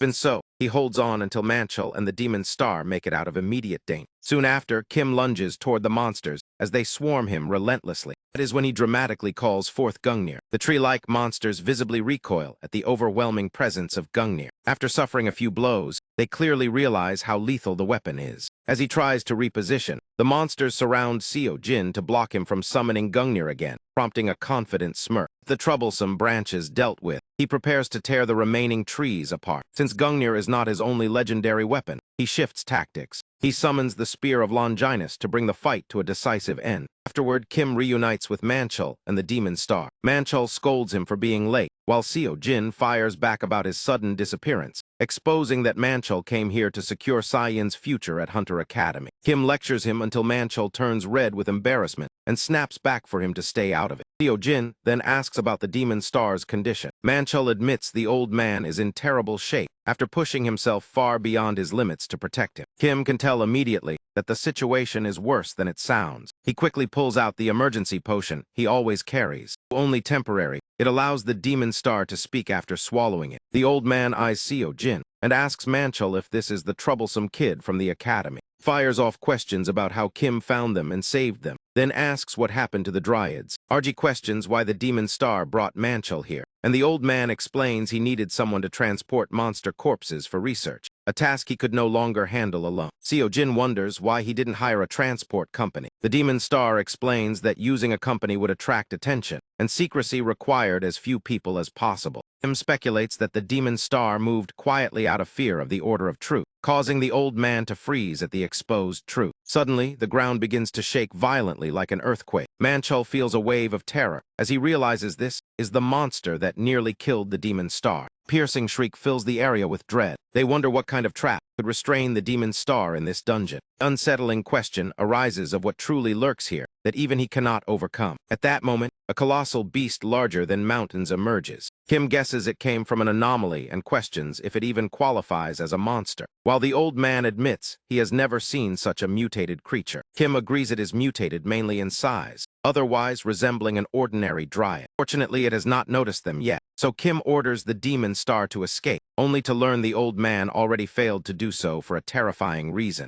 Every escape attempt alerted the creature, which charged them instantly, leaving the demon star gravely injured. The demon star explains its shell resists magic and regenerates rapidly, as if designed to eliminate dryad weaknesses and amplify strengths. He admits his age and illness hold him back, ashamed of the title demon star, though he could weaken it if he were younger. Hearing this excites Seo Jin, since the monster only needs one decisive strike. If the demon star weakens it, Kim can finish it. Kim proudly brandishes Gungnir with confidence. The old man quickly grounds him with reality. He warns the spell will only weaken the monster, not disable it, and failure means no second chance. Where the potion merely delays death, the demon star suggests sacrificing himself to distract the beast while the others flee. He then becomes curious about Kim's weapon. Kim explains it will deliver the final blow, and warns that Gungnir will reject anyone with hostile intent. The moment the old man touches Gungnir, he is overwhelmed by a violent yet stable magnetic force. He shouts in shock, demanding to know what kind of magic this field is. Manchul laughs at the old man's excitement, reminding Kim of another item-obsessed fanatic he knows. Kim notices how both men react identically to rare artifacts. The demon star becomes enamored with the spear, claiming his magic may not even be necessary. His eyes sparkle as he asks where Kim got it, and Kim casually says the sword star paid for it. The old man is stunned by the sword star's generosity, while Kim nervously hopes selling the blue dragon sword won't anger him. Soon after, they prepare to confront the dungeon boss. They sit down to finalize their plan, with the demon star weakening the monster and Kim striking the core. Kim asks to see the spell, though he doubts it will cost the old man his life as claimed. Tells him to be ready to cast it without hesitation. The final strategy is for Kim to distract the monster, while the demon star gathers power for his strongest spell. Kim will then throw Gungnir to obliterate the core. Still, Kim identifies two major risks. He could die distracting it, or the monster might target the demon star mid-cast. Kim can manage the first risk, but not the second, promising to keep the monster busy while acknowledging uncertainty. Manchul assures Kim he has no intention of dying and abandoning Saiyan. He jokes with Kim and pledges his life to the demon star, who promises never to forget this. With that, they move to locate the massive beast. Kim orders Manchul and the demon star to keep their distance to avoid detection. As the spell charges, the demon star worries about Kim's safety. Kim insists he is the only one agile enough to evade the monster effectively. The old man agrees, and Kim flashes a confident smile. Manchul warns him to be careful, as Kim shoots forward to confront the giant dryad. Seeing it clearly, Kim realizes the monster is even larger up close. The terrifying energy it emits explains why even the demon star struggled. Kim draws its attention and successfully leads it away. The beast destroys everything in its path. Clearing out lesser dryads, Kim stays focused, knowing one mistake means death. He boldly steps into the monster's line of sight. Though fear grips him, he commits to the plan. Suddenly, countless branches erupt and trap Seo Jin, leaving him with no obvious escape. He sprints desperately, shocked by the ferocity of the attack. In his haste, he nearly leads the monster back to Manchul and the demon star. As branches pursue him, Kim wonders if the spell is ready. Panicked, he hacks at the branches with his spear. Pressure becomes overwhelming as the air itself trembles. He realizes dodging alone will no longer suffice. Suddenly, a brilliant light signals the spell's completion. Demon Star and Manchul arrive at precisely the right moment. Kim keeps the monster focused, drawing it away. He narrowly dodges as it lunges after him. Beast releases a deafening shriek and charges viciously. Kim guides it toward their designated trap zone. As it enters the area, Demon Star's spell binds it in magical chains, mobilizing the monster completely. Kim sees the plan succeed as the creature slows and its energy drains. With the spell effective, all that remains is for Kim to destroy the monster's core. The creature bellows as agony rips through it. The fella grows uneasy, wondering if it realized the source of the spell. He understands the Demon Star's power is nearly gone, leaving Manchul as nothing more than an ordinary man. Not even awakened, burdened with the old man, he figures he can only evade a few times at best. Seo Jin lines up Gungnir with the core, thinking this is the final chance, and commits to it. He channels every remaining ounce of strength into the throw. Steady and composed, he hurls the spear with everything he has. The monster's core explodes apart in a savage burst. Its massive body crashes down with a thunderous slam. Kim collapses onto the ground, completely drained. The dizziness hits as he realizes he poured all his energy into Gungnir, leaving him empty. Still, he counts himself fortunate to have defeated it, though recalling the spear feels impossible. He rushes over to Manchul, and the demons start to see if they're safe. It looks like the big guy took a glancing hit from the attack. With concern, he checks him, knowing even a weakened monster is too much for a normal human to fully avoid. Relief washes over him since it seems minor, treatable if they get help immediately. Manhwa laughs it off as a scratch, boasting that 5 years younger he could have carried them both for days, prompting the demon star to protest as their shared danger oddly bonds them. They prepare to leave, and Saejin turns back to retrieve his lance. Suddenly, the fallen monster stirs once more. Kim is sure Gungnir struck the core, confused as to how it survived. Stunned, he can't believe it's rising again. Realization strikes him that there must be a second core as the monster roars and charges. It lunges at them, leaving Saejin and the others momentarily at a loss. Despite his weakened state, the demon star steps forward and casts another spell. Kim knows he's utterly spent and can't last much longer. With no alternatives, he resolves to destroy the remaining core. He searches for Gungnir, but thick roots block any chance of reaching it. He even wonders if the beast understands Gungnir's importance and hit it on purpose. Still holding the spear of Longinus, he believes a clean hit could work and asks the demon star to weaken it again. Ready to give everything, he chooses to draw its attention despite the old man's anxious warnings. With no time to debate, they move forward with the plan. He bursts into a sprint toward the monster, dodging carefully, aware that a single mistake means death. Can't help admiring how the demon star endured so much at his age, now finally reaching his limit. He knows the outcome rests solely on him. He slices through tangled branches, clearing the obstacles as he nears the core. To strike it with Longinus, he has to get dangerously close, yet something prevents him from advancing further. The awakened realizes this is nothing like simply baiting it away, when suddenly, a branch snags his leg mid-move. Just as the monster attacks, the demon star's spell halts it. Seizing the moment, Saejin leaps toward the exposed core. He notices the spell's chains are far thinner and fewer than before. He understands the demon star's magic is weakened, and the restraint won't last. Kim lunges through an opening, and the spell chains shatter instantly. Backlash sends their guide straight into the monster's blow. He's slammed violently into the ground. He knows getting closer might have let him destroy the core with Longinus, which drove his risk. But then the truth hits him. It was a grave misjudgment. The monster screams without mercy and turns to strike Saejin, whose body refuses to respond, frozen in place. At that moment, the demon star steps in front to shield him. Standing firm, the old man reflects that this student isn't even 30, yet his growth is astonishing. Shaken beyond belief, he's certain the world will soon know Kim's name, convinced he'll become humanity's greatest hero, which is why he chooses to protect him even at the cost of his own life, shouting for Saejin to run, but Saejin refuses to abandon him. The old man urges him to flee, saying his own time is nearly over anyway. He warns him not to be foolish, and Kim wonders why he never ran before, or why he didn't leave them behind. He easily could have chosen that path. That's why he questions why the old man still offers his life, as Saejin forces himself up through pain, only to collapse again, completely out of strength. He knows the demon star's logic is sound. Running with Manhwa and escaping would be the smarter choice. Staying to fight like this is undeniably reckless, yet his resolve is set, torn between action and retreat. Suddenly, Hercules' words from his first lecture resurface, the legendary hero of Greek and Roman lore. Hercules once asked what strength truly meant, stressing muscles yet hinting at something deeper. His legend had spread across the entire world. His very name became another word for heroism. He explained that strength is often mistaken as purely physical. If that wasn't the answer, he left students wondering what kind he meant. He fell silent, leaving Saejin unsure if the lesson had ended. That's when the greatest hero admitted to an unforgivable crime. Driven mad by Hera's curse, he slaughtered his wife and child, and drowning in guilt sought death until Theseus guided him toward redemption through the 12 labors. Those labors were impossible trial, from slaying lions and hydras to capturing sacred beasts. He continued with boars, stables, birds, bulls, mares, girdles, giants' cattle, and golden apples. The final trial was seizing Cerberus from the underworld. With each success, Hercules' renown only grew. Still, many mocked him, claiming a murderer could never be a hero, listing endless accusations. Facing ridicule, he again questioned living on, yet devoted himself to others, sacrificing endlessly in hope it might one day matter. Perhaps he believed forgiveness would come, and so he finished the labors and rose as a true hero, later saving Olympus in the Gigantomachy. Hercules, once cursed to kill his own family, became history's greatest hero through a long road of atonement, finding strength within that suffering. He taught his students that anyone pursuing a dream will be told it's impossible. People will deny them, listing countless reasons for failure, but none of that truly matters. Those endless excuses aren't obstacles they need to do. What matters is discovering why they want it. That reason is what forges a hero. Hercules' words echo as Saejin steadies himself.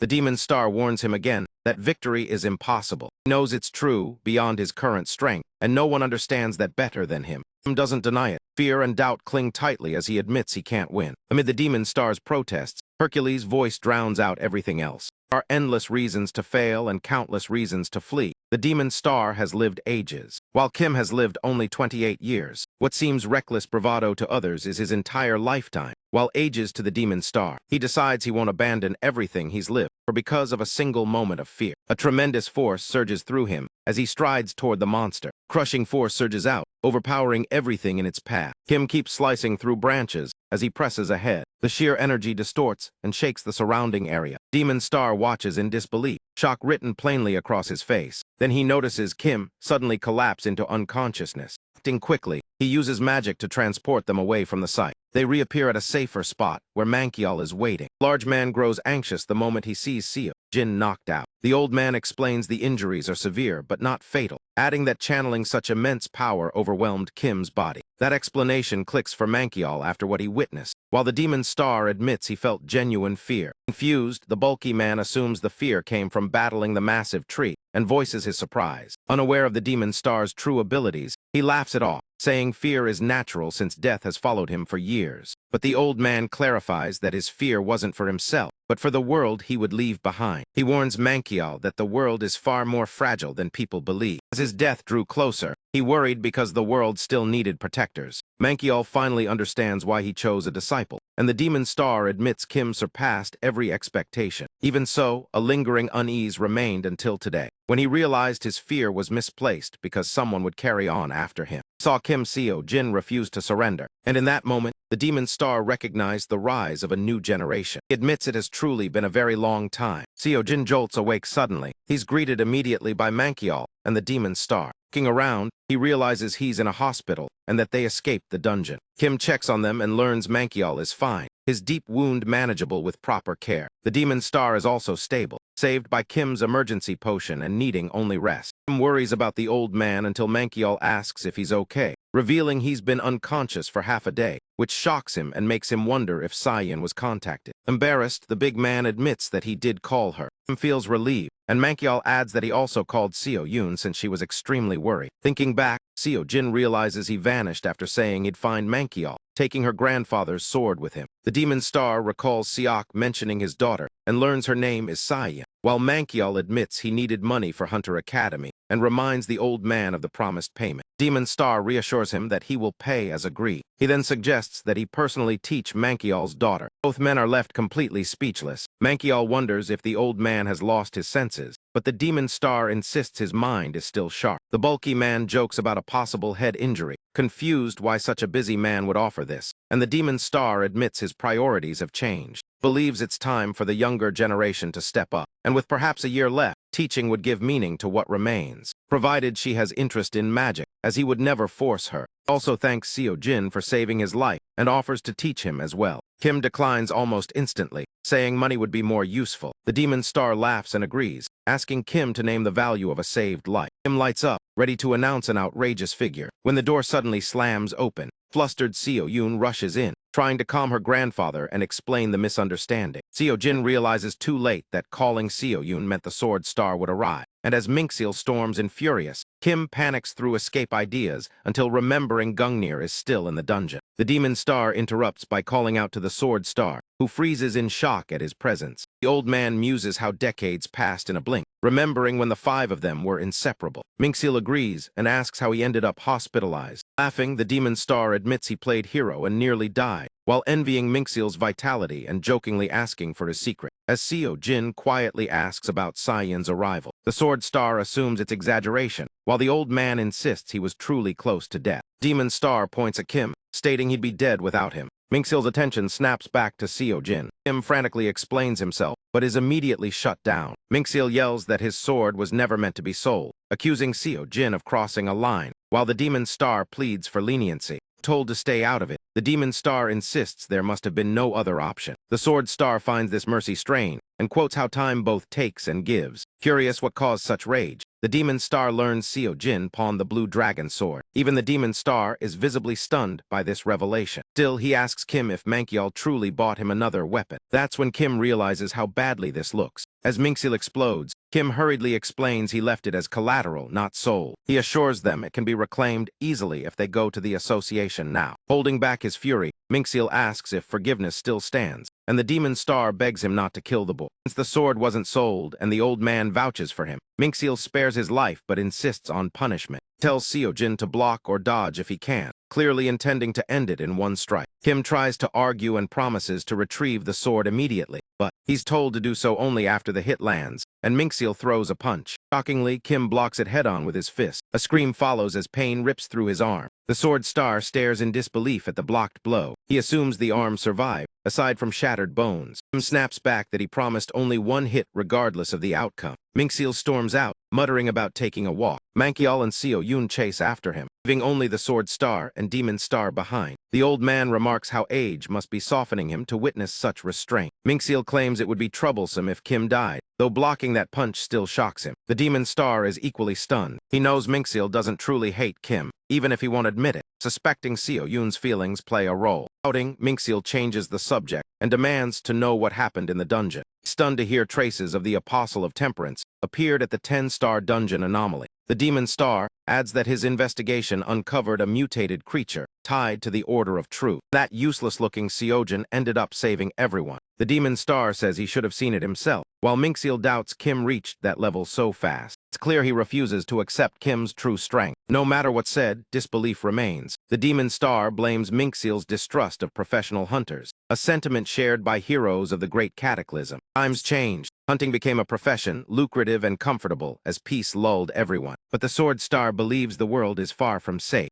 True threats emerge and old heroes vanish. He wonders who will stand against them. He suspects that may be the real goal behind the Order of Truth. The demon star counters that those least expected often rise to meet destiny. He hints that their era is fading, leaving Minxiel puzzled. The old man only laughs, realizing how much time has passed. Meanwhile, Seo-yoon scolds Seo-jin relentlessly, until Sayin arrives and runs straight to her father. She clings to him tightly, crying in relief. Manhwa grows emotional and thanks Kim for saving his life. Someone once said nothing is more beautiful than a world restored to normal. Time moves on, and all three are eventually discharged. Life gradually returns to its familiar rhythm for everyone. Still, several things ended up changing. First of all, Sayin officially became the demon star's disciple. Second, the old man paid Kim 10 billion won as gratitude for saving his life. Kim had casually thrown out a number, and it was accepted immediately, with the old man saying a life isn't cheap. Kim spent 500 million to retrieve the blue dragon sword for the sword star, nearly dying in the process, something he never planned. After everything settled, Kim kept Gungnir, retained 9.5 billion won, and reached 47.3% in Hercules' course. Mignol greets him with a bright smile, clearly happy to see him back. When asked why he never visited, Lee admits he was worried, but Seo-yoon reassured him, so he relaxed. Says he trusted Kim would recover quickly and brush it off. Seo-yoon is relieved to see Kim and asks about his condition, and he tells her he's fine. Mignol shows Seo-yoon something important and asks her to take care of it. She confidently says it should be simple and promises to handle it right away. Seo-jun, busy training, watches them and realizes how much has changed. Yet Dream Academy itself feels unchanged, almost like home. Later, Kim listens to Hercules lecture about divine strength, sensing some students may finally grasp its meaning. Hercules explains that a few reach that realization, often shocked by sudden progress, but it's normal for this course. He clarifies that understanding doesn't mean completion, warning them they are far from finished. Instead, he says the strength of the gods is the origin of all power. To access that endless force, one needs a body capable of containing it, otherwise it will break them. That's why he focuses so heavily on muscle training, turning the body into a proper vessel.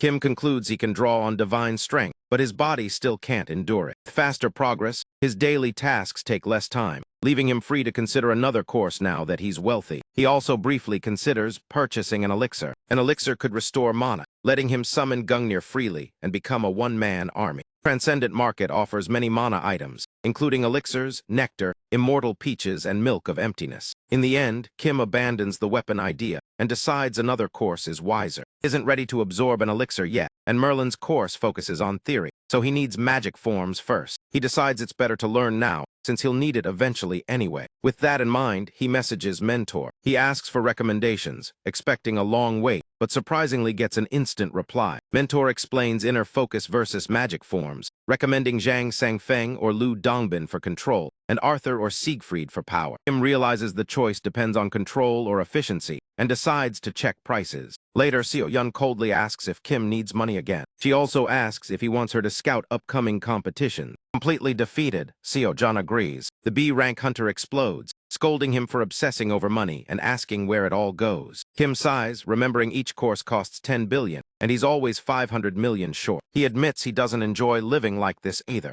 That moment, Seo-yun brings up an upcoming competition. He adds that first place earns 3 billion won. Kim lights up, but his excitement fades when he hears it's a team event. Disappointed, he realizes teams need 3 students from each academy. Dream Academy only has Kim and Min-yeol Lee, making entry impossible. Kim hopefully asks if anyone else might join, but Seo-yun's expression answers him. He knows convincing outsiders is unlikely and struggles to find an unregistered candidate. Unfortunately, no suitable name comes to mind. Sayin, Min-cheol's daughter, pops into his thoughts. Seo-jin panics and questions whether Kim seriously means her. As Kim prepares to call, Seo-yun stops him, saying Sayin already chose the Demon Star. She explains Sayin doesn't need an academy, though Min-yeol wonders who she is. Kim promises Seo-yun that Sayin wouldn't be used only for competition. The scene shifts to the Demon Star's residence. Kim arrives to meet Min-cheol. He's still amazed it's so easy to arrange a meeting with him. Min appears with a cane, and Kim checks if he's all right. Demon Star jokes about being missed, while Kim asks how Sayin is progressing. Proudly, Min says he's already teaching her elemental magic, amazed by her dedication. Kim is stunned since it's only been 2 days. Normally, academy students spend weeks just learning basic magic usage. Even Min admits he was shocked seeing Sayin grasp magic in less than a day. Min boasts that even Jimin needed longer, amazed at how fun it is teaching her. Kim looks exhausted as he explains the Dark Star has a disciple at Seo-yun's academy, which surprises Min. Kim adds that the Dark Star avoids contact to protect his disciple from the sight. He warns that the Order of Truth is watching Min, making Sayin a target as well. Kim suggests Sayin join their academy so the sight can't track her, and Min realizes his intention. Min considers the idea carefully. Kim thinks of Sayin like a little sister and wanted her to join anyway. Min says there's no rush if the Dark Star is acting cautiously. In the end, he agrees with Kim's proposal. Sad to share her, Min believes broader experience will help her grow. Later at Hunter Academy, everyone warmly welcomes Sayin. Min-yeol excitedly starts introducing himself before blurting out his background. Kim quickly covers Lee's mouth and introduces him properly as the Dark Star's disciple. Confused, Lee sulks while Kim teases him for the double standard. Kim formally introduces Sayin as the Demon Star's disciple and warns against any funny business. Sayin turns red, embarrassed, and asks him to stop treating her like a kid.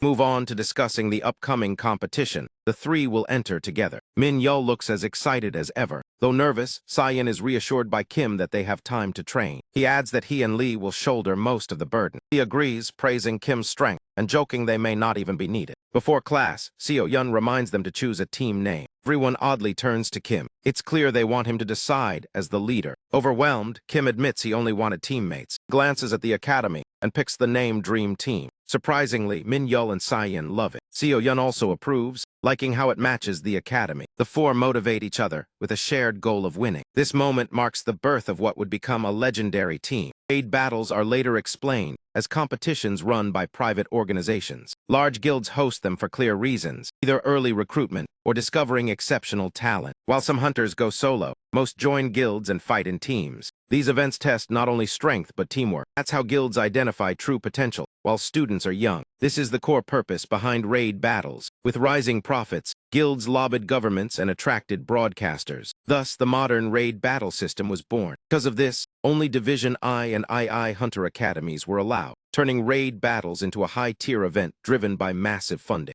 In the current scene, several hunters gossip about Si Woo-jong and his teammates Yoon-jong Park and Min-jun. They're shocked that Gaeon Academy's top 3 students entered the raid battle, already calling it a fierce matchup. The hunters panic, reasoning that if Gaeon raised the bar, Ale and Hunter Mills will surely unleash their strongest lineups. Some even expect Hunter Mills to send Hee-yoon Lee, rumored to be the most gifted hunter student in history, believing her debut is overdue. Although rumors say she studies under one of the 5 great heroes, many scoff at the idea, insisting such disciples wouldn't join raid battles. Meanwhile, the Dream Team enters quietly, and Min-yeol Lee and Sayin Seok overhear insults claiming stars never teach students, making Min-yeol snap as he boasts about their leader while Seo-jin himself looks baffled by his own fame. With that, the first stage of the raid battle officially begins. Every participating team must defeat the 7-star monster known as Arachne. Do-hyun Lee, a B-rank hunter from Ares Guild, watches in disappointment as countless teams fall in round 1, suspecting the dungeon difficulty is far too high based on Jim and Zhang's research. That study focused on monster mutations included in the Magic Studies dungeon, explaining why students are struggling. Do-hyun worries about facing his guildmaster, who tasked him with recruiting talent and won't be pleased. Deciding not to dwell on failures, he shifts attention to successful teams.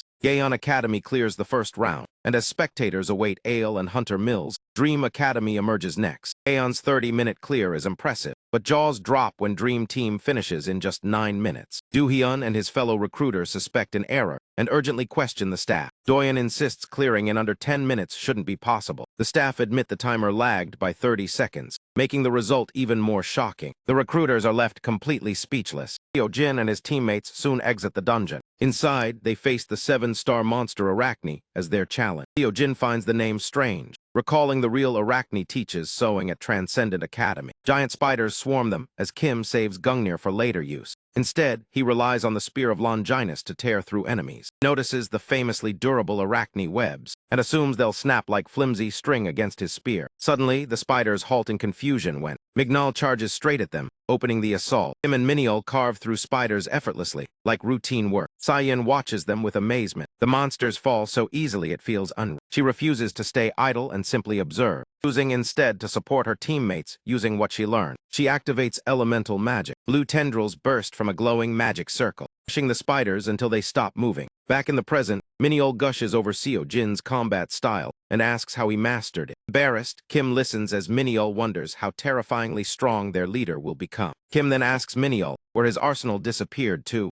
Miniol explains that Dark Star warned him against carrying too many weapons. He kept only daggers and arrows, though Seo Jin recalls he never fired arrows at all. Miniol admits he stayed close to protect Sayen, since ranged combat would have left Seo Jin alone. Sayen interrupts, and they notice other teams staring, whispering about Dream Team's absurd time. Soon, people recognize Seo Jin and Miniol from the Hunter Mills mock exam. Tension spikes when Seo Jin meets Gaeon Academy's gaze. Siwoo glares intensely at Kim from behind. Siwoo then turns away and leaves without a word. Miniol keeps praising Seo Jin loudly, irritating him while even Sayen cringes. Chatter dies when Hunter Mills finishes in 30 minutes, boasting about true elite performance. Their pride deflates as the crowd ignores them entirely. Hill Academy suffers the same indifference. Round 2 begins with Crystal Collection, and Dream Team clears it in 4 minutes before advancing. Round 3 requires eliminating Link Bell Constructs, finished in just 19 seconds. They enter Round 4, focused on defending magic crystals. Miniol runs out of arrows, battling relentless tree monsters.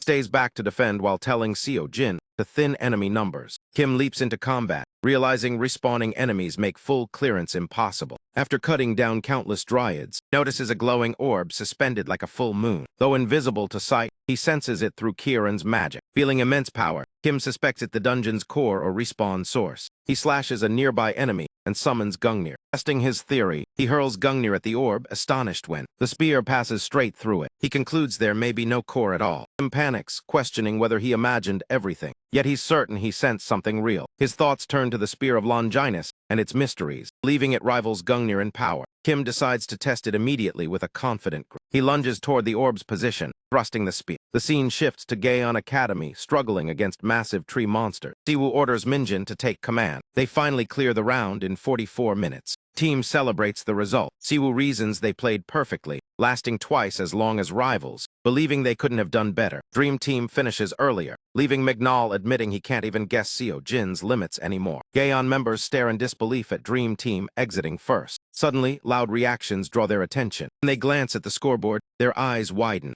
The crowd erupts seeing Dream Team's score off the charts. The result looks utterly impossible. Recruiters assume they destroyed the dungeon core and go berserk. Do-hyun Lee stares in shock, recalling Seo Jin's exam only a month ago and questioning his explosive growth. Decides the Dream Team must be recruited at all costs, as guildmasters receive frantic calls. The focus returns to Seo Jin, exhilarated after uncovering Longinus' power. Thought it bypassed magic shields, but seeing Gungnir fail confirmed something deeper. Gungnir simply passed through the core. The Spear of Longinus detected and erased it. Kim wonders if it affects existence itself and plans further tests. Meanwhile, Miniol excitedly retells the dungeon fight to Sayen. Suddenly, someone accuses Dream Team of using tricks. An enraged Siwoo Jang confronts them, shocking even his own teammates. Kim realizes Siwoo acts alone and questions him as Mignol grows angry. Jim suspects cheating accusations, though Siwoo admits Seo Jin's prior achievements impressed him. Still, he claims round 4's result is impossible, suspecting Hee-Yoon Lee. Shaking off the thought, Siwoo walks away silently. Minyeol shouts after him, while Zhang reflects that comparing Seo Jin to Hee-Yoon makes no sense. As Minyeol continues grumbling, Sayin urges him to stop since round 5 is about to start. Sayin confidently says victory is assured since they dominated every round, and Seo Jin agrees without hesitation. Still, he can't help feeling a bit let down by how effortless it all felt. Suddenly, someone calls out to the Dream Team.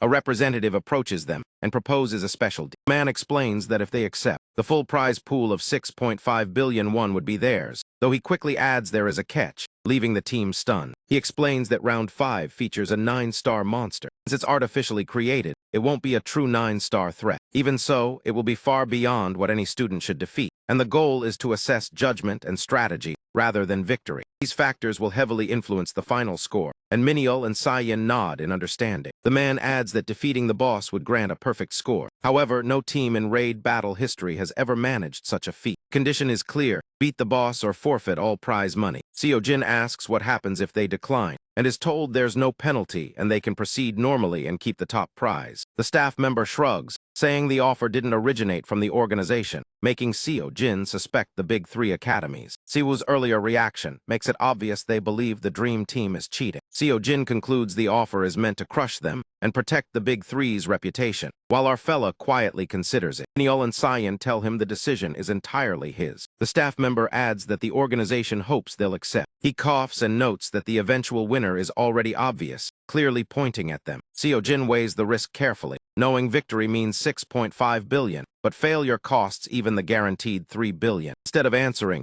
Seo Jin makes a shocking counteroffer. He suggests raising the prize to a clean 10 billion won. He says it without hesitation, leaving Minyeol and Sayin staring in disbelief. The staff member reacts with a horrified gasp. Seo Jin bluntly states the risk isn't worth it otherwise, since they'd earn 3 billion doing nothing, and after splitting it, he'd barely gain anything. With rising karma costs in mind, he smirks and insists on 10 billion to make it worthwhile. That amount would cover both a magic course and an elixir, making the danger acceptable. The man who proposed the deal looks deeply shaken, as if regretting everything. Soon, news of the Dream Team's counterproposal spreads like wildfire. People realize the team fully grasped the situation, and Do-Yeon, Lee's partner, wonders if they can really pull it off, while Lee believes they can. The bald recruiter is shocked, never having seen Do-Yeon this confident. He asks what kind of monster was created this time. Do-Yeon guesses it might be a 9-star revenant. Asked again about the final boss, Lee repeats that he trusts the Dream Team. The bald man still thinks it sounds far-fetched. Inside the 9-star dungeon,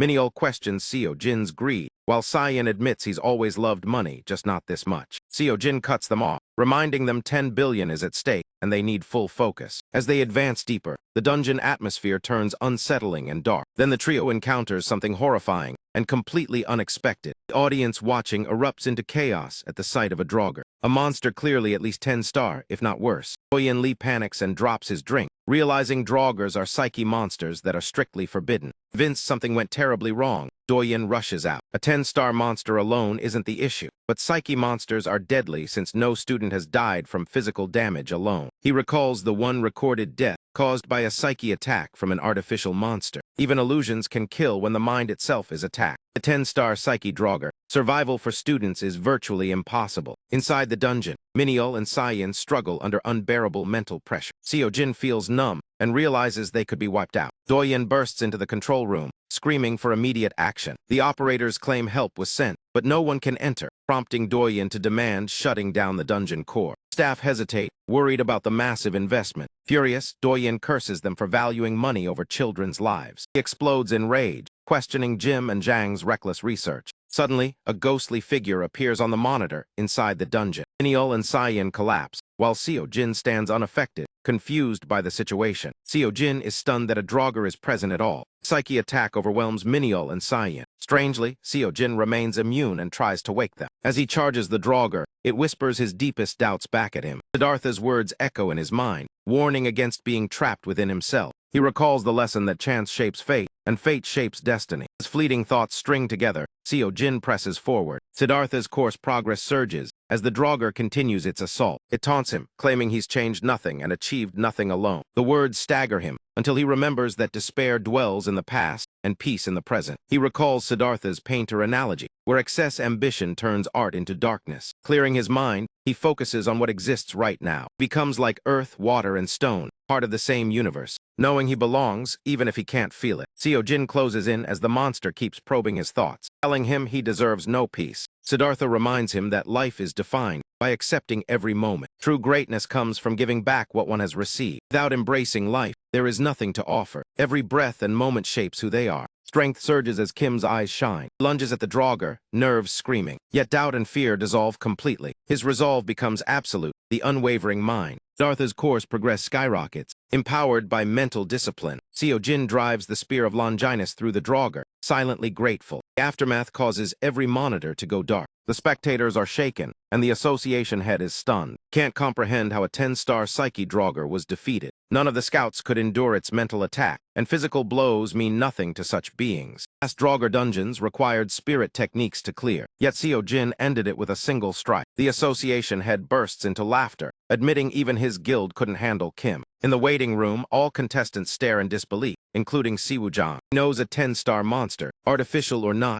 should only be manageable by a class or higher. He briefly considers Hai-Yun Lee, then realizes no one could have done this. Seo Jin trembles afterward, but is relieved he didn't collapse this time. He believes Siddhartha's progress protected him. RG once reached only 17.5%, but now he's at 31.7%. He advanced rapidly and admits the Draugr taught him more than anything. Just then Miniel and Cyan awaken, confused about where they are. Seeing their captain utterly exhausted leaves them stunned on the spot. Shock deepens when they grasp that he took down the Draugr entirely on his own. They quickly move out, supporting Seo Jin as he walks while exiting the dungeon together. Outside, numerous guild officials surround them, eagerly proposing guild contracts. Crowd gathers tightly around the Dream Team, just as the contestant supervisor storms over, baffled and demanding to know what everyone is doing. He points out that the Dream Team endured a mental assault and must be examined immediately. Pushing through the crowd, he forces his way in while recruiters continue pitching offers. At the hospital, a visibly anxious Seoyeon rushes inside. He is deeply worried about whether everyone made it out safely. Kim reassures her that they are fine, explaining the others are only asleep and already cleared by doctors. Seo-yeon asks about him specifically, and he tells her he is all right, only worn down from fatigue. Hearing that, she finally exhales in relief. He had truly feared that this time he might have been seriously injured. The B-rank hunter knows Seo Jin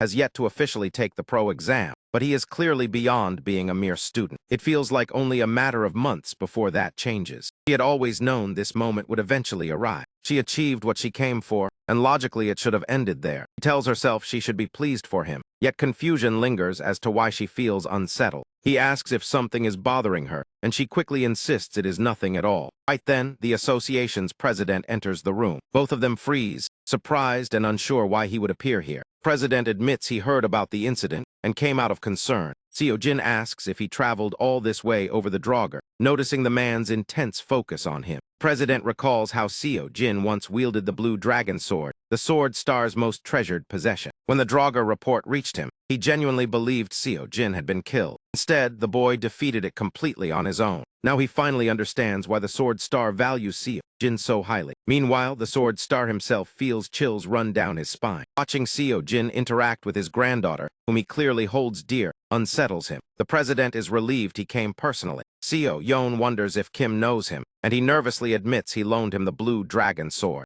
Association president asks Seo Jin how he is feeling. Seo Jin replies that he feels fine, though he is puzzled by what truly occurred. Questions where the Draugr originated and why a revenant was not deployed instead. It is disclosed that the dungeon's magic core had been deliberately overloaded. Since Jimin Zhang's mutation research was applied to the competition for the first time, Seo Jin wonders if the anomalies share the same origin. He considers whether artificially overloading magic cores could be a method to create such monsters. This leads him to suspect it may have triggered the Great Cataclysm. President bows deeply in apology, vowing such a mistake will never occur again. Aware that apologies may not suffice, he asks Seo Jin for anything he desires, though Seo Jin thought the words alone carried weight. He offers to grant any request, and Seo Yeon already anticipates what comes next. Seo Jin raises 3 fingers, signaling his demand for 3 billion won. President finds the sum reasonable but double-checks if Seo Jin's priority is money. Seo Jin then clarifies they mean 3 billion per person. The president pauses, processes the amount, and eventually agrees. Thus ends a legendary raid, with results showcasing strength far beyond the elite of the Big 3 academies. Shocking defeat of a 9-star Draugr, born from an overloaded magic core,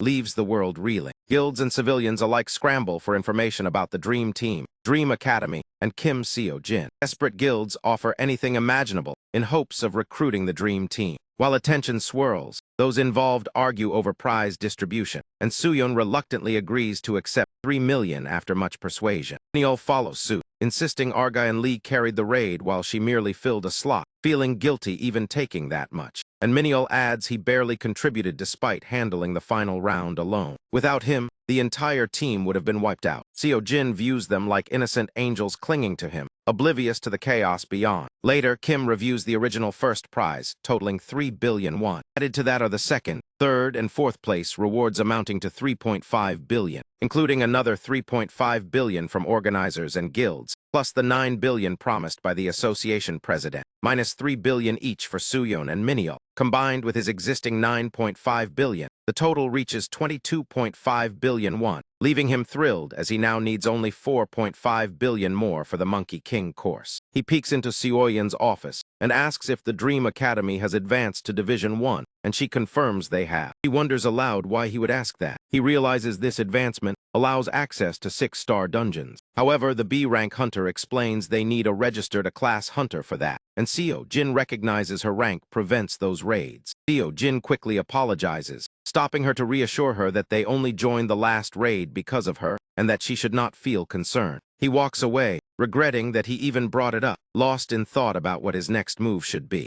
6-star dungeons are completely out of his league. Earning a massive payout is simply impossible. Kim debates whether he should patiently stash away the 4.5 billion he needs over time or jump straight into magic classes without waiting. Choosing to consult Mentor, he sends a message, and at that very moment, Mentor bursts out of the phone, nearly giving him a heart attack. Clutching his chest, he watches Mentor look puzzled at his reaction, while Kim silently complains that he always appears this way, and Mentor insists it's more entertaining. Even so, the small assistant asks what prompted the sudden contact. Kim admits that he's unsure about which path he should take next. Mentor pauses to think, questioning whether Kim is truly ready, and when Xiaojun asks what that means, Mentor explains that everything depends on receiving a karmic discount. With that discount, taking both courses would be possible. A karmic discount turns out to reduce the karma cost assigned to him, functioning as a rare special offer that lowers the final calculation. Kim is stunned to learn that the Transcendent had been running sales all along, though Mentor quickly adds that such offers are extremely uncommon. Then finds out the discount can reach 100%, sending Kim into a frenzy as he realizes the Monkey King's 27 billion won course could be free, and he rushes to claim it. Mentor responds by flicking him sharply on the forehead, bluntly explains that discounts are not handed out so easily. Confused, Xiaojun asks how he can qualify, and Mentor reveals that the Transcendent Academy is running a limited promotion for exceptional students. Kim compares it to a scholarship, and Mentor confirms it's determined by performance in the mock exam. Hearing that drains all his confidence, as the discount hinges on the mock Transcendent exam, the same one he failed horribly before. Still, after learning footwork from Zhang Xinfeng, divine strength from Hercules, and making major strides in Siddhartha's mental discipline, he believes his score should improve. Even so, he whines that reaching the level of outstanding students feels completely unrealistic. Seeing him mope, Mentor clarifies that excellence isn't measured by raw scores, but by the degree of improvement. Students are evaluated by how much their score increases compared to the last exam, with the discount matching that improvement rate. So a 50% increase earns a 50% discount, meaning only progress matters. Seo Jin realizes that all he needs to do is outperform his past self. Mentor believes it's achievable for him and urges him to try, while Kim calculates that 14.5 more points equals 50% and 17.5 equals 60%, an opportunity he refuses to miss. Without hesitation, he declares that he's fully committed. Kim prepares his gold bars as Mentor registers him for the mock exam. Remembering last time, he knows Fafnir is obsessed with gold and finds the practice questions useful, noting that the exam application costs 1 billion karma. Seo-jin realizes there's a fee now since only the first exam was free, and after calculating, he sees he'd have 21.5 billion won left. To afford both courses for 10.8 billion, he needs at least a 60% discount, and for the 2 billion elixir, the discount must reach 70%. In short, improving each subject by just 3 points would suffice, so he signs up without delay. First test begins with combat ability, presenting him with 15 questions. Armin stands ready for Fafnir, Dragon of Ruin, gripping a gold bar tightly. The beast emerges, and Seo-jin hurls the gold bar straight at it. He charges forward, planning to strike while the creature is distracted by the treasure. Instead, he finds himself face to face with a Hydra rather than Fafnir. He stubbornly refuses to accept that it's a Hydra, convincing himself that Fafnir must have grown obese and sprouted 9 heads. When he glances at his phone, the task reads to defeat the 9-headed Hydra within 30 minutes, and realization finally dawns on Kim. Mentor enthusiastically cheers him on. Kim shouts in protest that he was never told the questions would be different. Mentor replies that changing problems is obvious, otherwise people would memorize answers, and jokingly asks if that's why Seo-jin brought gold bars. Kim grumbles that Mentor should have warned him as the Hydra launches an attack. He narrowly avoids the strike and resolves not to overreach. After all, he only needs exactly 3 more points, activating Stairway to Heaven, along with the way beyond emptiness. He weaves through the attacks with ease, impressing Mentor, who is shocked he mastered the footwork so soon after the recommendation. At this stage, Kim can do nothing but evade. While dodging the Hydra's flames, one brush burns him slightly, yet the agony is far worse than he could have imagined. His entire body pulses with pain as he screams, unable to understand what's happening. The suffering overwhelms Seo-jin to the point where death seems preferable, causing level 1 to end in failure. He collapses on the ground, sobbing uncontrollably. Mentor then explains that the Hydra possesses one of the deadliest magical poisons. Mentor comments that it must hurt badly, but Seo-jin insists it's far beyond ordinary pain. He recalls how Chiron once suffered the same poison and begged for death, renouncing immortality itself.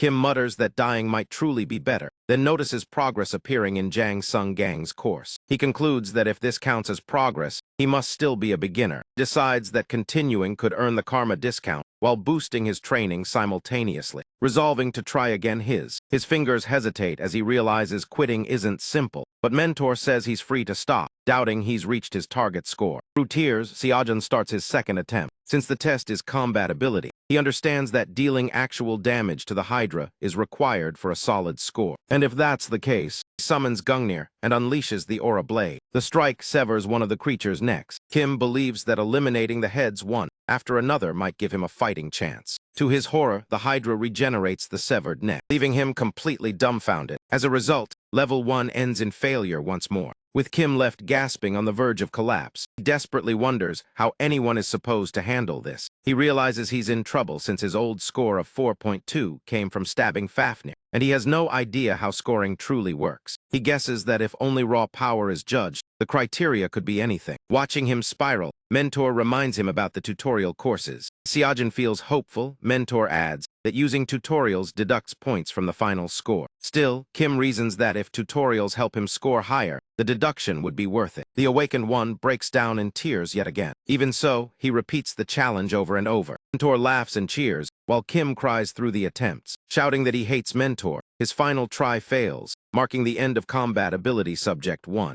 Final calculated score comes out to 8.8 points. That's an improvement of 4.6 points, making Kim ecstatic while Mentor is deeply impressed. Mentor remarks that Kim seems like a new person each time they meet, praising his mastery of footwork and divine strength, and calling his growth rate unprecedented. Seo-jin is thrilled until Mentor adds that he's still the weakest student he's ever seen, prompting Kim to say that comment was unnecessary. Mentor admits it's true, painfully so, leaving Kim baffled by such a backhanded compliment. Even so, Kim believes he can pull this off and chooses to keep pushing forward. A few days later, he collapses flat on the ground. Exhausted, he admits defeat and says he can't continue. 9 days earlier, Seo Jin had advanced to Subject 2, Physical Strength. Level 1, he must hold up the sky for an hour in Atlas's stead while Atlas fetches an apple. And as Kim strains under a massive rock, trembling and shouting that time is up, he fails. His protest is cut short as the rock crushes him down. Physical strength score reaches 5.9 points, an increase of 2.2 from before. 6 days ago, Seo Jin tackled Subject 3, Adaptability, where Level 1 required winning a staring contest against Argus, who casually mentions opening only his second eye. Kim, eyes watering and stretched wide, wonders how many eyes Argus has, learns it's 100 and promptly fails.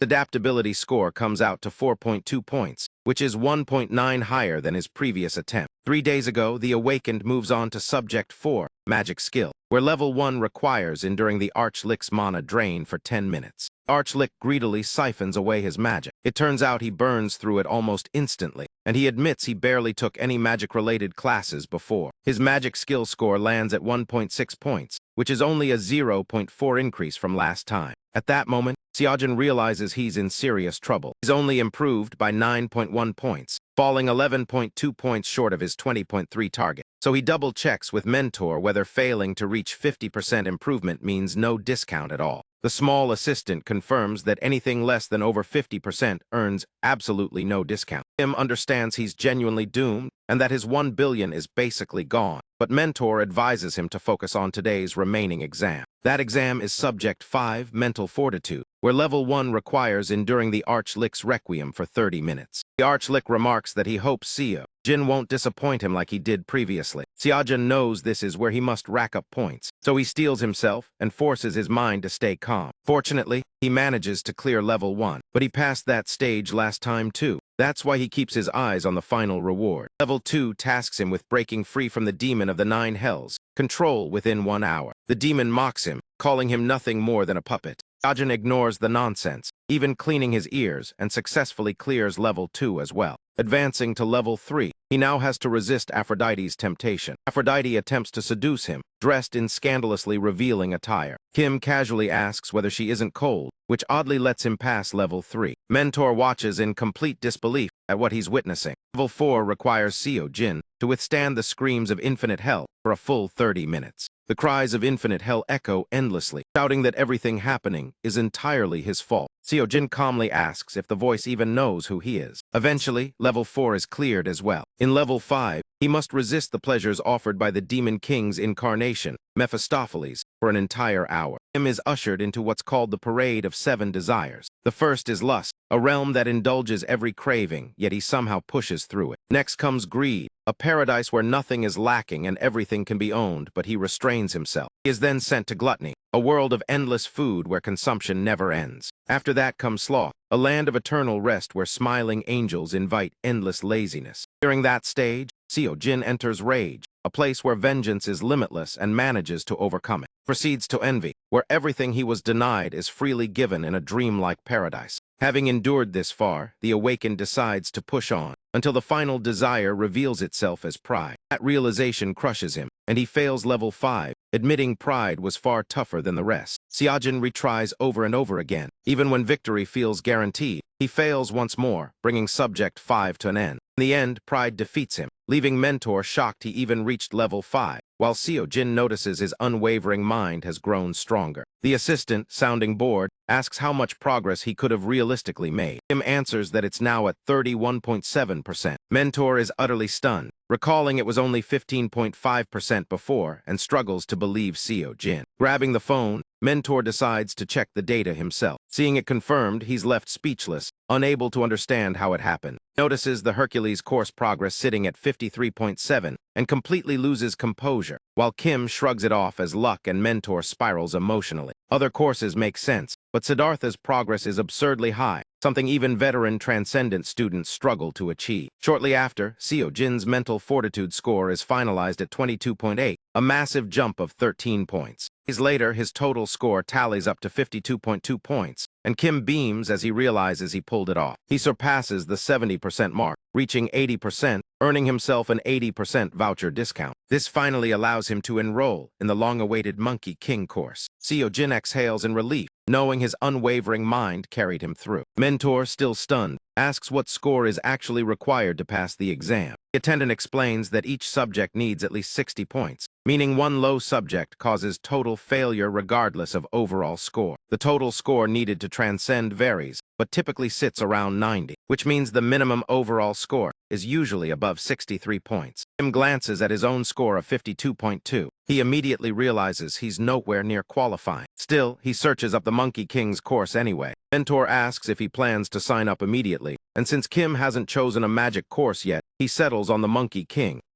Curious about the shooting star staff technique, he assumes an 80% discount will make it affordable. He opens the course page to check, only to learn that certification in Monkey King Spin is required first. Spin, pull, and pierce listed. Seo-jin wonders if he'll ever reach the shooting staff technique and chooses the available course, which turns out to be the fundamentals of staff and spear. The karma cost is calculated at 5.4 billion won. His hands tremble at the number. Still, it's far less than 27 billion, so he signs up. He starts the first lesson. Seeing no one appear, Kim worries something went wrong. Suddenly, the Monkey King makes a dramatic entrance, apologizing for being late after being summoned by the monk Sanjang. He grumbles irritably, complaining that Sanjang can't do anything alone and acts like a child. Meanwhile, Seo-jin remains frozen in shock, realizing he's really learning directly from the Monkey King. The instructor explains that the course covers the basics of staff and spear, known as spin, pull, and pierce. He says these were explained during orientation and clarifies they are the three core forms of staff and spear combat. They form the foundation of all staff and spear techniques.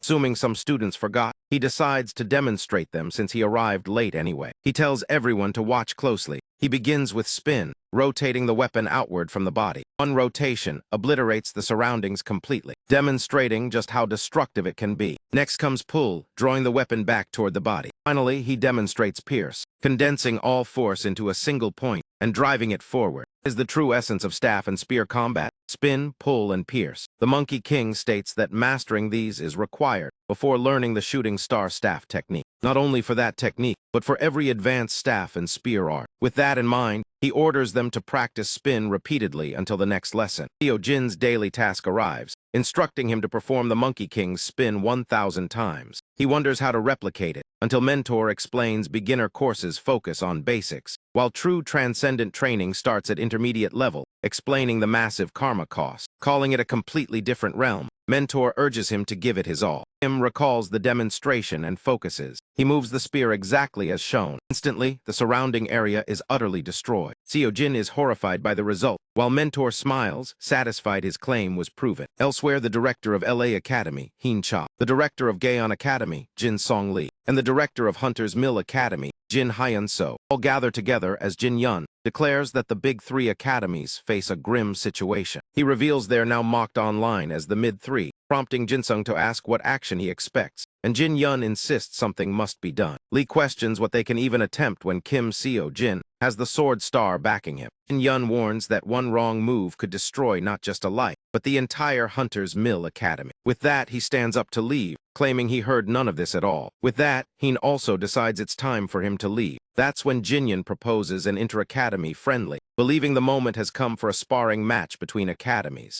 Hyun wonders if this means Hyun Lee will finally be sent out. He simply smirks and casually asks her what she thinks about it. Seo-jin is left speechless by the devastation from a single swing, feeling as though he briefly accessed divine power, although it exhausts him badly. Mentor explains that this is expected from an intermediate course, which assumes mastery of techniques like Strength of the Gods. Mentor believes his current level will make things difficult, and Kim agrees that advanced courses are nothing to take lightly. Wonders how he's meant to complete a daily task when 10 swings already push him to his limit, let alone 1,000. Small attendant reassures him, hinting that he wouldn't have been allowed to enroll if it were truly impossible. Seo-jin asks if there's an alternative way to get through this. That's when Mentor brings up the magic courses Kim had planned earlier. His progress with the Strength of the Gods has been solid. Mentor suggests supplementing it with a magic course to ease the burden. After cleaning up the wreckage, Seo-jin decides that inner focus courses would help him gain better stability and control. Raw power and efficiency, Mentor recommends aura-based magic forms and suggests trying sample lectures to see what suits him. Kim samples Swordmaster Liu Dongbin's course, where he explains that inner focus is like expanding a container. Container represents the human body, which holds flow points believed to be centers of concentration. These flow points are typically divided into three, known as the high, middle, and lower flow points. Practicing the high flow point leads toward higher consciousness and ultimately the transcendent realm, where spirit dissolves into nothingness. It's also referred to as the third eye, the palace of nirvana, or simply the brain. Though considered the most vital flow point, it lies beyond the scope of this course, leaving Seo Jin puzzled. Still, he feels he vaguely understands and assumes Merlin's course played a role. If the high flow point is governed by the brain, he reasons that it falls under mental disciplines. High flow point corresponds to the brain, the middle to the heart, and the lower to the stomach. In summary, Liu's lecture implies inner focus suits the middle point best, while the high point builds faster but is harder to control. This suggests inner focus favors control, while magic forms emphasize power. Yet something about it feels inconsistent to Kim. Watching a sample of Siegfried's raging strength of a dragon course only deepens his confusion. Mentor asks him what seems to be bothering him. Kim explains that he doesn't understand why he can't take both courses. According to Master Liu, the high flow point belongs to the mind, meaning it's trained through Siddhartha's unwavering mind. Since that course is essential for transcendence, all transcendent students are already training the high flow point. That would mean magic courses train two flow points simultaneously, making him wonder why all three can't be trained together. Mentor admits the logic makes sense, but deeper course mechanics are still unclear to him. The further a course goes, the fewer details Mentor actually knows just then. A notification shows Seo Jin's progress in Merlin's course increasing, confirming his theory. Kim wonders why no other students questioned this before, but Mentor says most just choose what feels right, suggesting Kim ask instructors directly since he can't access the board. Believing instructors will give clearer answers, Seo Jin hesitates, but Mentor reminds him questions are normal. Mentor decides to personally ask about it. Seo Jin quietly hopes he'll be allowed to take both courses. As usual, the obstacle is money. It always comes back to money. He pushes the concern aside and enters the Dream Academy, where Seo Yun appears to have been waiting. He soon realizes the heads of Hunter's Mill, Ilai, and Gaeon are also present. They greet him warmly and introduce themselves. Seo Jin is confused why directors of the Big Three are here. They explain the inter-academy friendly. Jin-Yun says it's usually an unofficial clash among the Big Three, but believes Dream Academy now qualifies and asks Kim to represent them. Kim looks to Seo Yun, who says she's fine with whatever choice he makes. His first thought is the prize money involved, only to learn there is none. He clarifies it's a friendly meant to inspire growth and competitiveness among elite students. Kim asks if Dream Academy gains anything, but Seo Yun says unofficial matches carry no benefits. Seo Jin flatly refuses to participate. Directors are stunned and insist it's a rare honor only for top talents. Kim questions the value of joining with nothing to gain, despite their continued persuasion. Spotting Min Yul, Kim asks if he's joining, confusing him by declining. Kim says he doesn't have time, while Min Yul assumes that means he's free. Kim considers testing his new skills, leaving the directors speechless at the scene. Seo Jin walks away uninterested, ignoring their calls to stop. The directors debate desperately after asking what it would take to convince him. Kim states his demand plainly, 6 billion won. That number sparks a private discussion among them. Heen stresses the cost, while Jinsong says there's no point without Kim since he's the target. Cha argues that prize money undermines the idea of a friendly. Neil wonders why Kim needs so much money, while Kim tearfully admits it pains him too. After a tense pause, Jinyan speaks up. Seo Jin wonders if things are settled as tempers cool. Hunter's Mill's director admits they want Kim involved so their students can challenge him and grow. Since Kim refuses without prize money, they agree to offer it. However, conditions will apply. Later, Sayan and Miniol are seen training intensely. When Seo Jin arrives and notices them, he observes how serious their efforts are. The prize pool initially stands at 6 billion won. Second and third prizes of 4 and 2 billion are added, totaling 12 billion, with the winner taking all. Kim finds this normal, except for one condition mentioned by Jin Hyun. Directors insist on setting rules and formats since they fund it, which Kim accepts as fair. All Dream Academy members must participate, and Miniol and Sayan readily agree. Kim asks if there are further conditions, and Jinyan says there are none. But one more person must agree, confusing Kim. He suddenly remembers Seo Yun. He questions why she's included in an individual competition. Kim tells her she doesn't need to push herself just for him. Seo Yun says she's happy to help since he's done so much for her, baffling Kim. He pushes him aside, telling him not to worry and focus on himself. Kim doesn't even get a chance to argue. Figures he should start preparing for the friendly as well. Lost in thought about Mentor, his phone suddenly rings. A message from Mentor appears, advising him to pause magic courses due to complexity. Mentor says he asked the director and will report back soon.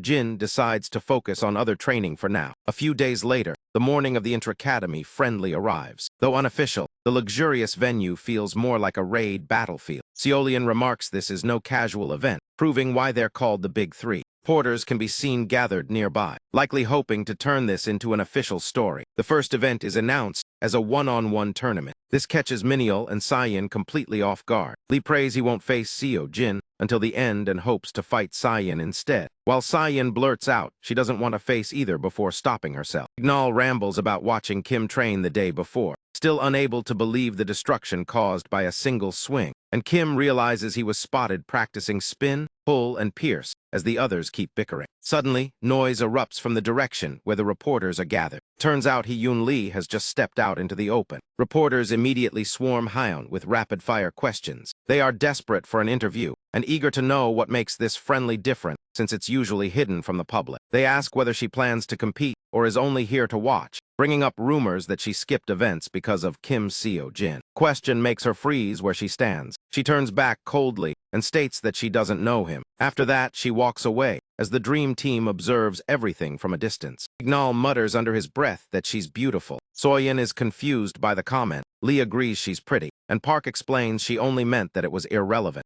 Soyeon asks why he's never said that about her. Mignal points out she's still in high school, and she snaps back, asking what that has to do with looks. Their argument continues, growing louder and more heated. Su-Yan finally snaps at him, demanding to know what his problem is. Her shout draws attention, and nearby people recognize Seo Jin and the Dream Team, puzzled by their presence. Reporters realize they must be the reason for the press announcement. They rush over and surround them with questions, while Saiyan and Miniol keep arguing. Deciding it's too much, the group heads inside. Inside the Dream Academy waiting room, they are reminded that personal equipment is prohibited. Staff member explains Kim will receive a spear, Seo Yoon a sword and daggers, Miniol archery gear, and asks Saiyan if she needs equipment, which she declines. Lee comments that the gear looks fine but unfamiliar, and Seo Yoon seems to feel the same way. Demon Star's disciple proudly says that a true master never blames their tools. Mignal disagrees and asks if she's ever seen a true master using poor equipment, accusing her of arrogance, which she openly admits. Spotting Seo Jin, Lee wonders aloud if he'll be all right. He asks whether he's really unconcerned about using unfamiliar weapons. They resume arguing as Kim quietly worries about whether his equipment can hold up. Later, Kim faces a Hunter's Mill student. The opponent barely recognizes him and questions why personal gear was banned. On top of that, Siwoo declined to join the friendly. His friend thought Siwoo feared Hyun Lee, but learns he was actually afraid of facing Seo Jin. Now standing before Kim, he thinks his friend was foolish, wondering why anyone would fear this guy, and sees this match as his chance to shine. The match starts with Kim instantly closing the distance. His opponent doesn't even see the movement. He reels in shock as the attack lands. His body shakes under the overwhelming power pressing down on him. Seo Jin drives him back relentlessly. Without giving him time to breathe, Kim vanishes again. In the next instant, he's right in front of him,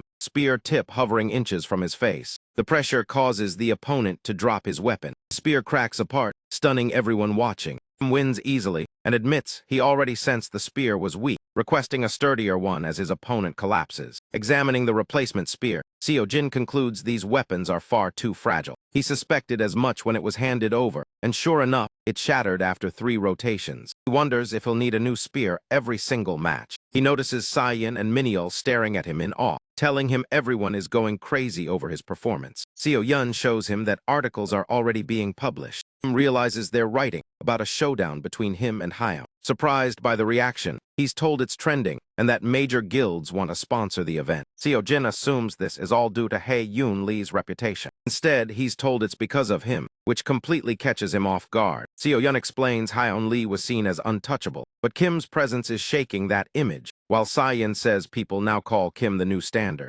Neil admits he'd rather fight Hyun than Kim, while Park proudly says she'd choose Kim. sparking another argument. Elsewhere, Jin Young wonders about Hyeon's reaction to Kim's match. It seems Hyeon finally understands the reason for the excitement. The director asks if she believes she can defeat him, then adds she shouldn't worry about losing. Before he finishes, Lee cuts him off. He admits Kim may be exceptional, but insists he's still just a student. The director agrees and says he was merely voicing concern. After she leaves, he looks back at the screen, watching Seo Jin holding a cracked spear. It's clear he's genuinely worried. The tournament presses on, with Dream Academy racking up victories, including an easy win by Mignol. Sayin also shocks everyone by advancing. Naturally, Kim keeps winning. He repeatedly asks for new spears, saying he's trying to restrain himself, but the opponents are too strong. Staff members argue over how many spears he's broken. They count 9 shattered spears so far, each worth tens of millions, totaling over 100 million won. At this rate, weapon costs may exceed the prize money, yet refusing replacements isn't an option. Seo Jin nervously suggests using his own spear, prompting discussion. One staffer whispers it wouldn't be special treatment, while another thinks rule changes need approval. The group awkwardly waits as staff leave to consult their superiors. Just then, Sayin walks in. He looks pale and shaken. Kim asks if she's next and notices her trembling, asking worriedly what's wrong. She tells him she's been matched against Hyeon Lee. Given her short training under the Demon Star, it's no surprise she's terrified. She asks if he thinks she'll be okay. Seo Jin reassures her it's not a dungeon raid. He tells her winning or losing doesn't define her, and not to overthink it. Still, she doubts herself, recalling how little she contributed during the raid. Yet that experience felt meaningful, earning recognition and letting her use her hard-earned abilities. She loved it, but knows her teammates are far ahead of her. She decides this is her chance to prove she belongs beside them. Her name is announced, calling her to the arena. Seo Jin wishes her good luck. She steps forward determined to prove her worth. Entering the arena, Sayin faces Hyeon and feels overwhelmed by her presence. The fight starts with Lee standing calmly.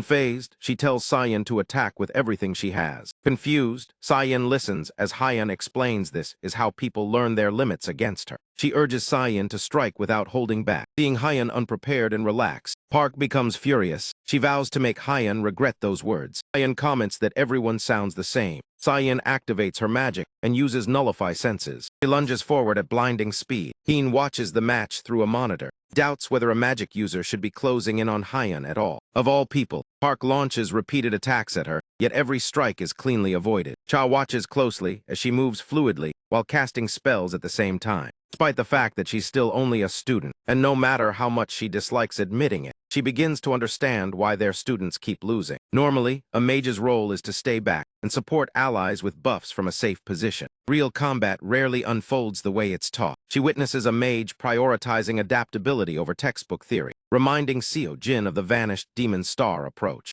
Demon Star, hailed as the greatest mage of the Great Cataclysm, fought exactly like this, unleashing terror upon monsters and earning the title War Mage. Sayin lands a solid blow that Hyeon narrowly evades, making her question whether that was truly Sayin's limit. Immediately after, Lee counters with a strike. Blood spills from Sayin's mouth as she staggers and clutches her body. Hyeon assumes the fight is already over. At that moment, Park casts another spell. The act seems to irritate Lee, whose clothes remain almost untouched. Convinced they aren't even comparable in strength, Lee slaps her hard across the face. The blow sends Sayin flying until she crashes heavily into the ground. Everyone is stunned, including Seo Yoon, Min Yeol, and Seo Jin. Yet Hyeon doesn't stop. He grabs Sayin by the collar and strikes her face again and again without restraint. That's when Kim snaps, gripping his spear tightly. He charges toward the arena, freezes when Sayin tells him to stop, insisting she's all right. Even as another slap lands across her face, the referee shouts for Haeun to release her. Lee responds by throwing Sayin to the ground. Seo Jin rushes to her side, urgently checking her condition. Then he hears Lee dismissively calling them nobodies. Kim finally loses all restraint, but Park grabs his arm, stopping him, saying that it's Sayin's fault for being too weak.